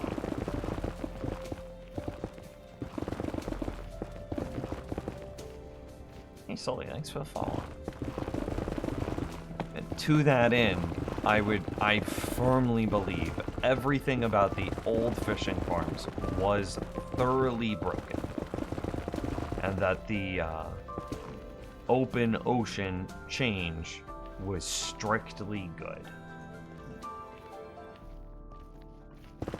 And while it slows down some of us as being like the experienced players from entering the end game and the things that we want to do, I think that it is overall more healthy for the game because it makes the experience better for new players.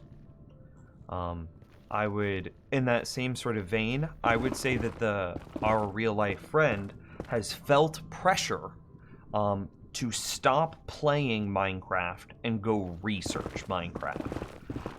Because when that real life friend saw the power curve that Candy imparted into the world with her one build, I would say that real life friend felt pressure to go build other powerful things. And that is also not healthy for the game. Stop playing and start researching is not what you want to hear when you are first playing a brand new game.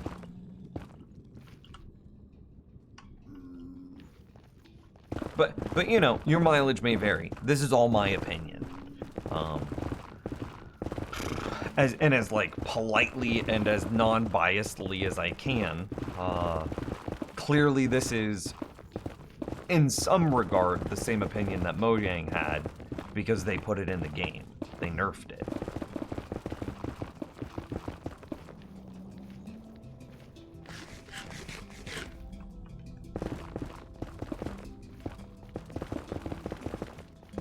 Thoroughly broken, but you still use it? I mean, yeah. True. But like, I think it's not broken in the... I think it's two-prong broken, for the record. To summarize my argument very cleanly and concisely, I think it's two-prong broken. I think from I think that it ruins new players' experiences because of the pressure and the power curve that it imparts on the game. That is one prong broken, and ultimately lessens the experience that new players get coming into Minecraft. That's the first prong.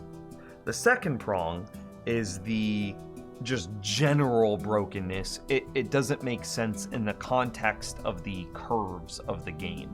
You don't get enchanted bows until later in the game. You don't get enchanted armor or, you know, as reliable a food source until later in the game.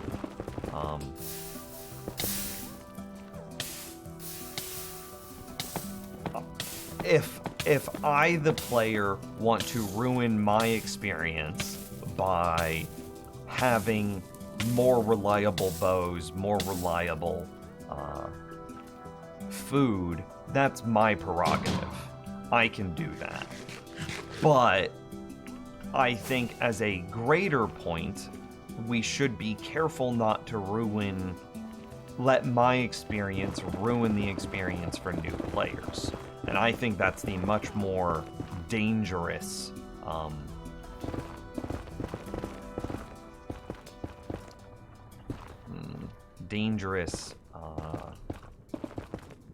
path, goal, thing. I don't know what the word is there. That's the much more dangerous outcome is doing something that lessened the experience to new players. Because without new players, we have a dead game.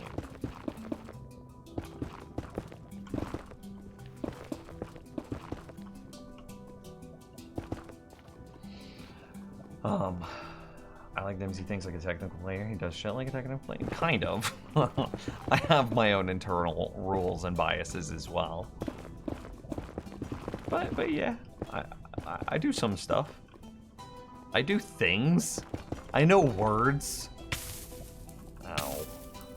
Just a single thing of lava and I fall into it.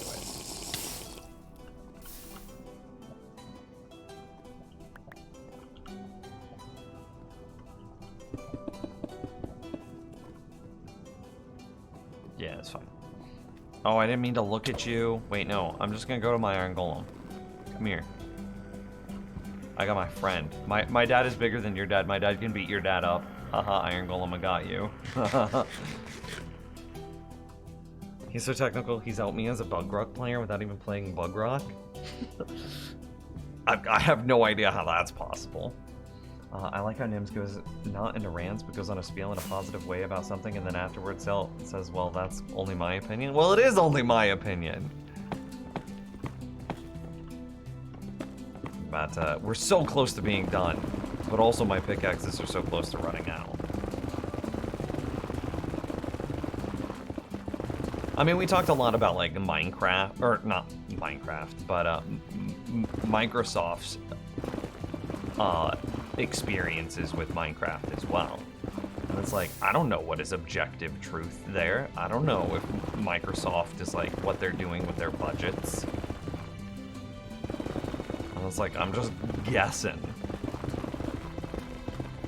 And then like, I'm trying to apply why I think what I think when I take those guesses. So that way you know that they're not just like shots in the dark. And then like, you know, I have anecdotes and stuff like that. I played this game once or twice.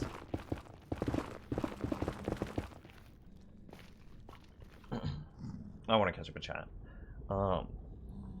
Figuring out Redstone learning testing was super fun as a new player. Yeah, I would agree with that. And like, as our real life friend is also not a technical, like, I would say that she would, I don't know what she would classify herself as, and so I don't want to classify her as something that she isn't or wouldn't classify herself as, but I would say that she is probably not an engineering-minded player. I would say that she could be, in the right games, a technical player, because she likes looking at, like, game theory and min-maxing and stuff like that. But the game has to be right for our real-life friend to want to get into the technical aspect of the game. She plays a lot of, like, board games. She's one of our board game friends. And, I know that in some board games and in other video games, she's big in the technical aspect. I don't know if she would be big and technical in Minecraft. From what I saw of her Minecraft playthrough, is she was very aesthetically minded. So she didn't really care about the engineering side of it, the redstoning side, if you would.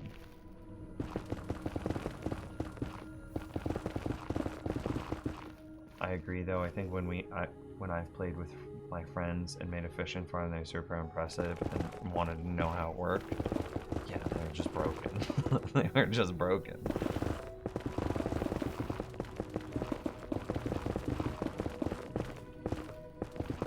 And again, I don't know if her experience, if our real life friend would even describe her experience as being lessened. But it's something that I thought about a lot. Because there's like maybe 5 of our real life friends playing on this like friend server. I am not playing on it because I know if I were to play on it, like the other friend who's been in chat a couple of times, you would recognize his username. It's Smegma Dreamcast, that's a username. He knows Minecraft very well.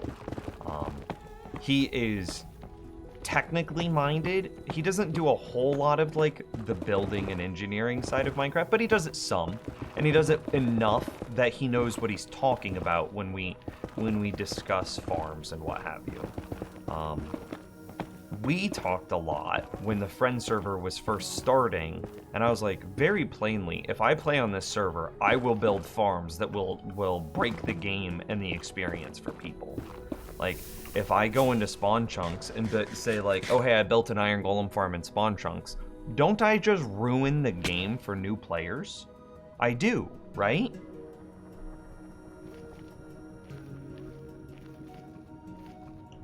And like similarly, if I were to I don't know, cleanse a bunch of villagers who would then sell you best in slot diamond gear for 1 emerald, don't I also break the game for other players? Like ruin the game for them, especially new players. I would. And so ultimately we talked a lot about that, and that's the perspective that I have on this anecdotal thing, and why I think why I've really come around to fishing farms being absolutely game-breakingly ruinous.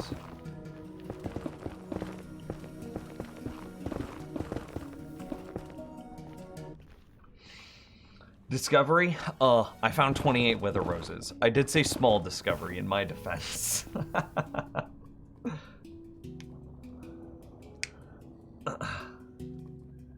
You haven't heard a true Nims rant if you think Nims doesn't rant. True. I'm trying to catch up in chat.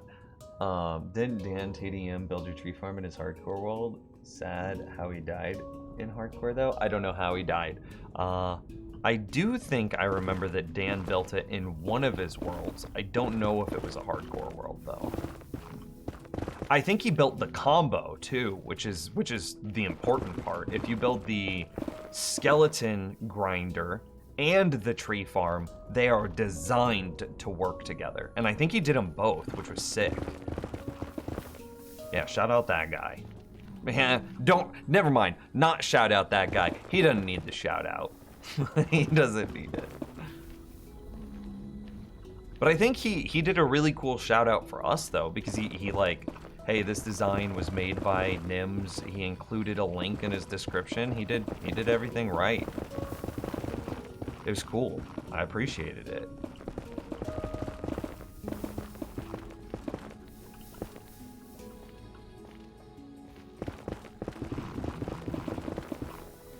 Yeah, here we go.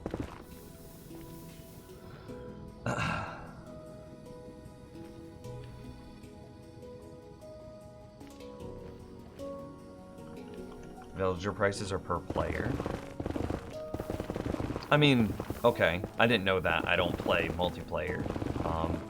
But my point still stands. No! I just broke Silk Touch 6! It's been a day! Fuck!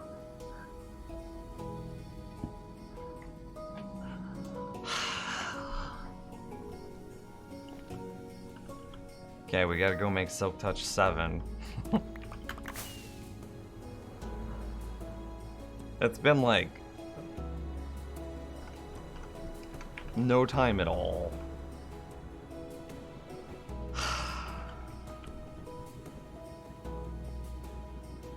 I was too busy talking to chat and I didn't look. And apparently none of you guys looked either.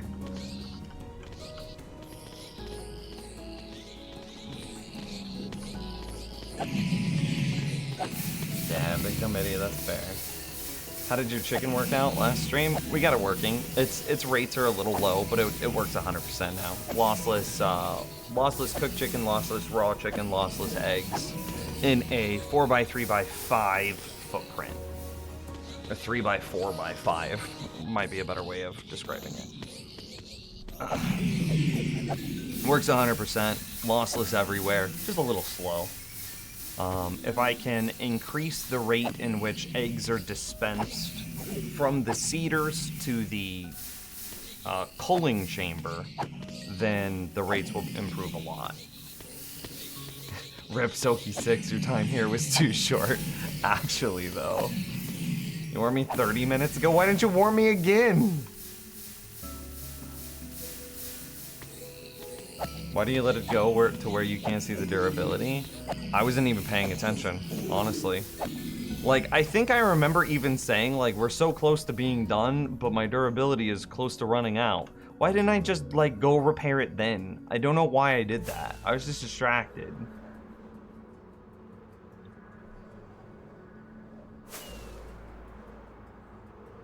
I'm just gonna finish this.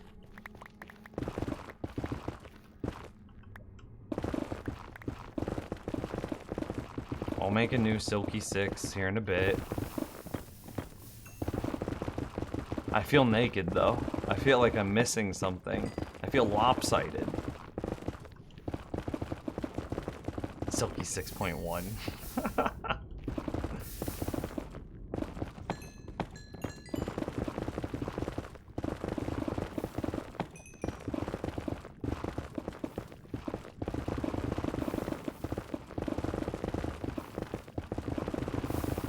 Hey, Bort with the resub. Thanks, buddy. I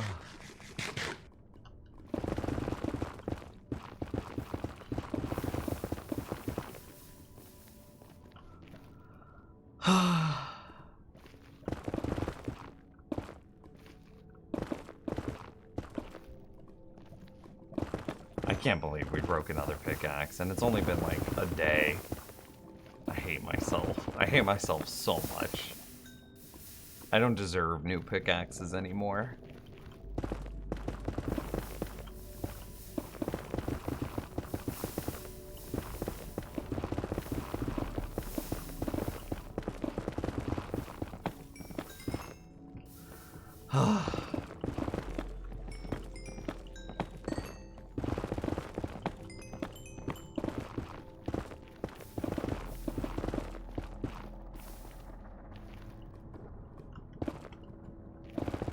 I'm so heartbroken. Damn it.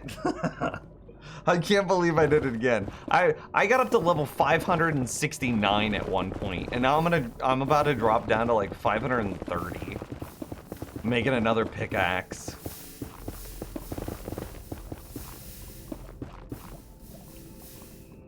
Just use stone ones. You don't have to be sad when they break. They don't insta-mine netherrack though. And I need my insta-mining netherrack.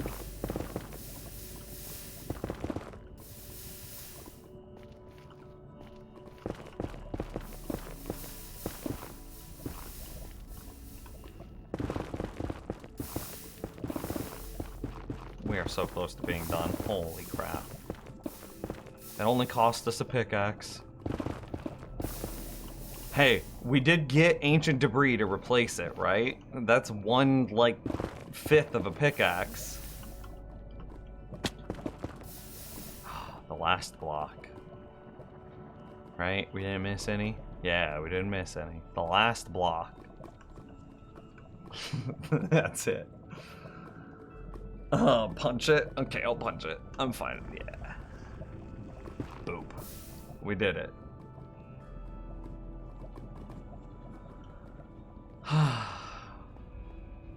There's a lot of new cleared space. Oh, I forgot that I kind of wanted to dig out that section too.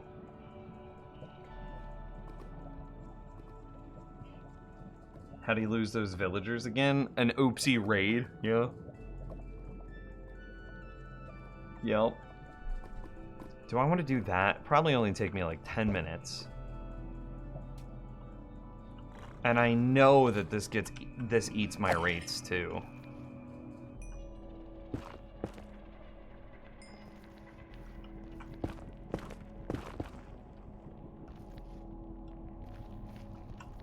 Trying to see where my like square points would be. I'll give it like 30 seconds and do an audit.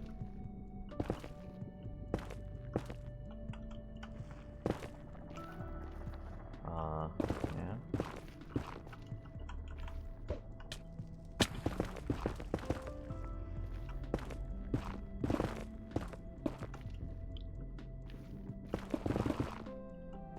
Okay, so initial assessment is, yeah, here.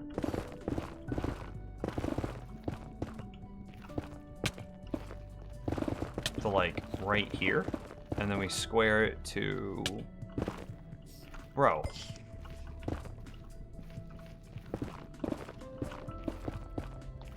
This?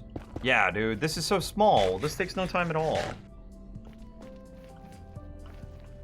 And then, like, we just...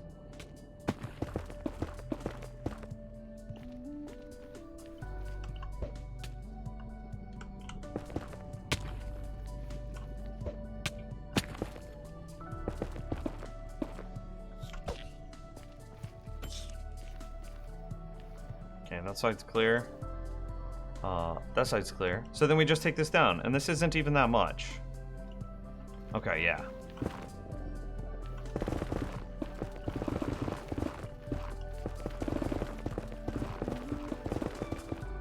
This will take like 0 time compared to what we just did. And then we should be able to go back and we should experience much better rates.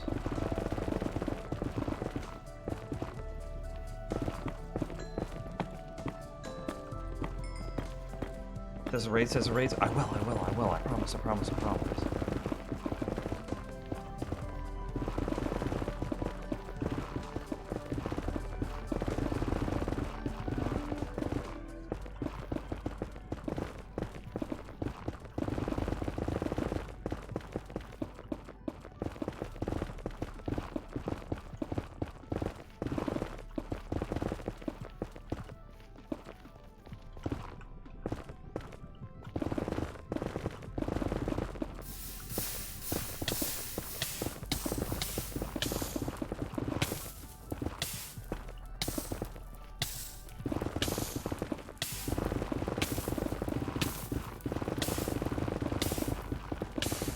I'm hurrying. I jumped into lava to hurry for you.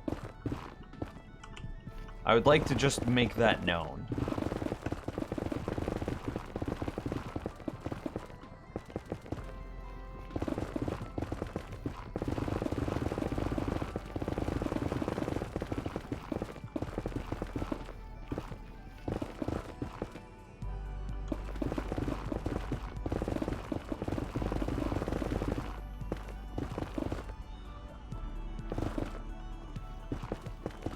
Yeah, you don't have to subscribe to me anymore. Don't subscribe to this channel. We're on Silky Subscribe 7.0 now. I can't believe it.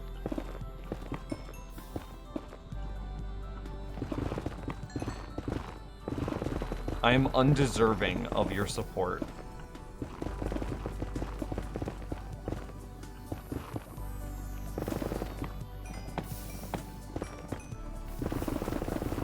Yeah, that means Bort, who just resub, I need you to take it back. You gotta undo it. Hit that Control Z. I am undeserving.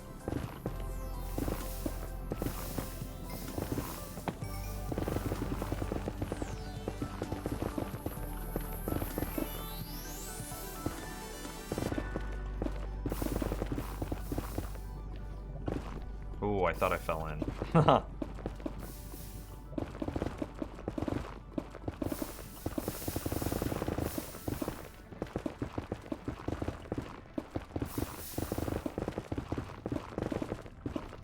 See, I told you, this would take, like, no time at all. No time at all.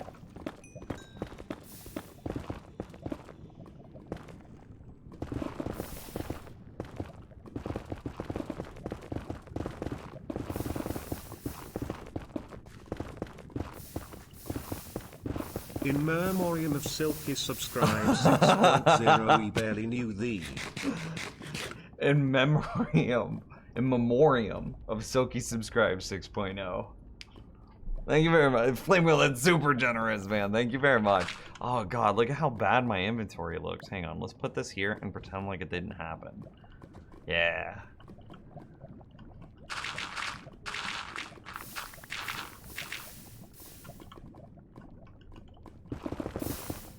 That's so generous, Flame. 25 freaking dollars, man. Shout out, Flame Wheel.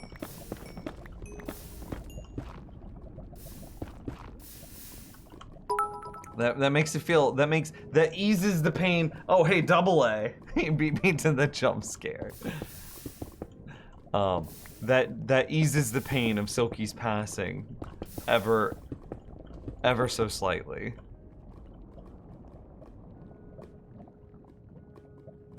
Okay, yeah, that's good. I almost walked in, just head in the clouds. Okay, test the rates, test the rates, test the rates. What we do is we leave and come back. Overconfidence? I mean, that's what keeps killing my pickaxes.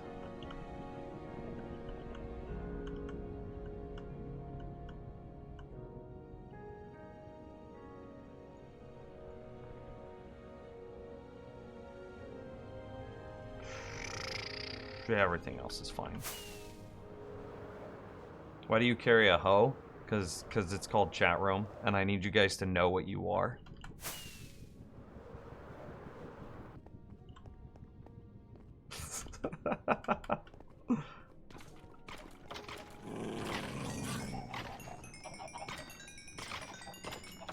Okay, remember that the rates are always going to be good right when we get here, but these are probably the best right when we get here rates that we've ever seen.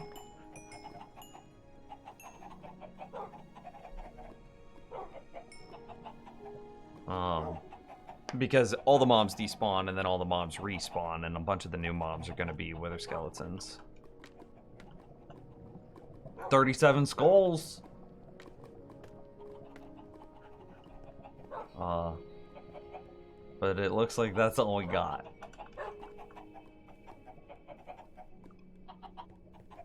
Damn, that hurts. Hey.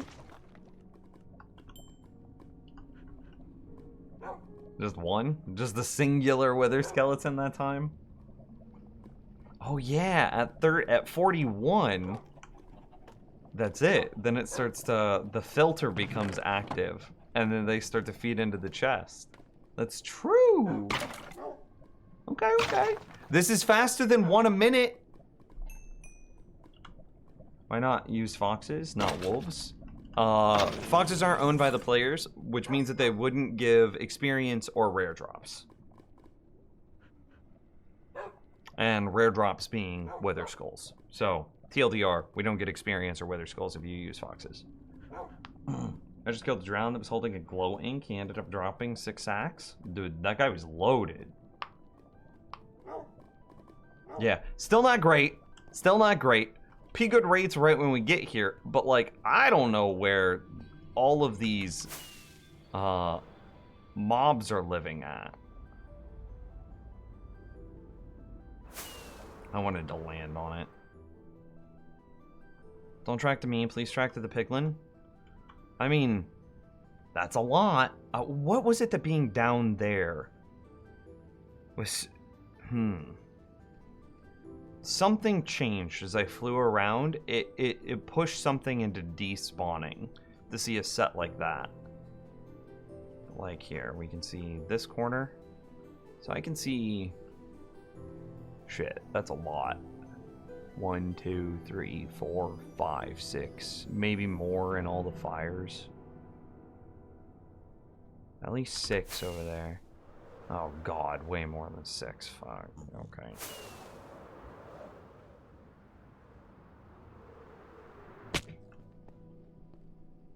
What about in this corner? See 1. Oh, there's some dudes. 2, 3, 4, 5, 6, 7. Okay. Maybe there's 2 there, so we'll call that 8.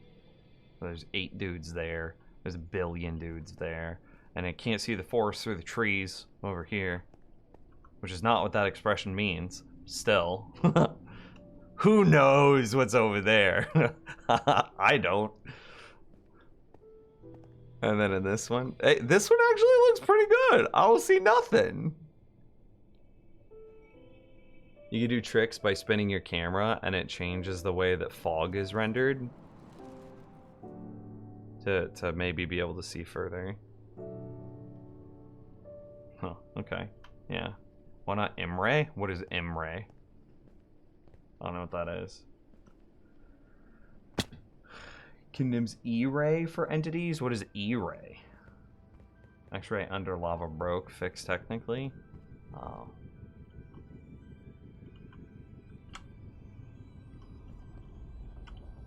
many chickens do you think we got? Eggs, rather. Okay. That's like a single shulker. Optifine removes fog. I don't think it's impossible since I'm cleaning my own nether perimeter fortress. Wait, what? Yeah, I haven't cleared the ceiling at all. Wait, no, that's not true. I have cleared the ceiling exactly 1 chunk. Check it. Boom. This chunk. Done. I did it. Like, look at this. This is a... Can I land somewhere? Hang on. I'm gonna land in that hole. Watch. You watching. Damn it. Okay. 1 more rocket. Okay, it wasn't the hole I said I was gonna land in, but it counts. Haha. I cleared 1 chunk.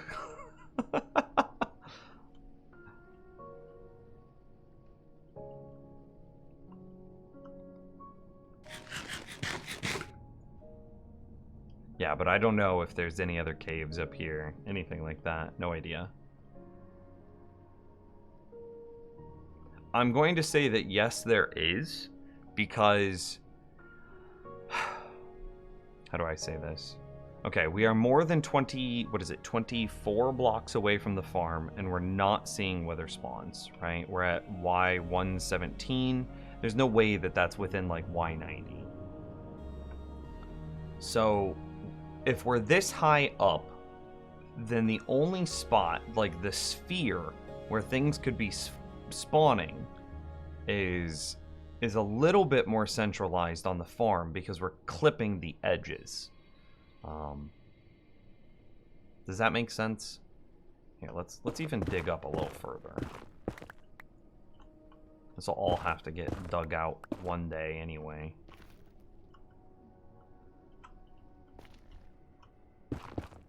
No, wrong, bad.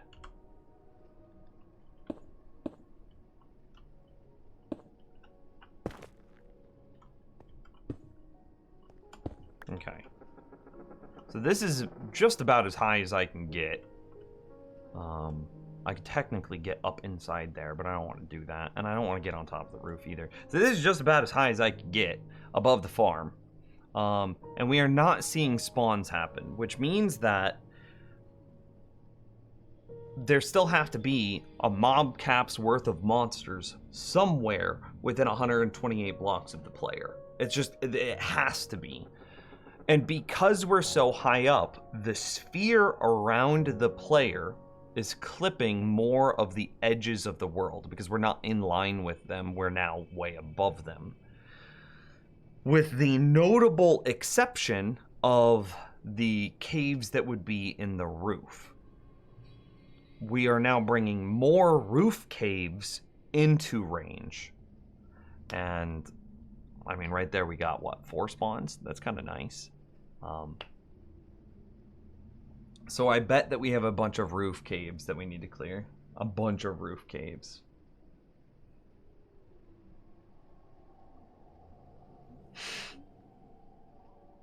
Speedrun technique to find entities. E-ray is the E value. Oh yeah, yeah. It's this.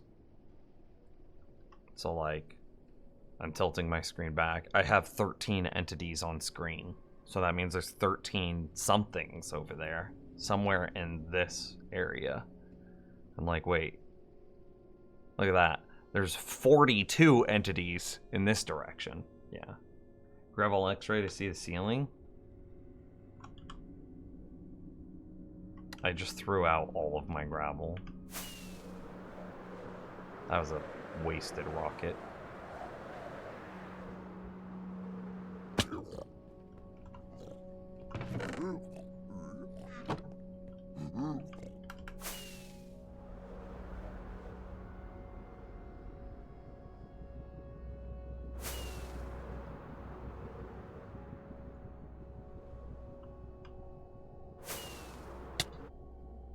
Splat.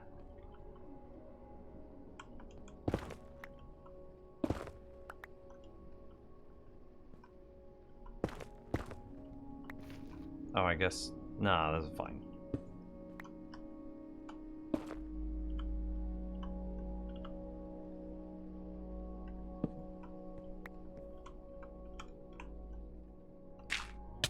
Professional.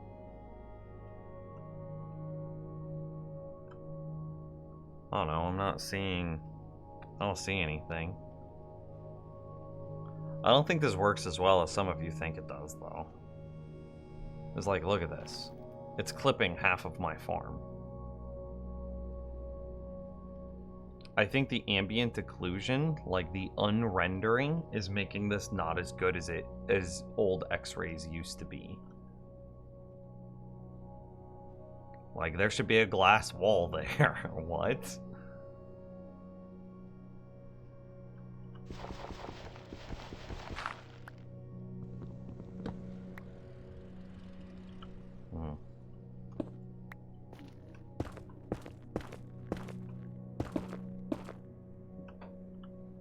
I mean, I could go in deeper, or I could try to go on that side and do it, but... Oh, Clawley, you missed it. We're talking about using TNT duper.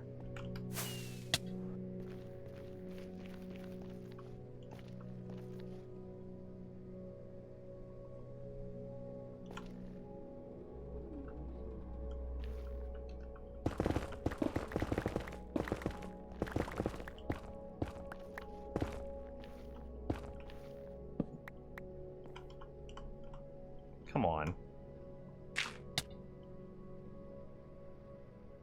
See, yeah, you see how it, like, clips out of existence when I look here, but it clips back in at certain angles? This is why I don't think it's as good as you guys think it is.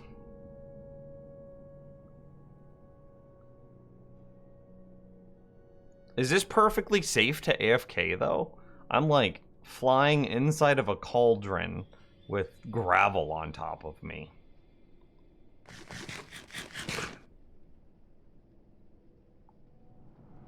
God, when the whole screen disappears like this, that's terrifying. This kind of looks like our intro scene, though, doesn't it? With just the particle effects. That's kind of neat. You know, like whenever I do something, like if I push like this button, you see how it's just the particles, and then compare it to like that's comparable. Like, look at that. That's satisfying. And this is satisfying. It kind of freaks me out when it happens, though.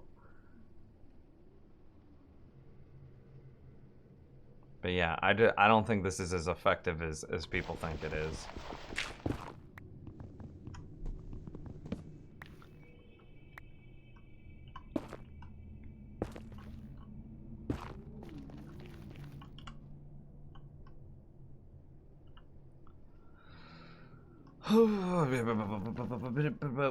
Do I fill this back in? I'll just slab it. Future Nemesis problem to deal with these slabs.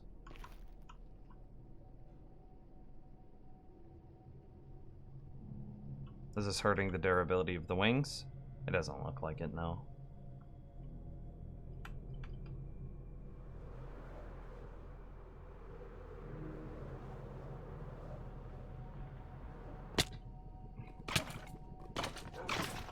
Hey, thanks for the new follow. I mean, whatever reset we just did, going from, you know, Y120 something to like Y40, clearly spawned a bunch new weather skeletons. 39. The hopper starts working at 41. Well, it starts working at 1, but yeah, anyway.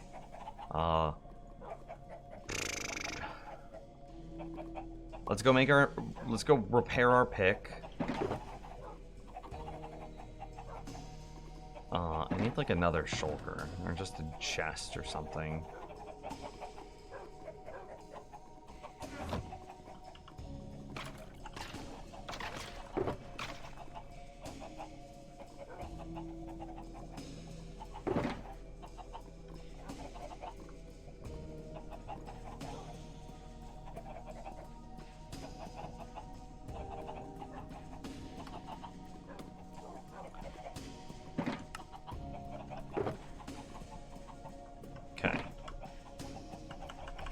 Let's go make a new pickaxe. I can't believe I broke it again. I might not be able to. I don't know if I have Silk Touch available.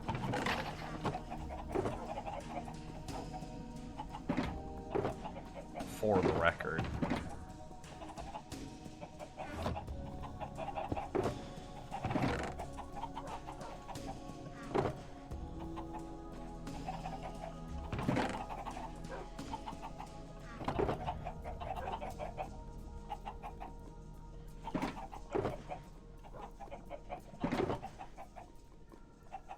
What do we not need?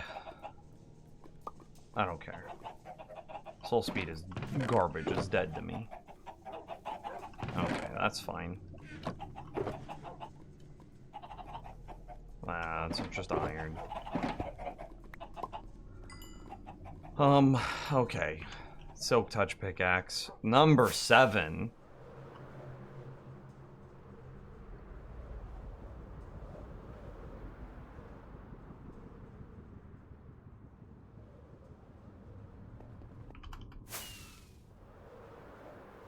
Bruno, hey Nims, and UFO are familiar. Are you guys part of Cube Crowd?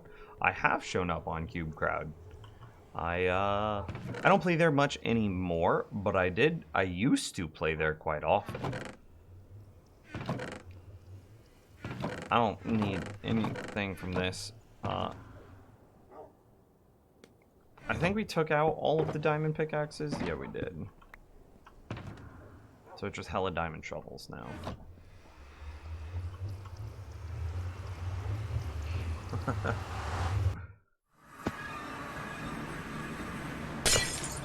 You should make a triathlon for the server.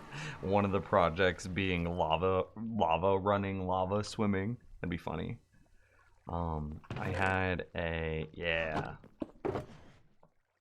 Of course it has no pickaxes in it.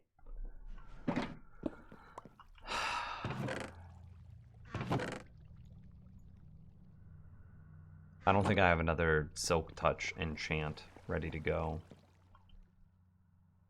Hang on, let's sleep real quick. I don't want to risk blowing everything up. Hey, Clawly just gifted a sub to Hananzo. Hanazo? Whatever. Thanks for the gifted sub! You have to make a gold one now. Oh no, no, just don't say that. Why would you say that? Don't joke about gold pools. Time to slap around some villagers? It might be.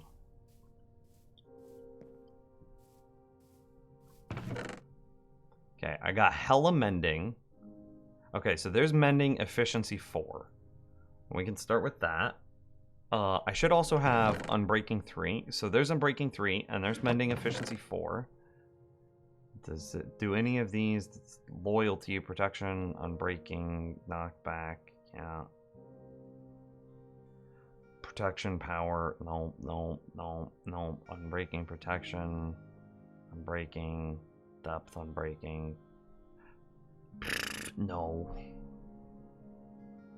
Okay. Well, let's just double check my mending chest. No. Well, there's mending and breaking 3. Is that better than mending efficiency? No, probably not.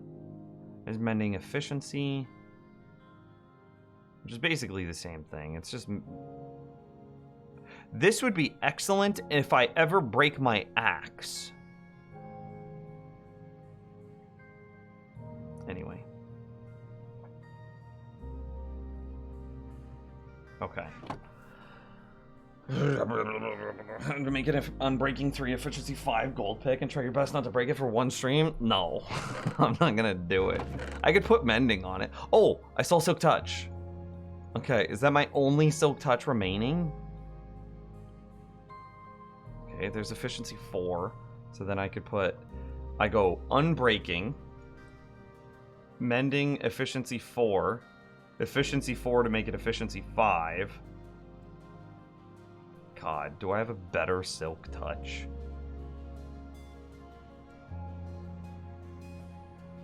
Smite is...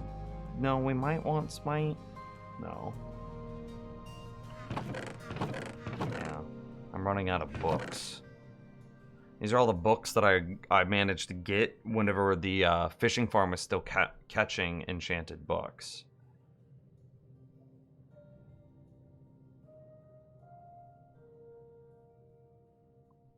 So there's Unbreaking, Mending, Efficiency 4, Silk Touch, Efficiency 5.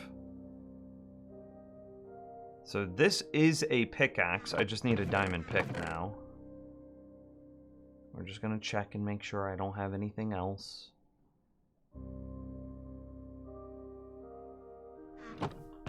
There's gonna be nothing in these bottom two.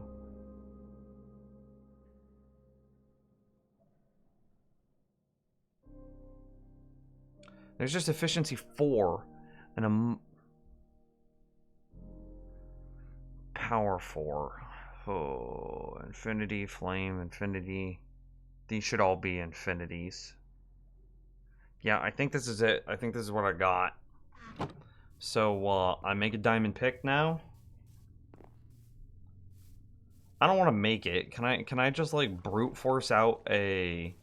the proper villager?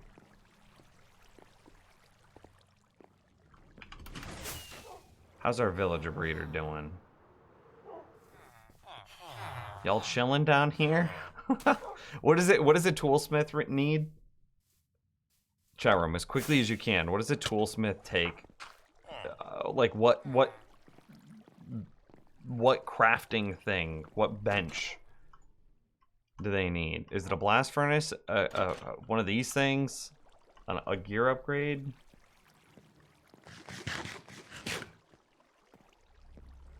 Yeah, I have iron. I can get it.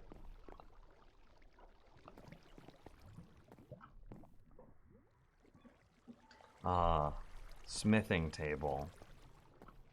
How you make a smithing table? Oh, that's easy. Just wood and iron. Okay. So we're gonna pull out, like, all of our iron. Minus a stack. Minus, like, 4 stacks, yeah.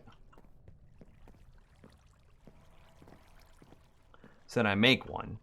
I go over to my villager sex hole thing, and I then aggressively cycle through all of the trades. Like, I just bulk sell iron, blah, blah, blah. The villager breeding hole? Yep, pretty much. That's what this is. He's locked. I gotta find the dude that's not locked. I guess I don't care. I just start breaking these until somebody has a profession that frees up. Right? One of you get a new profession. Okay, I can't see. He's got emerald. Are one of you new? Diamond. I want to see. Stop, bro.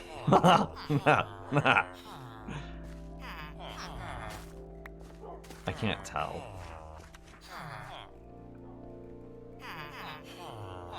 Diamond, emerald, gold. all of these guys have locked professions. We'd have to wait for a baby villager to grow up. How many adults are there? 5? Okay, let's make sure that there are 5 lecterns. 1, 2, 3, 4, 5. Okay, let's go make another one of these while we wait on our babies to grow up.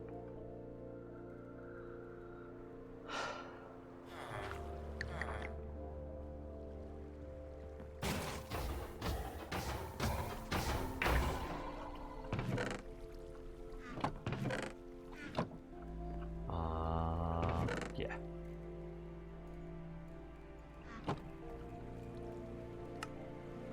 Okay, a second smithing table, so that way we have 2 villagers to aggressively cycle through. We're gonna have to murder them at some point, which means that we might want to get like a lava bucket to kill them.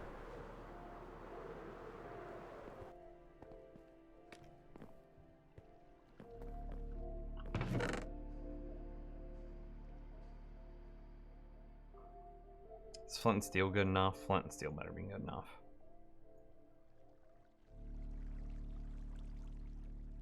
Yeah.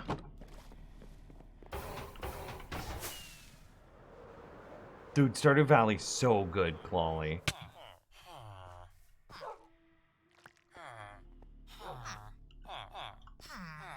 Oh, boom. Right there. Happened before our very eyes. Okay, so then he got a bad profession. So we... Oh, okay, it's not a pickaxe. So we try again. Try again, bud. You got coal. Okay, we try again. You're kinda raining on my parade. Oh, he didn't lose his profession. Okay, now he lost his profession. Try again, bud. Come on, try again, bud. Okay, if he gives me coal again, I'll take the coal. Yeah.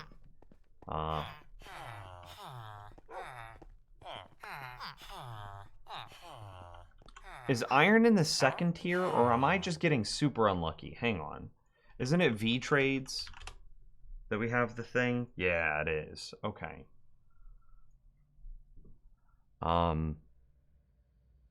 It's one of these. It's a smith. Toolsmith, yes. Oh, it is in the second tier. Okay, well then we want him to have coal in the first tier anyway. Okay, so I'm just a degenerate trash human being that's not worth the air I breathe. I understand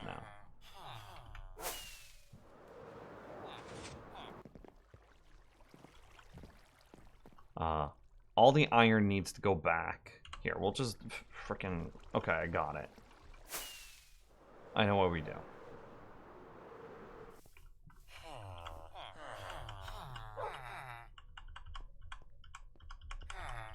We dump it right here. We quickly go into the nether. We use our brand new wither skeleton farm to get hella coal, bring it back to the overworld, trade it to that villager, unlocking his second tier, which will have an iron trade in it, 100% guaranteed.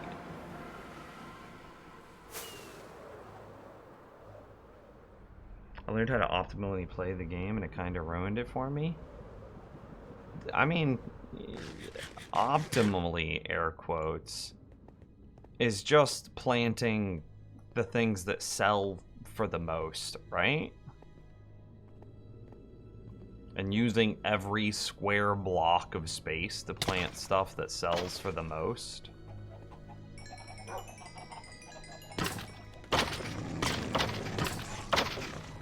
$39 still. Oh, it's not that much coal yet. We might have to pull from our personal supply.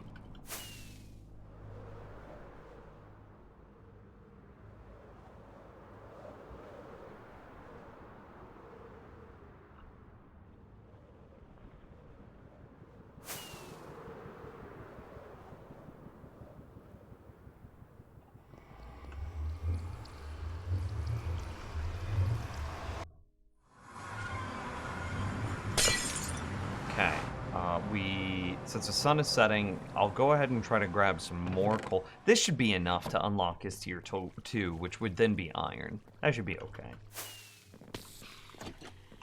Yeah, using the farm to help the farm rates? Yeah! Well, right now we're just using the farm to get a new pickaxe because we broke it. Improving the farm rates. Oh, I just picked up some of that iron. Okay, I have to do this within like 4 minutes. Where's our boy? There's our boy. Quickest... No, wait, I don't quick click here. Because I just want to unlock his second tier, so that way I can do it. You better sell iron. I'll have to murder you if you don't. Or buy iron. Okay, we're good. I quick trade there, and now we go get our iron. And then we sell said iron. And we sell it piecemeal, so that way we unlock his next set.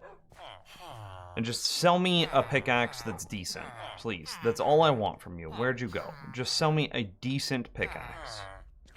Okay. We do it again. This time we bulk.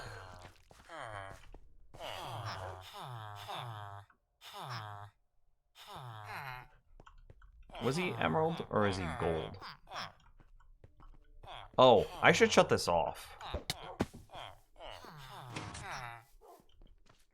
We have more babies than we have crafting benches. Okay, that. Ooh!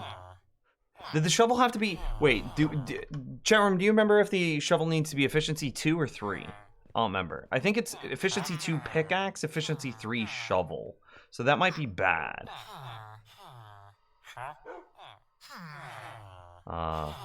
Yeah. I don't remember though, being honest. Let's go get one more smithing table thing while we wait.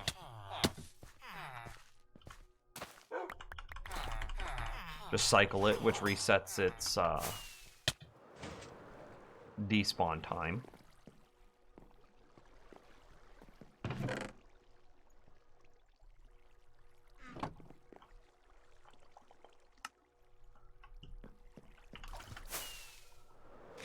Because toolsmiths are the only thing that I actually really want now. It's like toolsmiths and librarians, because toolsmiths we frequently trade with to buy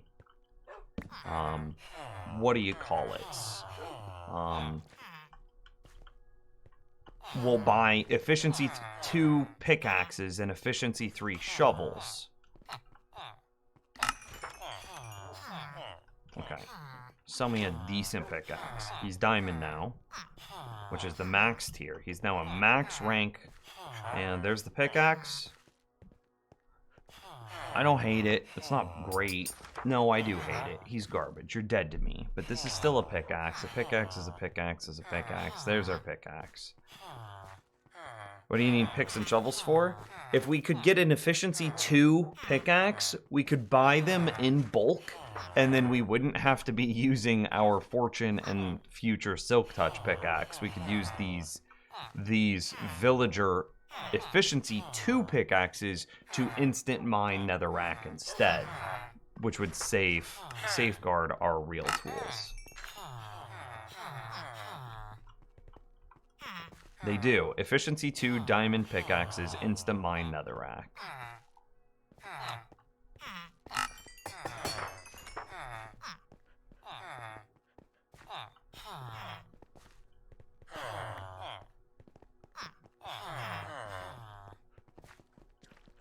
We should set up a proper villager trading hall at some point. This is garbage. What am I doing with my life? I'm just in the villager breed hole right now. Oh! Oh! Oh, when he got coal. Perfect. Lock it in. And okay, we'll buy a couple of pickaxes from him to just set him to the next tier. Okay, cool. I ran out of coal. Throw it on the ground. Sell all the iron. Okay. You could incorporate some way to put villagers into the Hall of Heads? Maybe. Okay, good. This is good, this is good.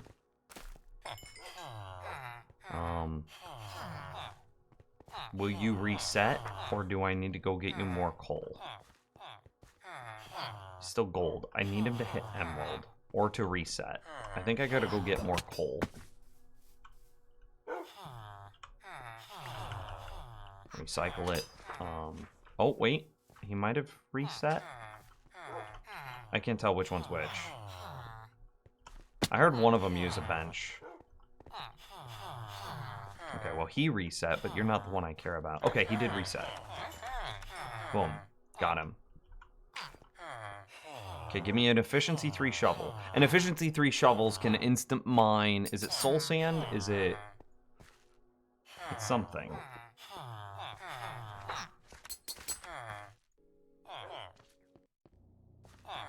I don't remember what it is.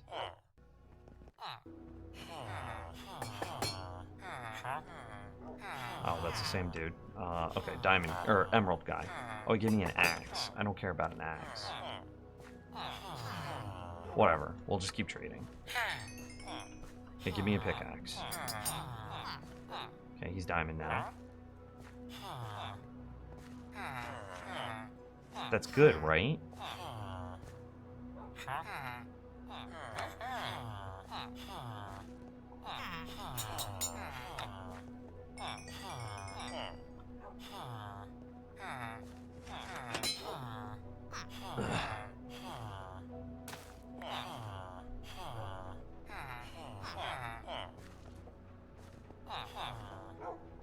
Like, no, not unbreaking, not you. Where's the other one?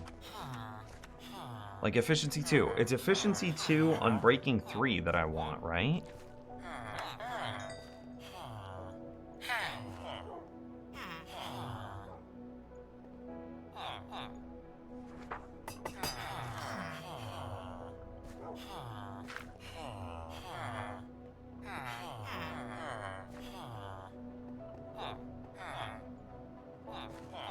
Okay, so then a question. Oh, let me out. Okay, I have escaped. Do I care about this? No, I really probably don't. Oh, I'm standing on top of it.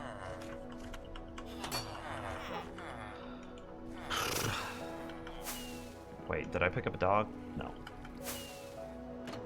Okay, what is more cost-effective for levels? Is it more cost-effective to combine pickaxe into pickaxe over and over again? Until I have, like, efficiency 5, because, like, yeah, these aren't great. Where's my unbreaking come from? What does it take to put... Okay. What if I went and bought one more... Hang on. I'm gonna go buy me one more unbreaking 2 pickaxe and see what it takes to... if I were to combine them together to make an unbreaking 3 pickaxe. Okay.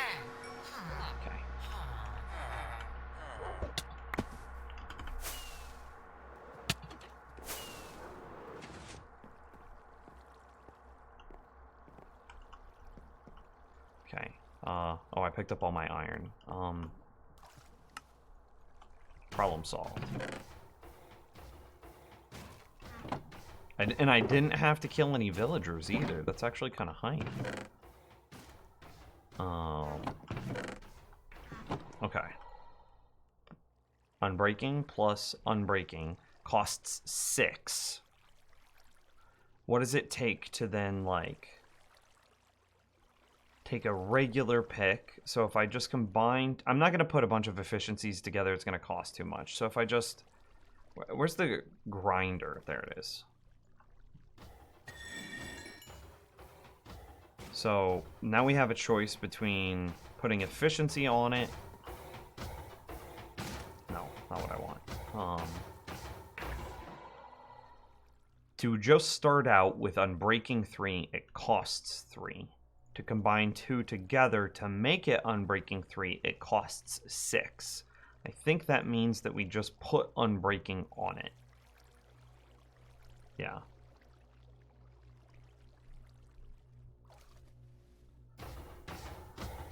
Yeah, so we go Unbreaking 3.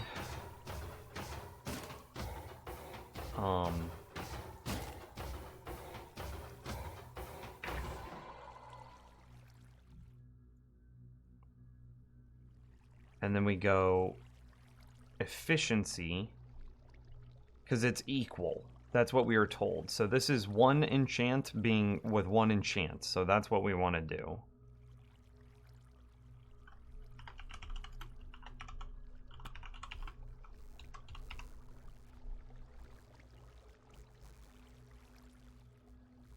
Okay. And then we'll just test out the 2 of these, 10 or 11, so we go 10.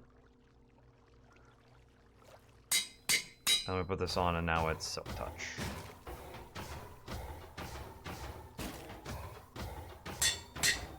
And then we...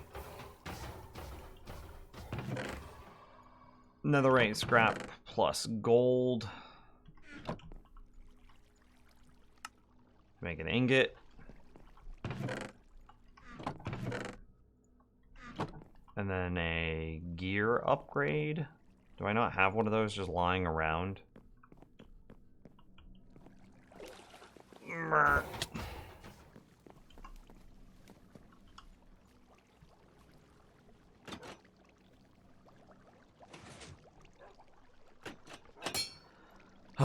Well, there it is. Silky Subscribe 7.0 has returned. We did it. I hate it. I hate everything about it, but we did it.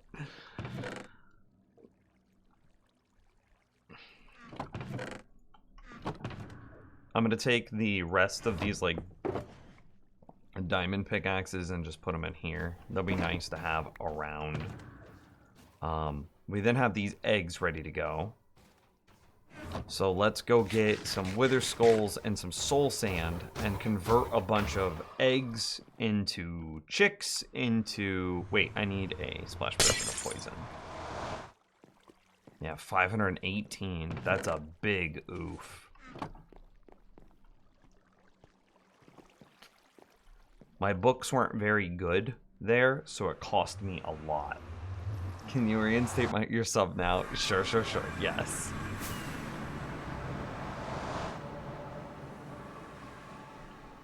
I need heads and soul sand. Skulls and soul sand.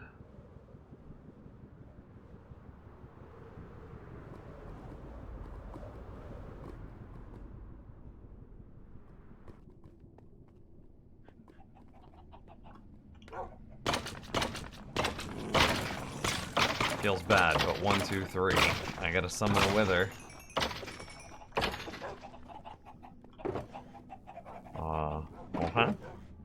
Soul sand? No.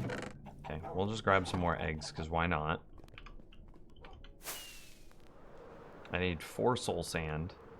And then everything else that I need should be inside of my redstone shulker, which is inside my end chest, which we can now use again now that we have Silky Subscribe 7.0.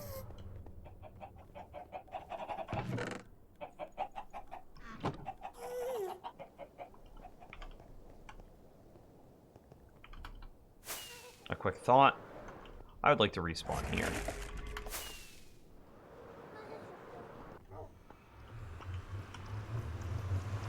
Oh, wait. I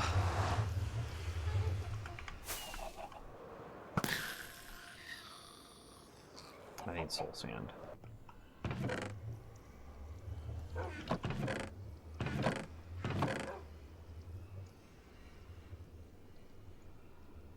Okay, and we're gonna remember to place that down first before we do anything else. How would you get a charge creeper into the nether? You can't summon lightning in the nether? Yeah, spawn it in the overworld.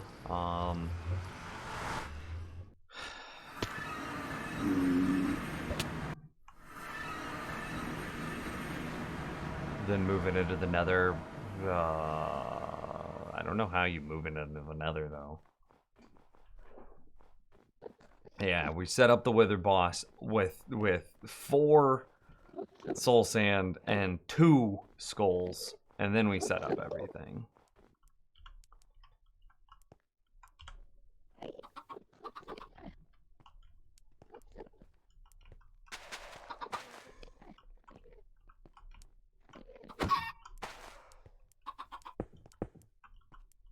Okay, yeah, this is fine.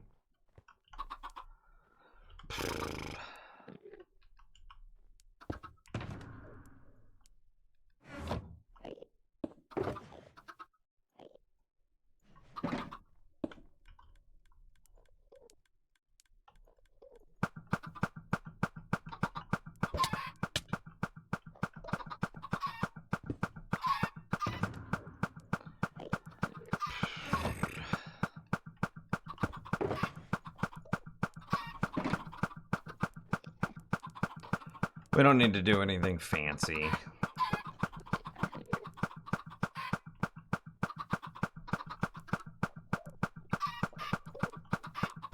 This'll be fine. I could hopper into it, but I don't care.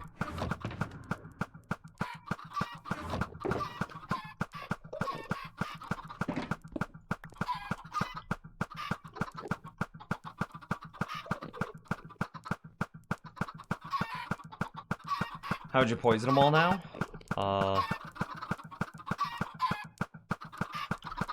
Do I have seeds? If I could bait them all over to me with seeds, that would be perfect.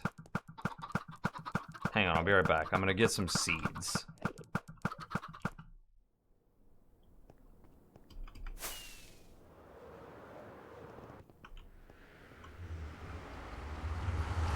Two more dispensers. The first one is powered. I mean, true.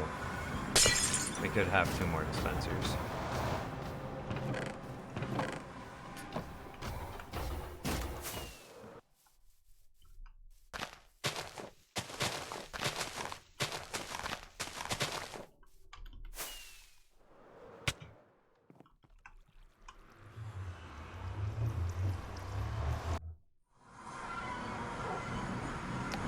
Yes.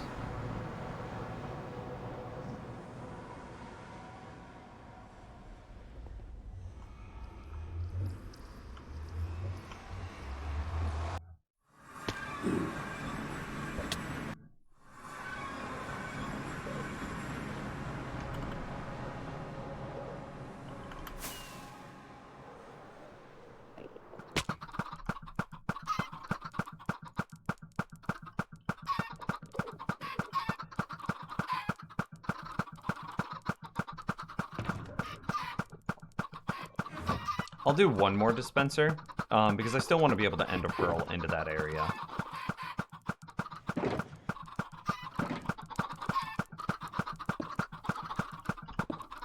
No. I got bumped by a chicken.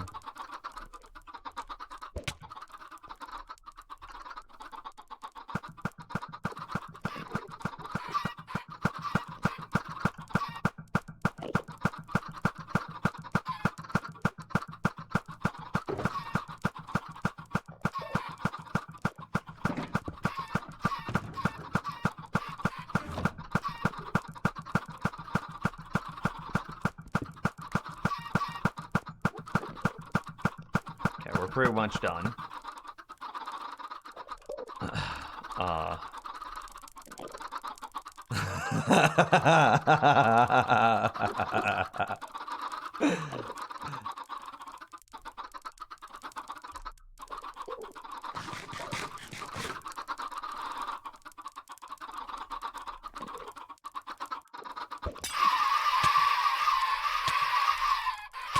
I love it. And then as soon as my own poison wears off, I'll summon the Wither Boss.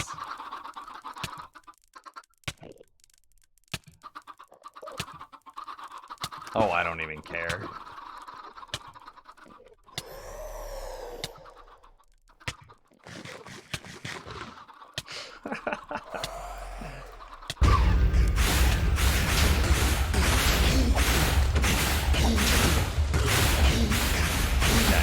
I think I got a stat.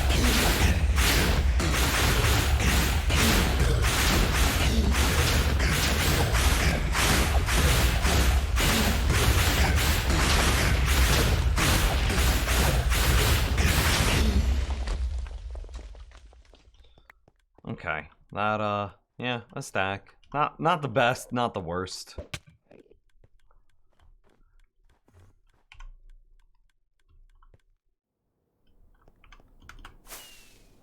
And see, this is why I wanted to respawn where I respawned, so that way it's quick and easy to just pop over with these Wither Roses.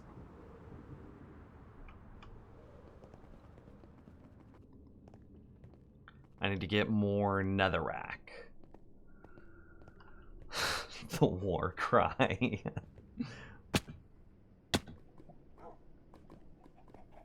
You could probably chunk load it with like some sort of redstone contraption. Yeah, that'd be fine.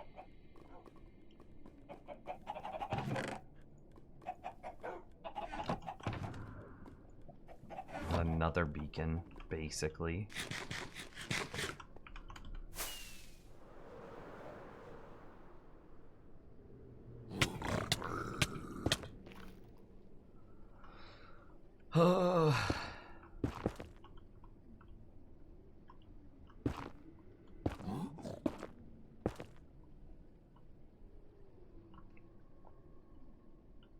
We definitely don't have enough Wither Roses to finish it. That's for sure. A single stack is not, like... It's just not enough, right?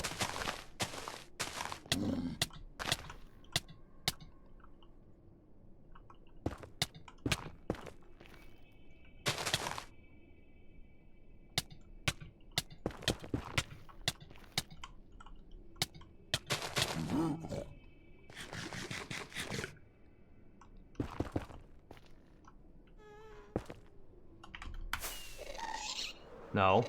Okay. Where did he spawn? He had to spawn over here on... Wow, look at those spawns. He had to spawn over there on that platform, for sure. There's hella skeletons under me. No, don't worry about me. Go get him.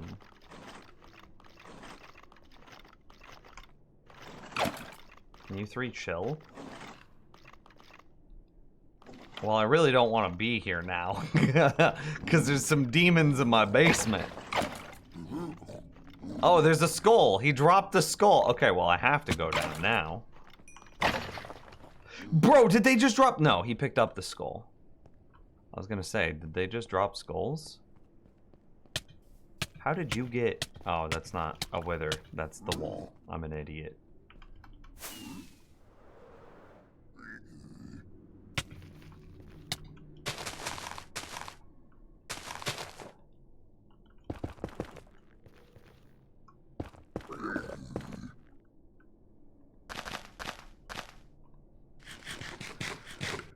Sending stuff through the portal loads it, I think, but you'd also need a chunk loader at the stronghold. Yeah.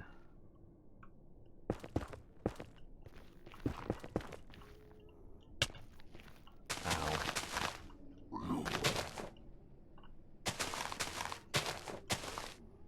Yeah, 14. Yo, these ghasts are making me nervous.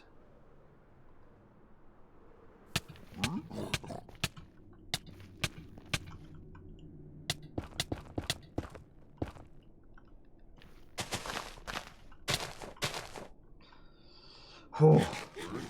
Hey, Zen10 Show with the new sub, with the Prime sub! Bro, I appreciate that so very much. If you haven't already, join the Discord. !Discord is the link. Okay, that's what I got. !Discord is the link. If you connect your Twitch and your Discord together, you get a bunch of behind the scenes channels and a bunch of cool perks and rewards, yeah? What does this farm do? It is a wither skeleton farm that doesn't work super well because I haven't cleared the surrounding. Like, look at all these mobs over here. Like, look at all these. These are just sitting in my mob cap. I have to do a better job about clearing the area. But once we do a better job about clearing the area, then wither skeletons will spawn up top, which I might be able to show you. Like, if I go this way and then go back, maybe we'll see some wither skeletons spawn. Okay, shit, no. You'll just have to take my word for it. I am terrible. I have not gotten very far on mob proofing. So, wither skeletons will spawn up top. They're the only thing that could spawn because they're the only thing that could spawn inside of a wither rose. They then see the zombie, or the piglin there, which we've named, and they want to kill him, so they run at him, and then we do some like trapdoor tomfoolery, so that way they fall down a hole, and then when they fall down this hole, they land down here with exactly 1 health, where I then have 4 wolves waiting. Okay, of course they spawn as soon as I come down here. Where we have 4 wolves waiting to then instantly murder them. Now, because these wolves are owned and tamed by the player, the wither skeletons count as a player kill when they die. which means they drop experience, and they're rare drops. And the only rare drop that a Wither Skeleton has is a skull. So this farm will give me an automatic supply of experience and Wither Skulls without any player interaction, just totally automatic. It'll also do bones and coal as well. The experience, though, will only track to the player inside this circle. So while it will give me coal and bones, no matter where I am, as long as, you know, mobs are spawning, it will only give me the experience if I'm in this circle. So the kind of idea that I have here, and this is something that I've done before in Minecraft, is to use the wolf-powered Wither Skeleton or wolf-powered skeletons farms to feed mending tools while I'm AFK using them. So I have a tree farm that will automatically grow and cut down trees, and then the experience repairs my mending axe, so that way my tool never breaks, and then while I'm AFK there, I'm getting other stuff as well. So that's the idea. And so the rates of this will look once I'm done chunk clearing and blah blah blah, because it's slow as just molasses right now. But later, this is my creative world where I have everything set up. Where I have the chunks pretty well cleared, so that way I'm isolating only Wither Skeletons to be able to spawn. And so the rates, and this isn't even the top end, just wait. Here we go. So this is the rates, what the rates will be like when I'm done chunk clearing.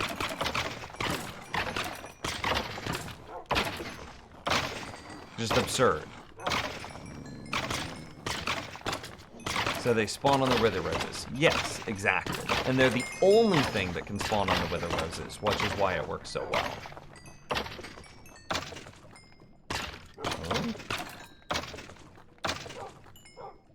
And so then you could imagine, say I had, so then we could pop over to like another world.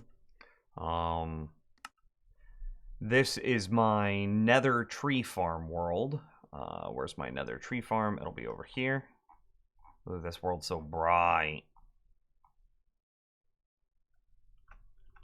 Okay. So if I were to jump into this area in survival, shut the door behind me, aim right here, I hold right click and left click at the same time, and boom, I am now fully automatically growing just trees and cutting them down. My hands are off the keyboard, right? And then, of course, this tool will eventually break over time, but because the tool has mending on it, the experience that I get from the skeleton farm will repair it and thus keep it topped off on durability, never letting my tool break. And does this work only in the Nether? The answer to that question is yes and no.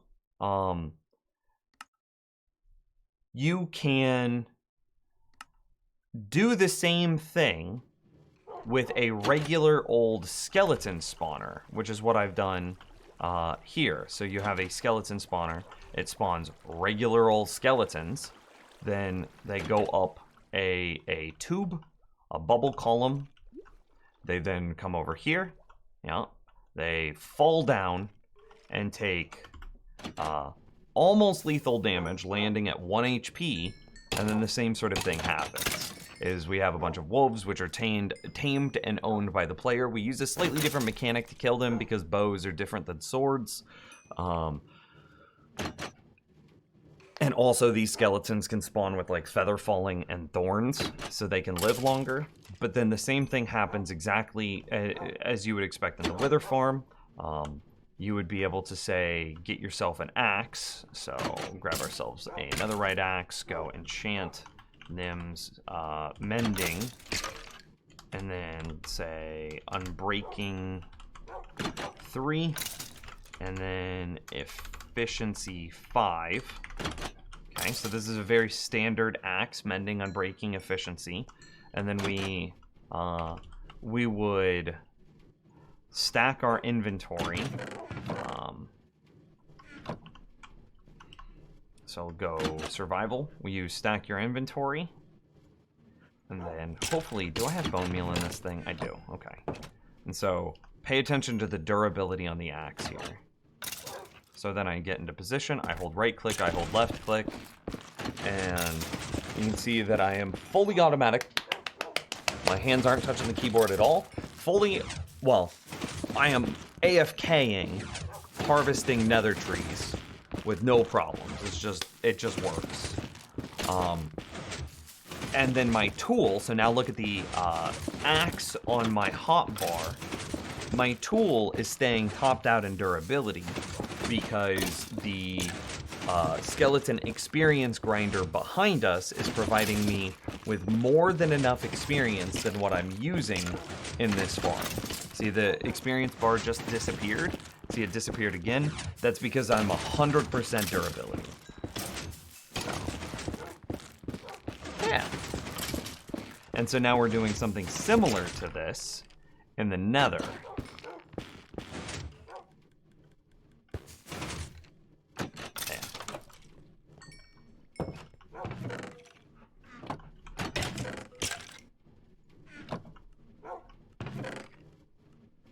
Oh, and then I have, this is feeding down. What am I doing with this? Am I sorting it? No, I'm just immediately trashing it. Okay. I didn't remember. But it's just a creative world. It's okay to do that. So yeah, this is a design that you would use in the overworld. So now bringing this all the way back around to the hardcore world. The rates of this are still pretty slow. I haven't fully chunk cleared yet. But once we get to the top end, it'll be pretty insane, like I showed you. And then we can build stuff next to it that will keep our tools, and then it will keep my tools topped off while I'm farming all this other stuff. So, it's pretty cool, it's pretty cool.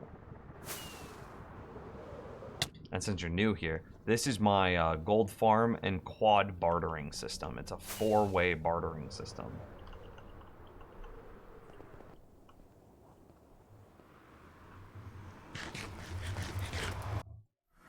And then in the overworld, I have built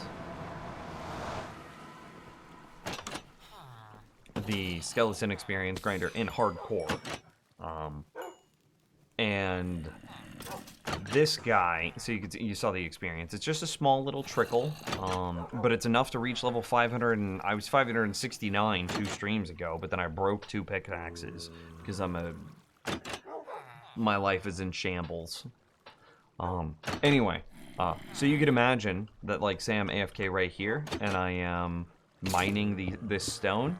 I don't have to worry about my pickaxe breaking, because the experience from the grinder behind me killing skeletons will be more than enough to keep my pickaxe topped out in durability while I AFK.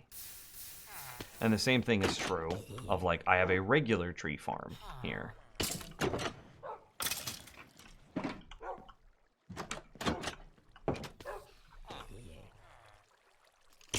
Oh, I'm very low on everything in my inventory.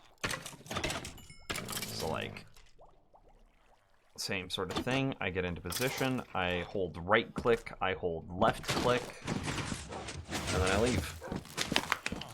My hands are off the keyboard. I can walk away from my computer. I'm doing. I'm walking away, chat room. And now I'm just automatically harvesting trees. Don't touch that. And if you watch the durability on my axe, it keeps disappearing.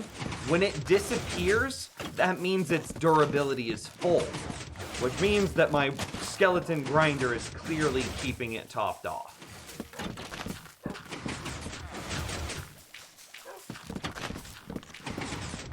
And these are all designs I've made. They're all mine. Blah, blah, blah. If you would like to see how I did it, I have YouTube channels. Yeah.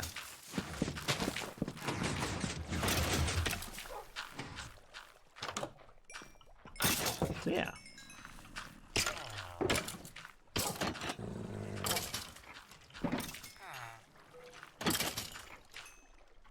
I really need to resupply. But anyway, we can resupply some other time. So the question is, chat room, The question is, yeah, let's get rockets at least.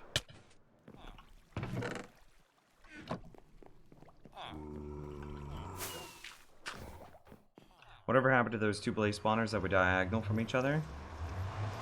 That got finished. And then, you know, as with all things automated in Minecraft, within moments of it being finished, I got more blaze rods than I'll ever need for this world.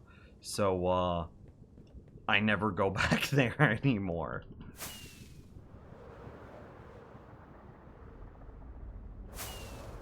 Also, but that's old school, man. The original Let's Play. Oh, look at all those skeletons. I haven't gotten much better at building aesthetically. I still wish I could build just purely out of cobblestone, but it is what it is. We were so lost the other day, we refound the blaze farm. That's true, that happened. So does this count as being done? Probably not. The second layer isn't... I just don't have... I'm probably like another stack, maybe another stack and a half of wither roses away from being done. Didn't mean to fall. It works. Like, look at that second layer just churning out rates. Okay, you're not supposed to jump off backwards.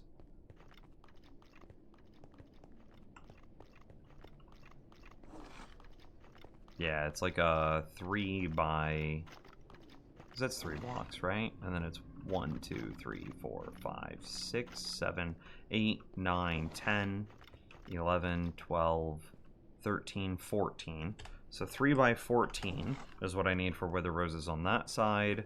And then I need, let's see, 2. So it's a 2 by 1, 2, 3, 4, 5, 6, 7, 8, 9, 10, 11, 12, 13, 14, 15, 16. So a 2 by 16 there. And then I need 1, 2, 3, 4, 5 there. So it's... what's 3 times 14? 14, 28, 42.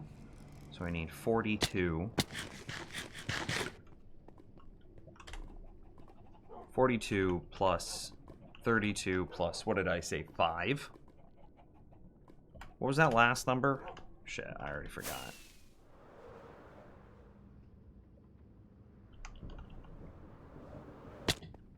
One, two, three, four, five. 5. I was right. Okay, so it's 42 plus 32 plus 5. That's the number of wither roses that I need to be able to finish the farm, which is 74, 79, I think. 42 plus 32 is 74. 74 plus 5 is 79. Yeah, 79. So I need 79, which is 64 plus 15. Yeah. So we're close, but I don't think that we can count being done, sadly. And there's just not enough eggs in here. I think the next area that we need to clear is definitely going to be... Where's this blaze? Or gas. Where's this gas? Oops. I thought I was on my bow. I don't know where the gas is. But the next area that we have to clear is definitely going to be over on this side. There's just too much stuff that's spawning here. How did it get... Please don't hit anything. Okay.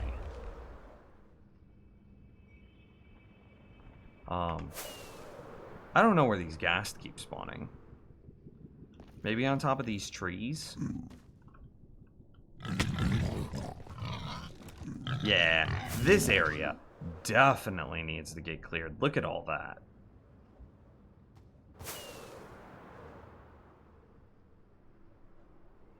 This is our next problem spot. So we clear the trees and then pull this back further. And then we should hopefully see rates improve again. And then I don't think that we're going to get to TNT the perimeter. But that's something else that we should absolutely do next stream.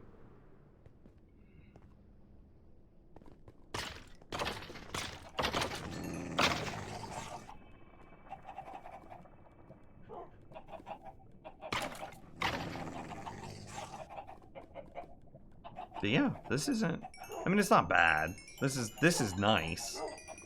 And again, I wonder if I were to set up some sort of rail system to just farm this, if I went from, say, corner, so if I was chilling here for a bit, and then something triggers and it pushes me over into this corner, and hopefully everything that's over on that side despawns, and then something triggers and it pushes me over into this corner, and then the same thing happens, a bunch of stuff despawns on that side.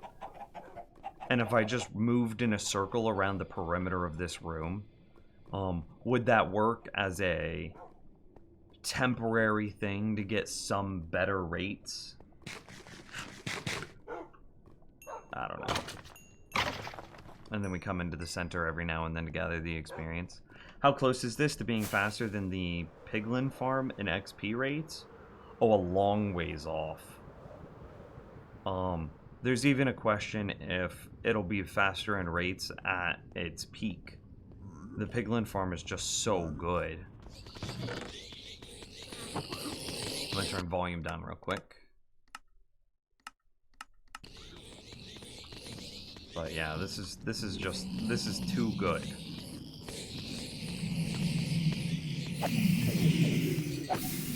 Like, look at this. Look at my level. Like we just rolled into 519, and look at how good that is. And now, of course, it takes a minute for the next wave of piglins to spawn because we're at mob cap.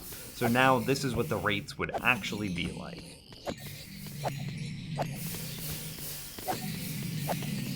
I was like, that's already a notch.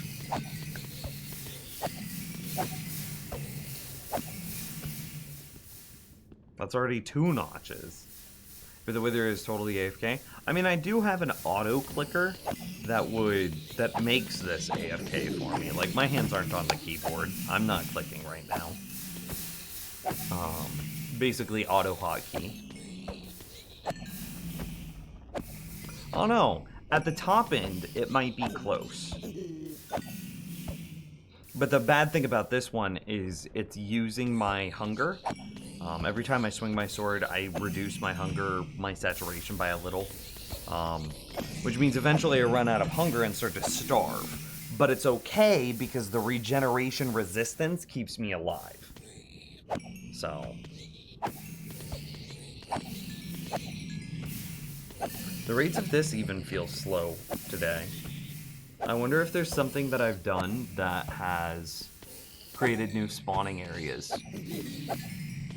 Or if it's just that approaching it from that side is bad. Don't confuse AFK and automatic. That's true.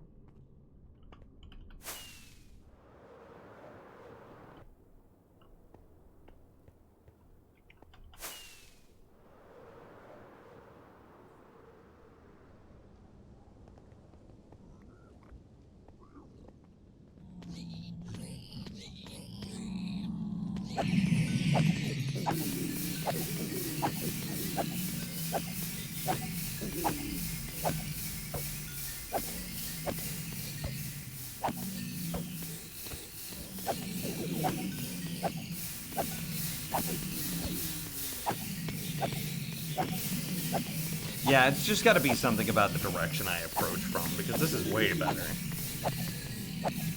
Can you do anything else to raise your experience while you are running the Wither skeletons?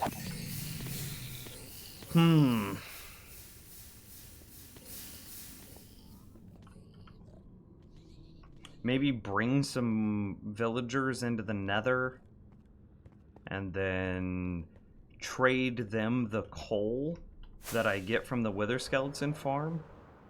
But that's not at the same time.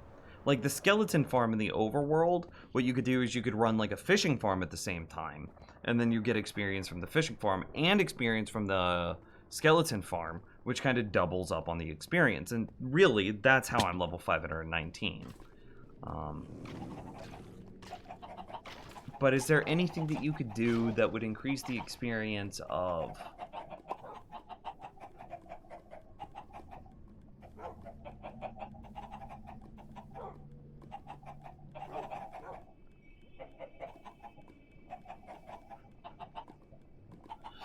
Bro, I don't know, but a wild thought. Hear me out here.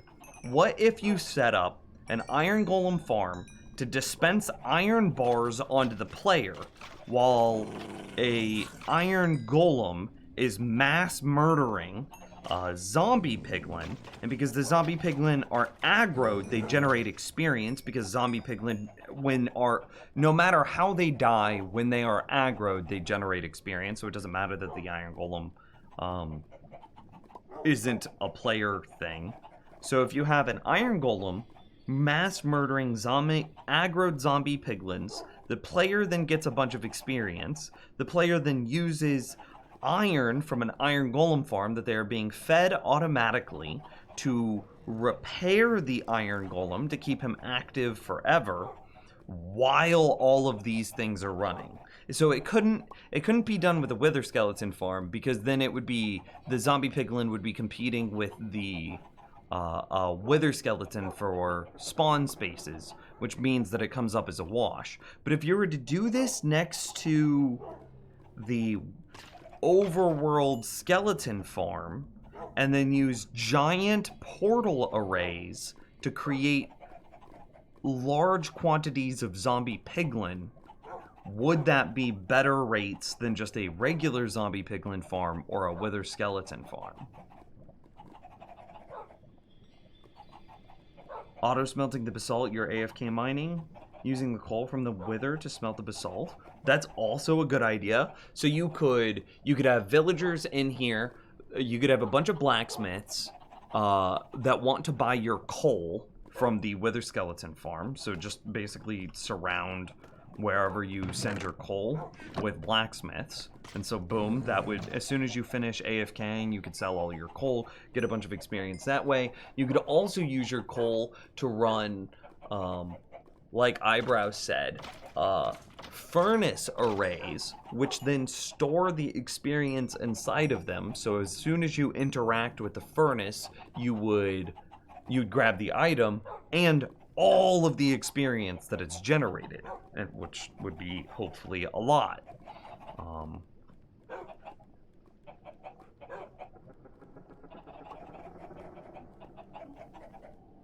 Yeah. I don't know, there's options. Bro, could you imagine a portal array zombie piglin farm that uses an iron golem to kill the zombie piglins to then feed the player experience? How wild would that be? And then the player repairs the iron golem when they take damage because of a high, like a high rates, high production iron golem farm that's then killing other iron golems. Or maybe you just drop the iron golems where I don't know. You either give the player the iron directly, or you just constantly replace the iron golem when it dies. Either way, you use the experience from the aggroed zombie piglin to feed the player experience. Oh, that's what you do. Okay, I got it. Okay, it's a three-fer. This is the theory, okay? So you have, oh god, you might be able to do more. You have this iron golem killing a zombie piglin portal array, which generates experience. And so you do that to the point where you hit the hostile mob cap. So now that's your entire hostile mob cap is that. You then run the wolf-based skeleton experience grinder, which will take some of the hostile mob cap, but because it is a skeleton spawner, it ignores the mob cap. So that's always working, and so whatever's remaining is going to be the zombie piglin. So they kind of compete with each other, but not as badly. So then you have those two things running, and while those are both running at the same time, then you have the player sitting in a fishing farm. So you're replacing the iron golems with iron golems from a iron golem farm. So then you have the player sitting in a fishing farm, which is giving them experience. And then you have a furnace, which is running some sort of auto smelter, which is generating experience. And then you could also have farms that are running while you AFK in this spot. Say a bunch of produce farms giving you potatoes, carrots, pumpkins, melons, which you could then trade to farmers once you're at the end of this AFK session. You can get a lot of experience, I think, if it works. Maybe. On paper, it sounds like it would work. I don't know if it would work in practice.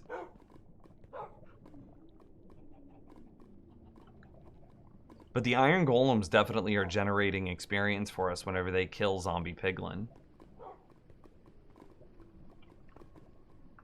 So I don't mean, maybe. But anyway, that thought-provoking concept is gonna be where we end the stream. I am hungry. I'm gonna go get dinner. Before we go, super shout-outs today. Freaking Miss Castle with the tier 2 sub for 4 years. Rassel, almost at that 4-year mark. Tire G subscribing. O Candidate Games becoming a new sub. Zen 10 Show becoming a new sub. Bort resubbing. And then like Clawley gifting a sub. Double A with some bits. Flame Wheel with 25 freaking dollars. You guys are awesome. Just thank you. So I'm gonna head out. I'm gonna go get dinner. You guys were wonderful. I really enjoyed today's stream. Thanks for hanging out with me, and I'll see you guys soon. Bye.